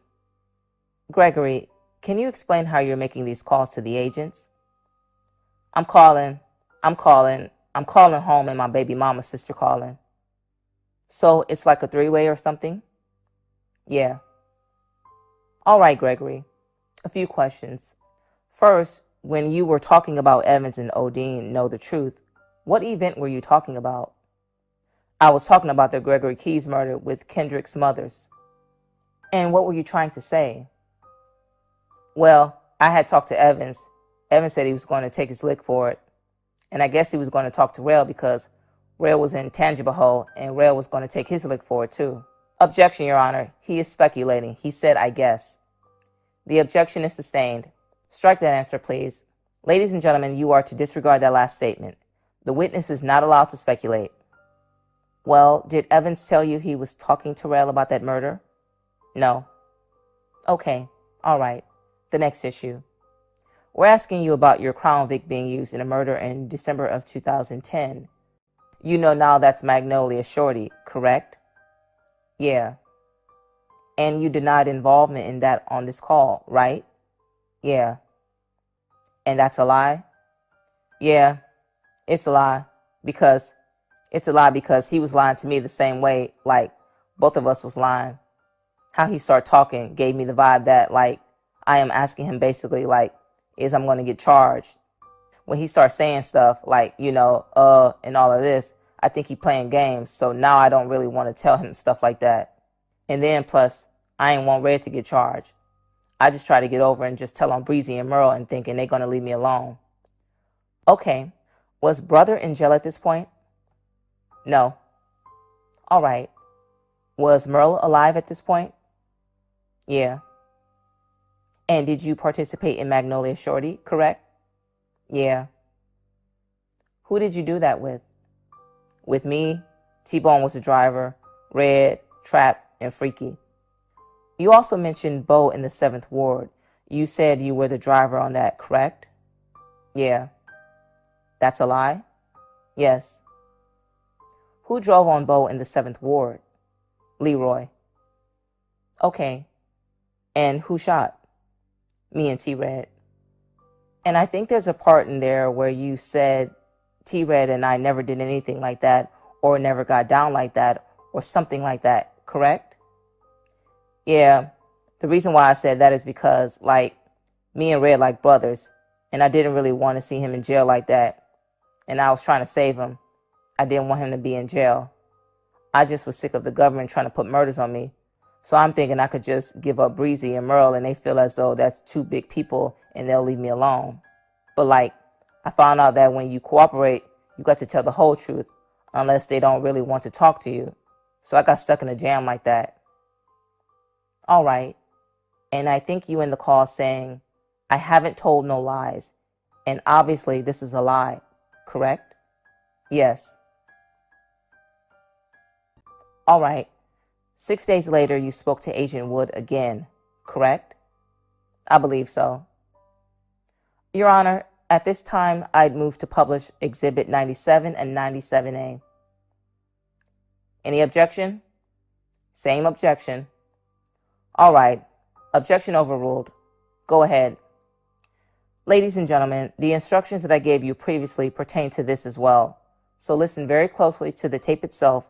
You can use the transcript as an aid, but the evidence is the tape itself. You can believe or disbelieve anything as to its accuracy on the transcript itself. All right, Gregory. That was in February of 2013, correct? Yeah. And you didn't plead guilty until July or June of 2014, correct? Yes. What happened in those intervening 14 months? What happened for the next year?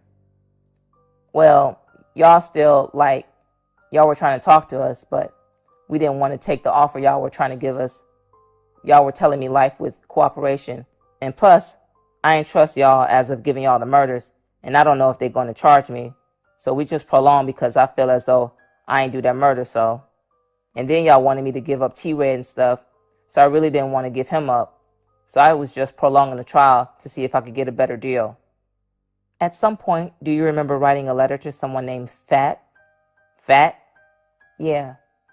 What? F-A-T-T? Yes. Oh, no. That's what I be calling the girl. Okay. And do you know who that is? Yeah, my baby mama. And would you recognize that letter if I showed it to you? Yes. This is Exhibit 279, page 10. Your Honor, I would move to admit and publish Exhibit 279, page 10. Any objection? No objection. By any other defense counsel? Hearing no objection, Government 279, page 10 will be admitted. You just want page 10 admitted only?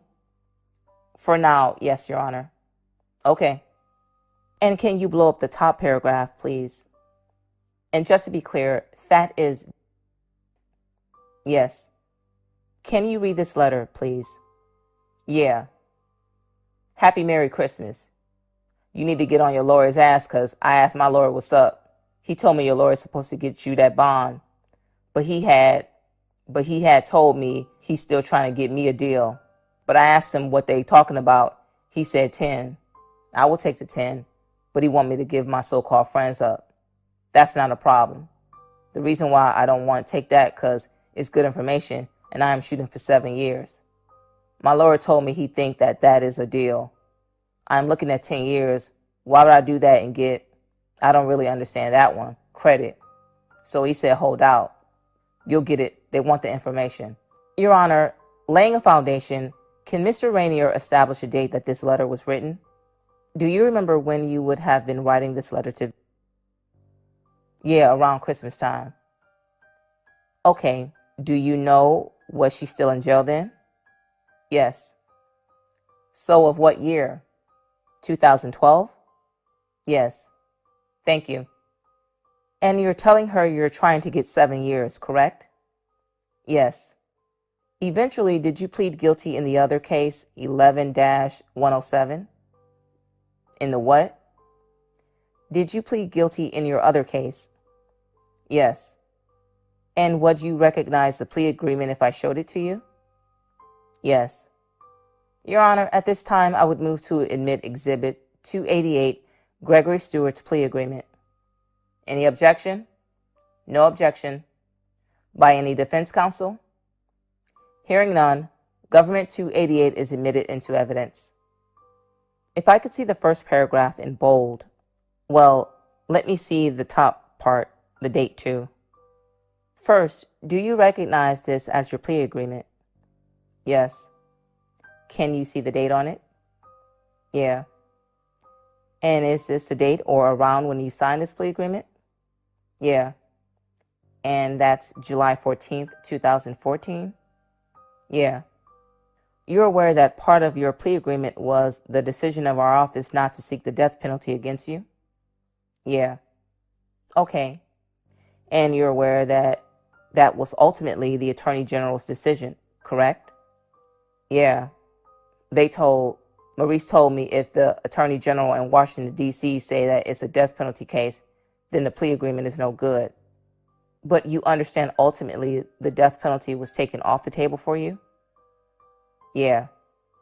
And you understand you pled guilty to a drug conspiracy, correct? Yeah. Of over more than a kilogram of heroin? Yeah. You also pled guilty to a gun, possessing firearms in furtherance of your drug trafficking? Yes. And you also pled guilty to participating in 3 murders, correct? Yeah. Quelton Broussard is gutter? Yeah. Kelvin Celestine was plucky? Yeah. And Gregory Keys is smoky? Yeah. In this drug count, were there other defendants on that case with you? Yeah. Okay. And did they plead guilty to drug violations and other crimes? Yes. Do you remember who all was on that case?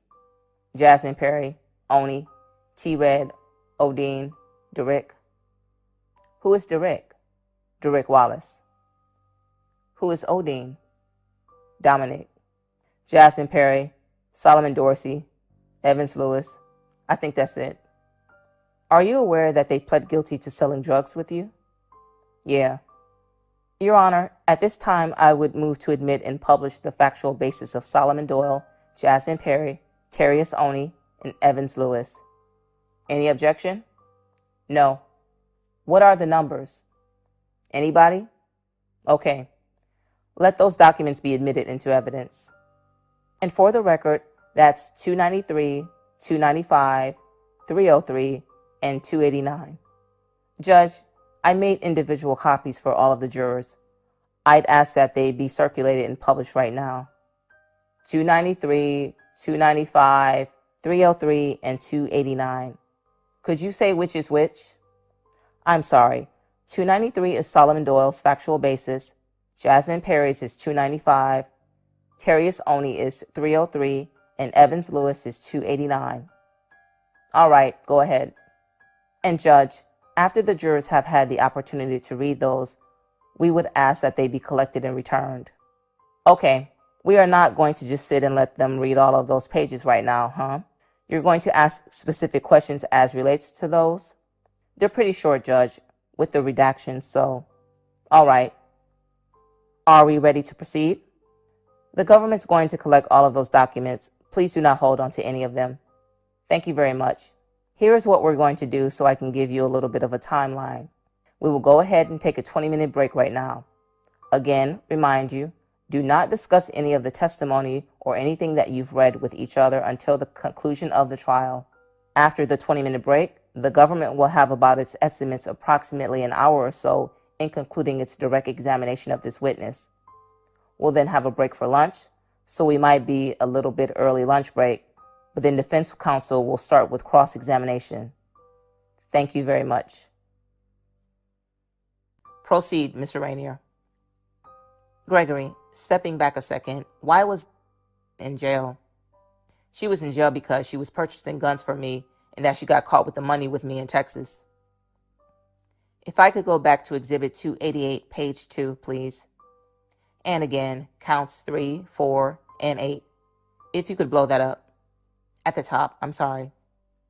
In addition to these murders, in your factual basis, you also admitted to your participation in the Magnolia Shorty, Jerome Hampton murder as well, correct? Yes. As part of your plea agreement, you also received immunity for certain crimes you informed us about, correct? Yes. And we agreed not to charge you with any criminal violations for the following: And these were events that you informed the government about that you had participated in that we did not know about before, correct? Yes. And to your knowledge, were you ever a suspect in these events? No. You've agreed to be interviewed by the government and that you understand you have to be completely truthful and that you may have to appear in front of a jury. Is that correct? Yes. You agree neither to implicate anyone falsely nor exculpate anyone falsely? What you said? You agreed not to make up stuff on people or not to protect other people? Yes. You understand that the government may but shall not be required to make a motion requesting the court to depart from your sentencing guidelines if you provided substantial assistance, and it was in the sole discretion of the U.S. Attorney whether to file a motion. And you understand that even if the government files a motion, the court may deny it and could refuse to grant a downward departure. You understand that? Yes. So essentially, you understand if anyone cuts your sentence, it's going to be your federal judge, correct? Yeah. What sentence, after you enter this plea and enter your factual basis, what sentence did you ultimately receive in front of Judge Brown? 4 life sentence and 20. Okay. And you understand that this document basically contains what is known as cooperation language, correct? Yes. Would you recognize your nickname in a song if I played it for you? Yes. Your Honor, I'd move to admit Exhibit 38. What is it? The Loyalty Song by Pound. Can we give the limiting instruction, please? Yes. You're about to hear evidence introduced by the government of songs, videos, and or lyrics produced by Dusty Money. Is this the Dusty Money one? Yes. By Dusty Money, LLC, and or performed by Ashton Price.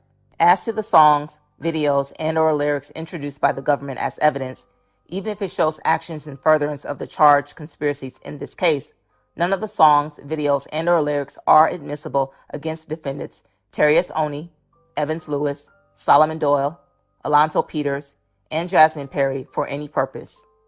With respect to those 5 defendants, you are to completely disregard the introduction of this evidence in determining whether they are guilty or not guilty as to any of the charged crimes in this case.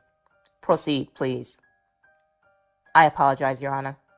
Judge, while we're waiting, I think, filed pretrial motions to exclude these songs on the grounds that they were prejudicial without being probative of anything at all. Obviously, this court has allowed this song to be played once.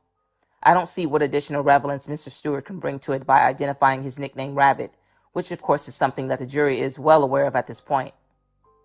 What is the relevance of this particular video as it relates to being replayed? I'm going to ask him if he recognizes Pound's voice and what he means when he is calling Rabbit. Objection sustained. Objection overruled. I'm sorry. Thank you, Judge. Do you know what voice that was? Yeah, Pound, Ashton Price. Who is Rabbit? Me. Who is Breezy? Daryl Franklin. What does it mean we used to run around with the same K? The same K that I hit Gutter with on April 12th. He used the same K with me when on Bunker Hill. Okay. And hit your ass 100 times for talking to people. What does that mean? That mean if you ratting and nigga catch you, we're gonna empty the clip and hit you 100 times. And what does turning state mean? That mean like cooperating with the people, with the police. While you have been in jail, did you ever write a letter to Curtis Neville or Pooney? Yeah. Would you recognize that if I showed it to you? Yeah. I am going to approach with the government's Exhibit 336. This is also Defendant Neville Exhibit 2. It's been previously admitted? It's not been admitted yet. Okay. Do you recognize that? Yeah. Your Honor, at this time, I'd move to admit it. Okay. As Government 336 and as Neville 2. Is that correct, Mr. Raspanti? That's correct. I haven't moved to enter it, but it will be. Any objection by any defense counsel? Hearing no objection, Government 336 and also Neville 2, which is the same document, will be admitted into evidence. May I approach the witness? Yes. Gregory, if you could, read that letter, please. What's up, man? Your bitch ass mad at me for this shit, but it was coming anyway. I'm not tripping if you want to get it in because you know I'm about mines. I know you can't fuck with me though. I'm not about to fight you. You crossed me when you was home. You didn't hold the nigga down. You try to play on my baby mama. If I hear you playing with my name over there, you know what's up on the spot. You know how I get down just cause what I did. I'm still a G until I die. Nigga not gonna fuck with me. I got niggas who backing me up. If you think y'all gonna play with me, my money's still good. But if you on some chill shit, I won't talk to you, son. This shit really was not for you. If you was not with me with June shit, you was good, son. I don't fuck with you, son. Real shit. It's just I had to tell who was with me on June murder. They knew who already. Oh, they knew who already cause Breezy told. You know I was fighting for trial, but they came down hard on me, son, with all that shit. Brother said that's the only deal I had. You like family. How did it look when I talked to Minnie? She loved you and she loved me too. Sorry to interrupt. Who is Minnie? Minnie is Pony's little niece and my little niece. Son, you make him come out good, son. Don't give up. That's why I want to talk to you face to face. Fuck what you heard. You know one thing. I'm a G. I don't back down from shit. So you know what's up. But if you want, yeah, come over here and we can get it in, then leave. I don't got no pics. Dog, you have to understand, it's going to come down to you. Watch, you gonna see. Man, I love you. I love your mama. You don't think I'm hurt? I had to do this shit, but you were not the target. I don't have time to write all day like that. So write me back to let me know what's up. Plus, watch yourself, cause dude from ROD coming back over there. I know you can handle your shit. I still got love for you, son. Real talk. Look how on rail charge, he didn't take his lick, son. Now he did it. Wait, hold on. Knowing he did it, but nigga not looking at that. Man, you know shit could get worse than it is. Real talk. Right back ASAP. Your Honor, I would make the same objection I did earlier. Mr. Rainier did not lay a proper foundation. We don't have the date of the letter. Overruled. He identified this as being his writing. But can you go ahead and ask him the date if he knows? Judge, additionally, I would ask that the court instruct the jury that this is not evidence as to any of these defendants to whom it's now written. It's not evidence. This is a prior, I don't know if it's a prior inconsistent statement, prior consistent statement, but the fact is that it addresses some of the allegations in the case. But that standing alone is not evidence against these defendants. Just a hearsay statement, even if it's his statement. Okay, well, you've heard the good argument by counsel. So again, this is between this particular witness and Curtis Neville. It's not to imply or implicate any other defendants in this case. Is that satisfactory? Thank you. All right, thank you. And why were you writing this letter to Pony? Because I wanted to holler at him. I wanted to talk to him. And what were you talking about the June thing? Basically, I was letting him know, like, man, I had to tell them people everything. And I told them everybody who was with me with June. So that's the only reason how he got charged. I'm telling him if he wasn't with me with June, he wouldn't be charged because he didn't do nothing else with me but with June. Mr. Rainier, ask him the date of this letter if he knows. Do you know what date you wrote this letter? Well, I wrote the letter soon when he came to St. Charles Parish, but I don't know when he turned the letter in to his lawyer. I don't know. So was it after the indictment in this case? Yeah, they was already indicted. Your Honor, for the record, I received this from the defense counsel, so I don't know the exact date. Okay, thank you. Did you also write some letters to Jasmine Perry? Yeah. Would you recognize those if I show them to you? Yeah. Your Honor, at this time, I'm going to approach with Exhibit 337. If you could flip through those and tell me if you recognize them. Yeah. Your Honor, at this time, I would move the letters in under Government Exhibit 337. Any objection? Judge, I would just request the same instruction that these are, to the extent that they're prior consistent statements, they're nonetheless hearsay statements as to Mr. Stewart, that they're not evidence against any other defendants who aren't participating in the communication. Right. Any other objection? Mr. Miller, any objection? No, Your Honor. All right. This will be admitted into evidence, again, for the limited person of the communication by this witness to Mr. Perry. It is not a reflection in any way of any guilt or any evidence whatsoever as relates to any other defendant in this case. It relates to Mr. Perry. This is a letter from this witness to Mr. Perry. Correct. And for the record, Judge, I did receive these from defense counsel. Okay, thank you very much. Are you satisfied with that instruction? I know your objection is maintained, but yes, sir. Okay, thank you. Objection overruled. Are you able to read this letter? Yeah. Can you read it in the record, please? What's up, Rail, son? Man, I know. Sir, you're going to have to speak louder. All right. What's up, Rail, son? Man, I know that caught you off guard because you was doing the right thing out there by not fucking with them boys. I heard you was in Dallas and you had another baby. Dog, I know it's hard to be on them charges you on. It's like this was not for you. I don't want to get charged no more or want somebody to go home off me. That's why I went with the idea. Son, I don't want you to be getting fucked over on this shit. I talked to brother. He said he put in a good word for you about what y'all talked about. Man, I know you want to go home back to your family ASAP. Me too. I really want to see if them niggas gonna keep it real or help theyself. At the end of the day, it's every man for theyself. Everybody can't be real. Son, if you need me in any way, I will help you even though I have all of this time. I want to see you get home ASAP to your family because I know what it feels like when your family count on you. You don't have to stress out. You should be good. I know you didn't do that. I had to help myself and I want to help you help yourself too. What do you mean when you said, I know you didn't do that? I was on this letter he wrote me, he wrote me a letter first and objection, Your Honor, this is not responsive. He is explaining why he wrote this letter. Objection overruled. I wrote him after, he wrote me first and I wrote him back. But I was basically telling him I know you ain't called me no rat with that song with Pound, it's calling me a rat. He was basically telling me man, he ain't called me no rat. I'm I know you ain't called me no rat. That's what that mean. I know you ain't do that. Saying he ain't called me no rat because that's what they was calling me a rat. That's why I was explaining in this letter that everybody can't be real. I'm not about to just think I'm about to keep it real knowing that this shit is serious. They're going to charge me with these murders. And I just want to stick with this life sentence. I'm trying to get me a time cut. I ain't about to go to trial and just play with these people. Okay. If you could go to the next page. Same letter, different letter. Do you recognize this as something you also wrote to Jasmine Perry? Yeah. If you could read this one.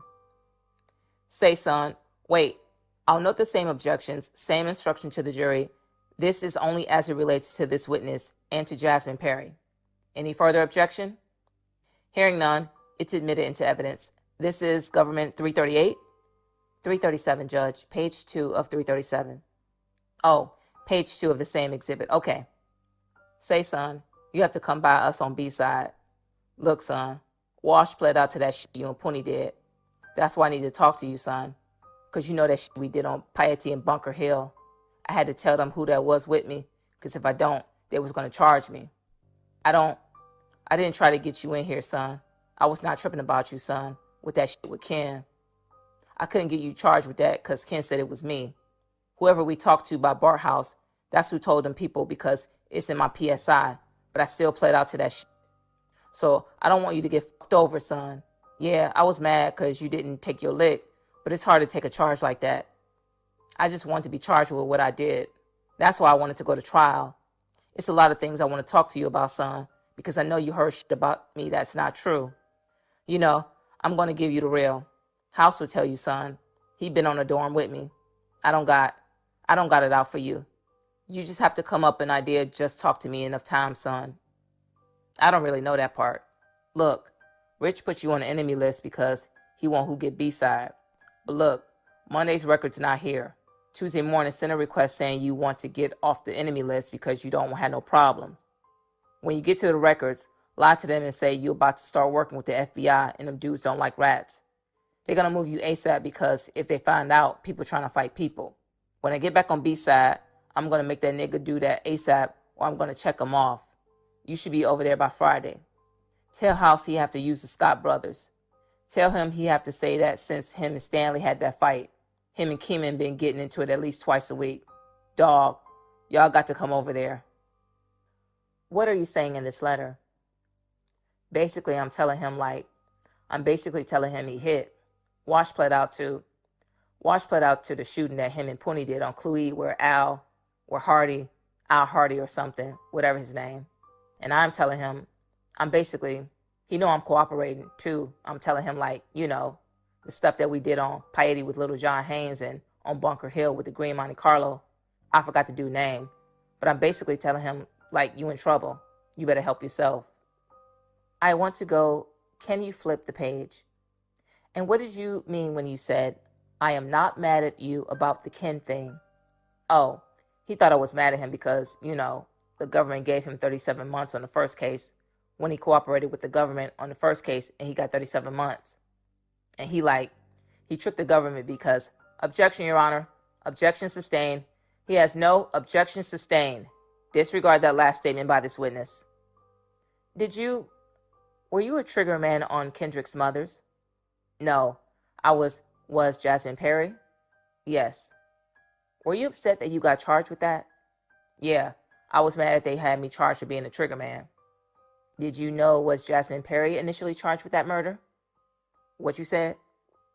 Was Jasmine Perry charged with that murder in the other case? No, he wasn't charged at all in the other case. If you go to the next page, do you recognize this letter? Yeah. Was this something else you wrote to Jasmine Perry? Yeah. If you could, read that into the record as well. It's page 3. What's up, son? I don't feel no different towards you. Son, it just be pissing me off when I hear shit you be saying about me. At the end of the day, son, I am the same rabbit.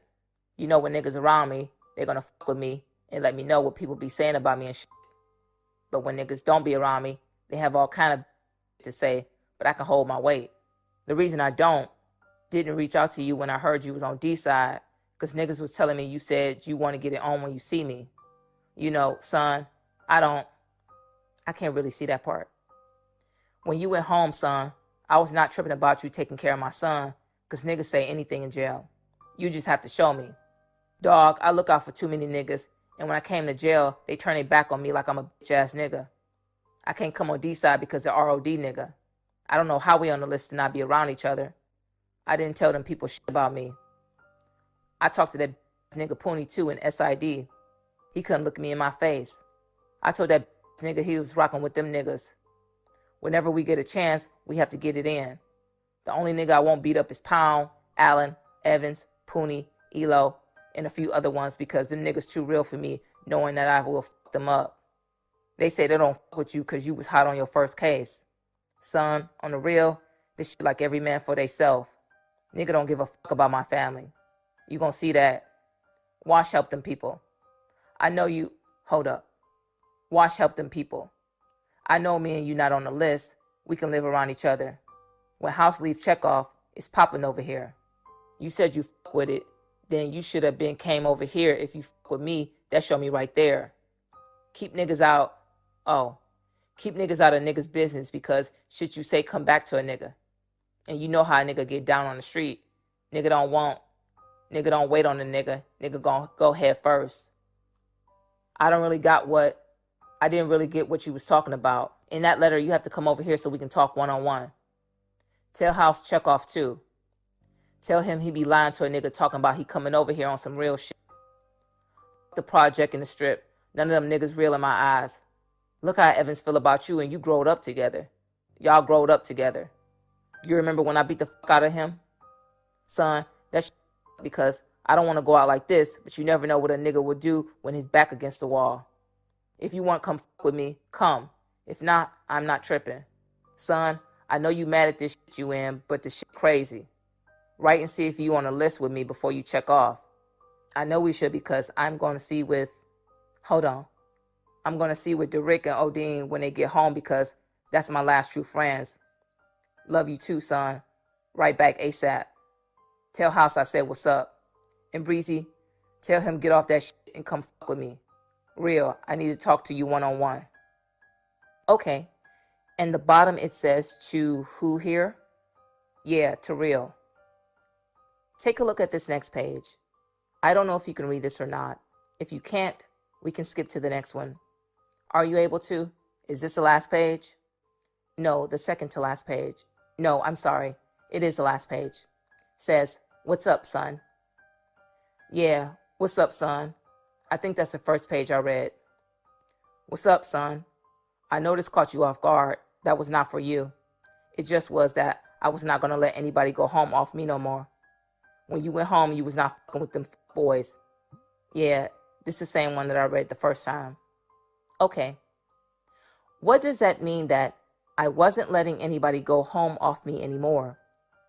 That means that I know one thing. If they come to y'all and tell you about these murders, they could go home because, like, the information, I wasn't about to change that. You also wrote some letters to the U.S. Attorney's Office asking for things. Is that correct? Yeah. I want to show you a letter dated November 25th, 2015 to Maurice Landrew. Would you recognize that if I showed it to you?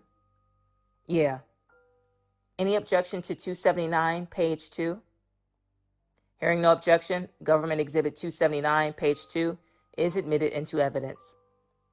Can you read that top part? What's up, Maurice? This Rabbit. You know what I talked to you about setting up a meeting for me about the murders on February 20th, 2011 and February 22nd, 2011, that John Haynes and Kentrell Favre. I know you said you will as soon as you get a chance.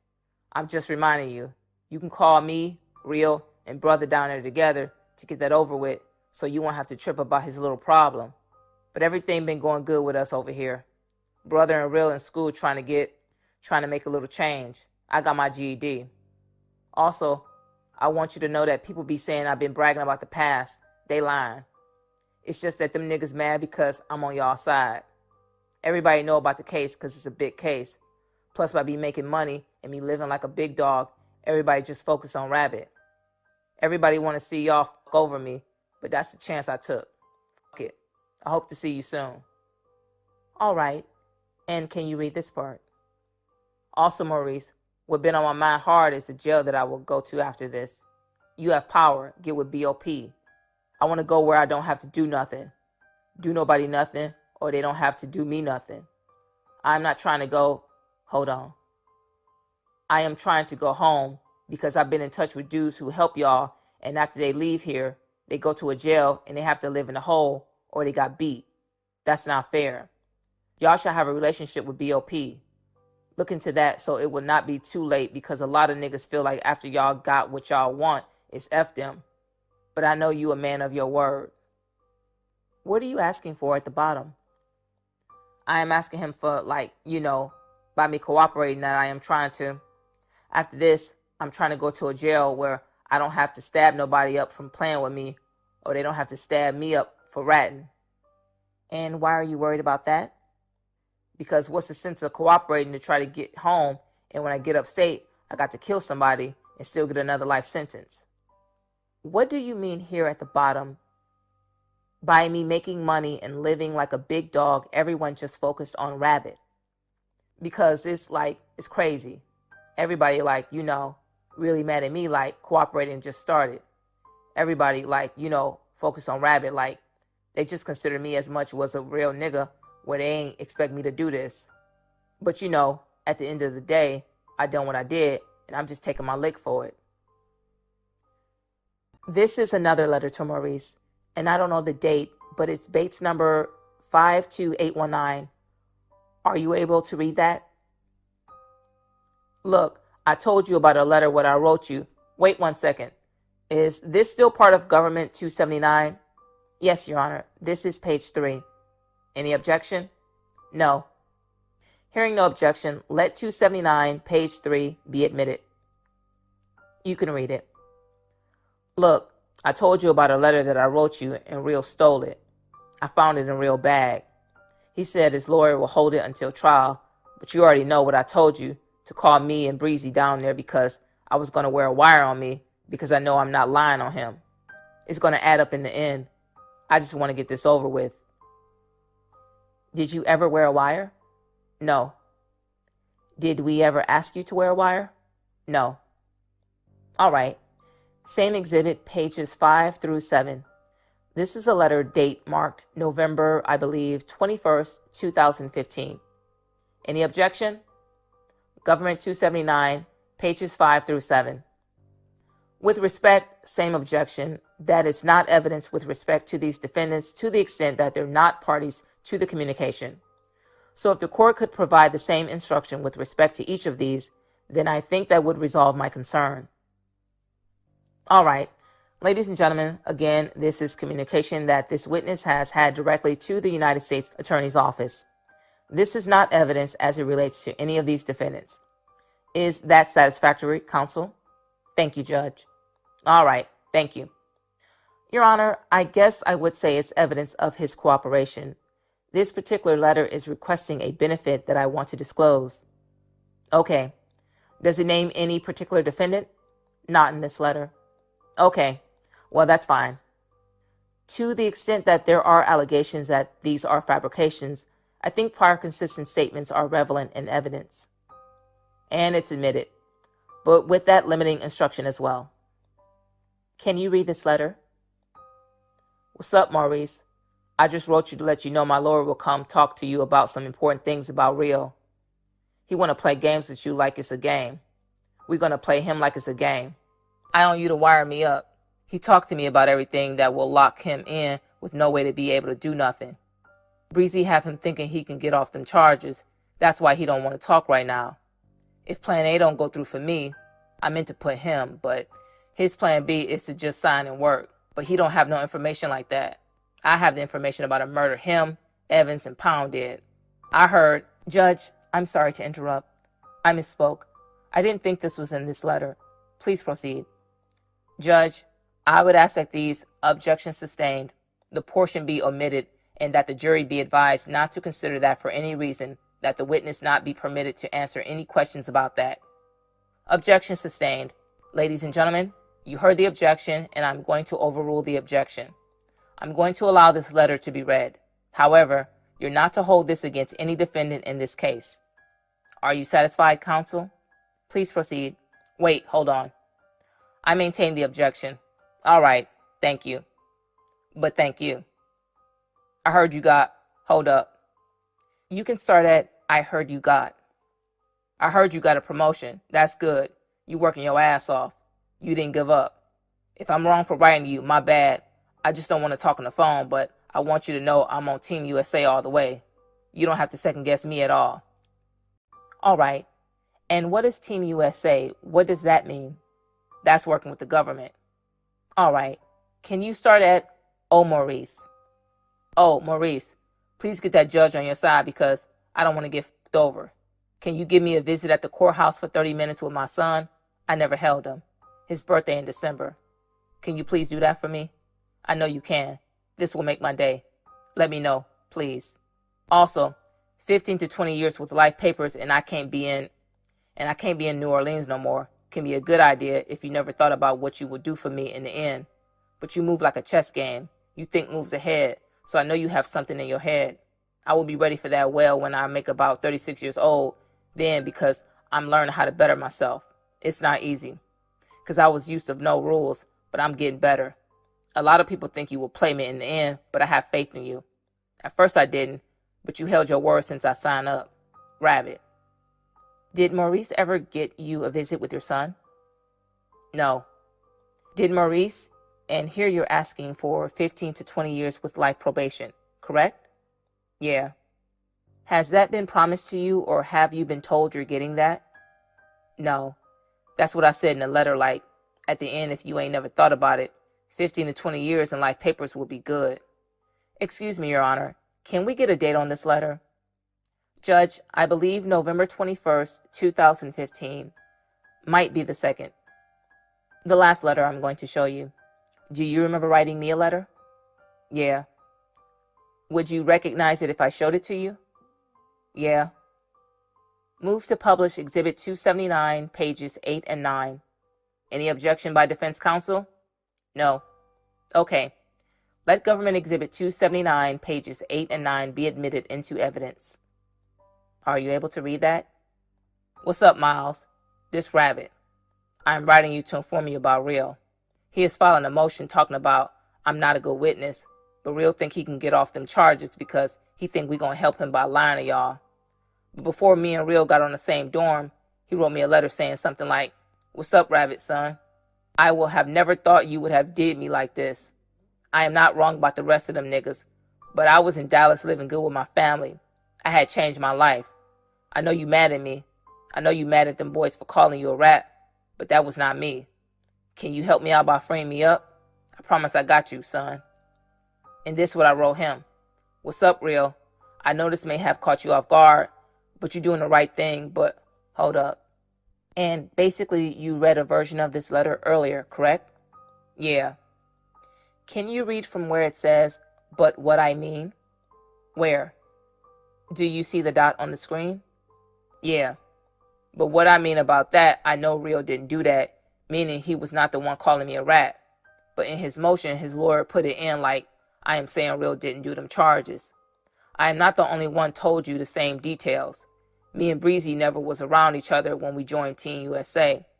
I just want to let you know I am not something with the government. Oh, I am riding with the government all the way. Everybody wants y'all to fuck me over, but that's a chance I took. And people be saying I be bragging about the past. They lying. The only thing I need is to find me a good jail to go to after all this, because I am the big talk around the BOP, and I'm not tripping. I'm not trying to get hurt. Also, I'm trying to stay out of trouble. I hope to get about 15 years in life paper so y'all can know my every move. I don't mind. I'm leaving New Orleans. And what is life paper? Life papers, that's like probation, like where y'all can watch me. Can you read the top here? But when that motion don't go as planned, he gonna try to work with y'all. I don't have problems with him over here, so he can stay in St. Charles. A lot of them on the case think y'all just have me, but they will see when one plea out, he gonna lock another person in because everybody on the murder with everybody. That's why we're trying to do that motion before people plea out. He think he will get over on the government again, like the first, thinking he will get over on the government again, like the first time. I guess the first time, I know writing him was fucked up. I told Breezy that, but you don't have to worry about that no more like that. Also, the dorm they have me and Breezy on, it's 2 inmates to a cell. That is killing us. We're going to be down here for 2 years. We can't take these cells, so get Real out of this jail ASAP because he lied to the people saying he enemies with the Scott brothers so he can stay on the dorm with us. So now he got us on a fucked up dorm that we don't want to be on. The people say the only way we get back on our dorm, on our old dorm, if Real go to another jail. Also, they have a dude in this jail named Alan Hunter. He have time in the state and the feds, but it's not much like 5 years. But he was on the dorm with Pooney. He rocking with my old friends, talking about he gonna kill my baby mama when he get home because of what I did. I'm not worried about him because she don't be down there like that. I need you to move him too because I'm gonna hurt him when I catch him playing me, but I know I have to stay out of trouble. Pull it up some, I can't see. He told the jail police he be beefing with me. Now he on B3 with Real. Miles, all I need for you is to get Real moved and Hunter. They both on B3, and me and Breezy don't want to be on this dorm with these cells. The only way we go back to our dorm if Real and the dude gone. You will not have no more fuck-ups with me and Breezy because that make y'all look bad. Thank you. And what screw-ups are you talking about? Talking about them. Talking about, that letter that Breezy wrote to Real, like trying to make him go to trial so he could get... He thinking if he get Real to go to trial, like lying to Real saying go to trial, he gonna free him up and trick him on the stand where he gonna tell the people the truth. And here you and Breezy, or you're asking to be moved on dorms? Yeah, back on B3. What dorm were you on at this time? On D side. Did you eventually move back to B3? Yeah, I moved back because I wasn't on the enemy list. Breezy was on the enemy list with Real. But Breezy wrote to try to get back around me, but, they waited or whatever like that. And then they switched. They switched Real to another dorm. When they switched Real to another dorm, me and Alan Hunter just got off the enemy list or whatever, and his trial came out. That's when Real went to another jail. But other than that, he still was at the same jail. You've also made a lot of phone calls while you've been in jail, correct? Yeah. And you've called Maurice a fair amount of times, correct? Yeah. Have you called FBI agents as well? Yeah. When you've called Maurice, you've asked for help for your cousin Thomas Harrison, who was also charged in the feds? Yeah. What did Maurice tell you about that? He told me that I need all the credit that I could get. If I want to get credit, I need all of the credit I'm going to get. And what did you take that to mean? That means he can't do third-party cooperation. See, I'm thinking that he could help my cousin out, because this is a lot of information I'm giving him, because I need somebody to be home where they could take care of me, because I'm going to be in jail for a long time. I just was trying to get help where I could have people on the outside, because by what I'm doing right now, people ran out on me. Only thing I got is my family. And you were hoping Thomas would get out earlier and be able to take care of your family? Yeah. On those calls, have you told people that you're coming home soon? Yeah. I lied to girls telling them that I'm coming home and my people, because I don't want them stressed out. Like, I don't want my mom and them, my family and them, I don't want them stressed out. I just tell them I'm going to be straight. I'm going to be coming home in this amount of time. But with girls, I tell them, yeah, I'm about to be coming home. I'm cooperating. I'm coming home. And I should have 15 years just so they could stick around and don't leave. So you said 15 years. In one of these letters, you said you think you're coming home in 7, maybe? Oh, yeah. That's when I first came. That's when I first came to jail. Did you ever tell anyone that the government was going to buy you a house? Yeah. Did Maurice Landrew tell you he is going to buy you a house? No. At some point, you also tried to use the FBI to sneak marijuana into jail for you? Yeah. I mean, I tried to go with my move. I tried to. I thought I had me an opportunity to get the weed in there. I was wrong for getting the weed in there. But I tried to get the weed in there so I can make me some money to take care of my people, because my people, they depend on me. I don't like, having them taking care of me like that. So I thought that I could just try to go with my move to make me a little money. But I ain't trying to put the FBI in no kind of way, I thought I was going to get away with it. Explain to the jury how you did it. What did you do? Well, I was trying to get some shoes, and the jailhouse was going to approve for me to get the shoes, because we got a basketball team that be going on in the jail. So I'm like, man, they're going to give me the shoes. So then I'm like, man, I can put me some weed in the sole and glue the sole together. And the government, they probably don't search the shoes, and the jailhouse maybe don't search the shoes either. I can just put the shoes on. So I'm telling the agent, like, man, just give me the shoes. I want to put them on. And the agent was like, no, I got to approve that with the jail. I got to give the shoes to the jail. But I know one thing, I can't let the jailhouse get them shoes and they find that weed, then I'm going to be hit. So I'm like, no, man, I want to just wait. And I got to see you, and I'm just trying to think of a way to do it. But the agents, they searched the shoes and sent the weed in there, and they asked me about it. I told them, that was my fault. And you've asked for other benefits as well, correct? Have you asked about witness protection? Yeah. And why have you asked about that? Because it's a big case, and it's a lot of things like, for you doing what I'm doing right now, you could get hurt for that. Like, if I was over there with them and somebody like Breezy and them was telling on me and I catch him, I was going to do him something. So I know they want to do me something the same way. I just can't feel no objection. He doesn't know anything. Objection sustained. Objection sustained. Disregard that last statement by the witness. You've even called me and asked about the witness protection jails, correct? Yeah. And again, what prompted that call? Because I heard that a cooperating witness had got beat up when he went upstate. The government paid to have your mother relocated, correct? Yeah. And why did you want your mother relocated? Because I wanted her to get out of that house so, nobody know where she stay at and she be good. I just want my family safe first. Whatever happened to me, that's what happened to me. I just want to deal with whatever come down to me. That's what it is with me. I don't want nothing to happen to my people. Have you met, besides James and John, have you met with other agents in different agencies? Yeah. Have you given information on different groups besides just the 39ers? Yeah. Have you ever given information on the Frenchman and Durbany group? Yeah. What about ROD Ride or Die? Yeah. Have you ever given information on the Young Milf Mafia? Yeah. What about Slugger's group? Yeah. Were you ever in jail with Slugger? Yeah. When I first came to jail. How did that work out? When I came to the dorm, he was talking to me because we were like friends.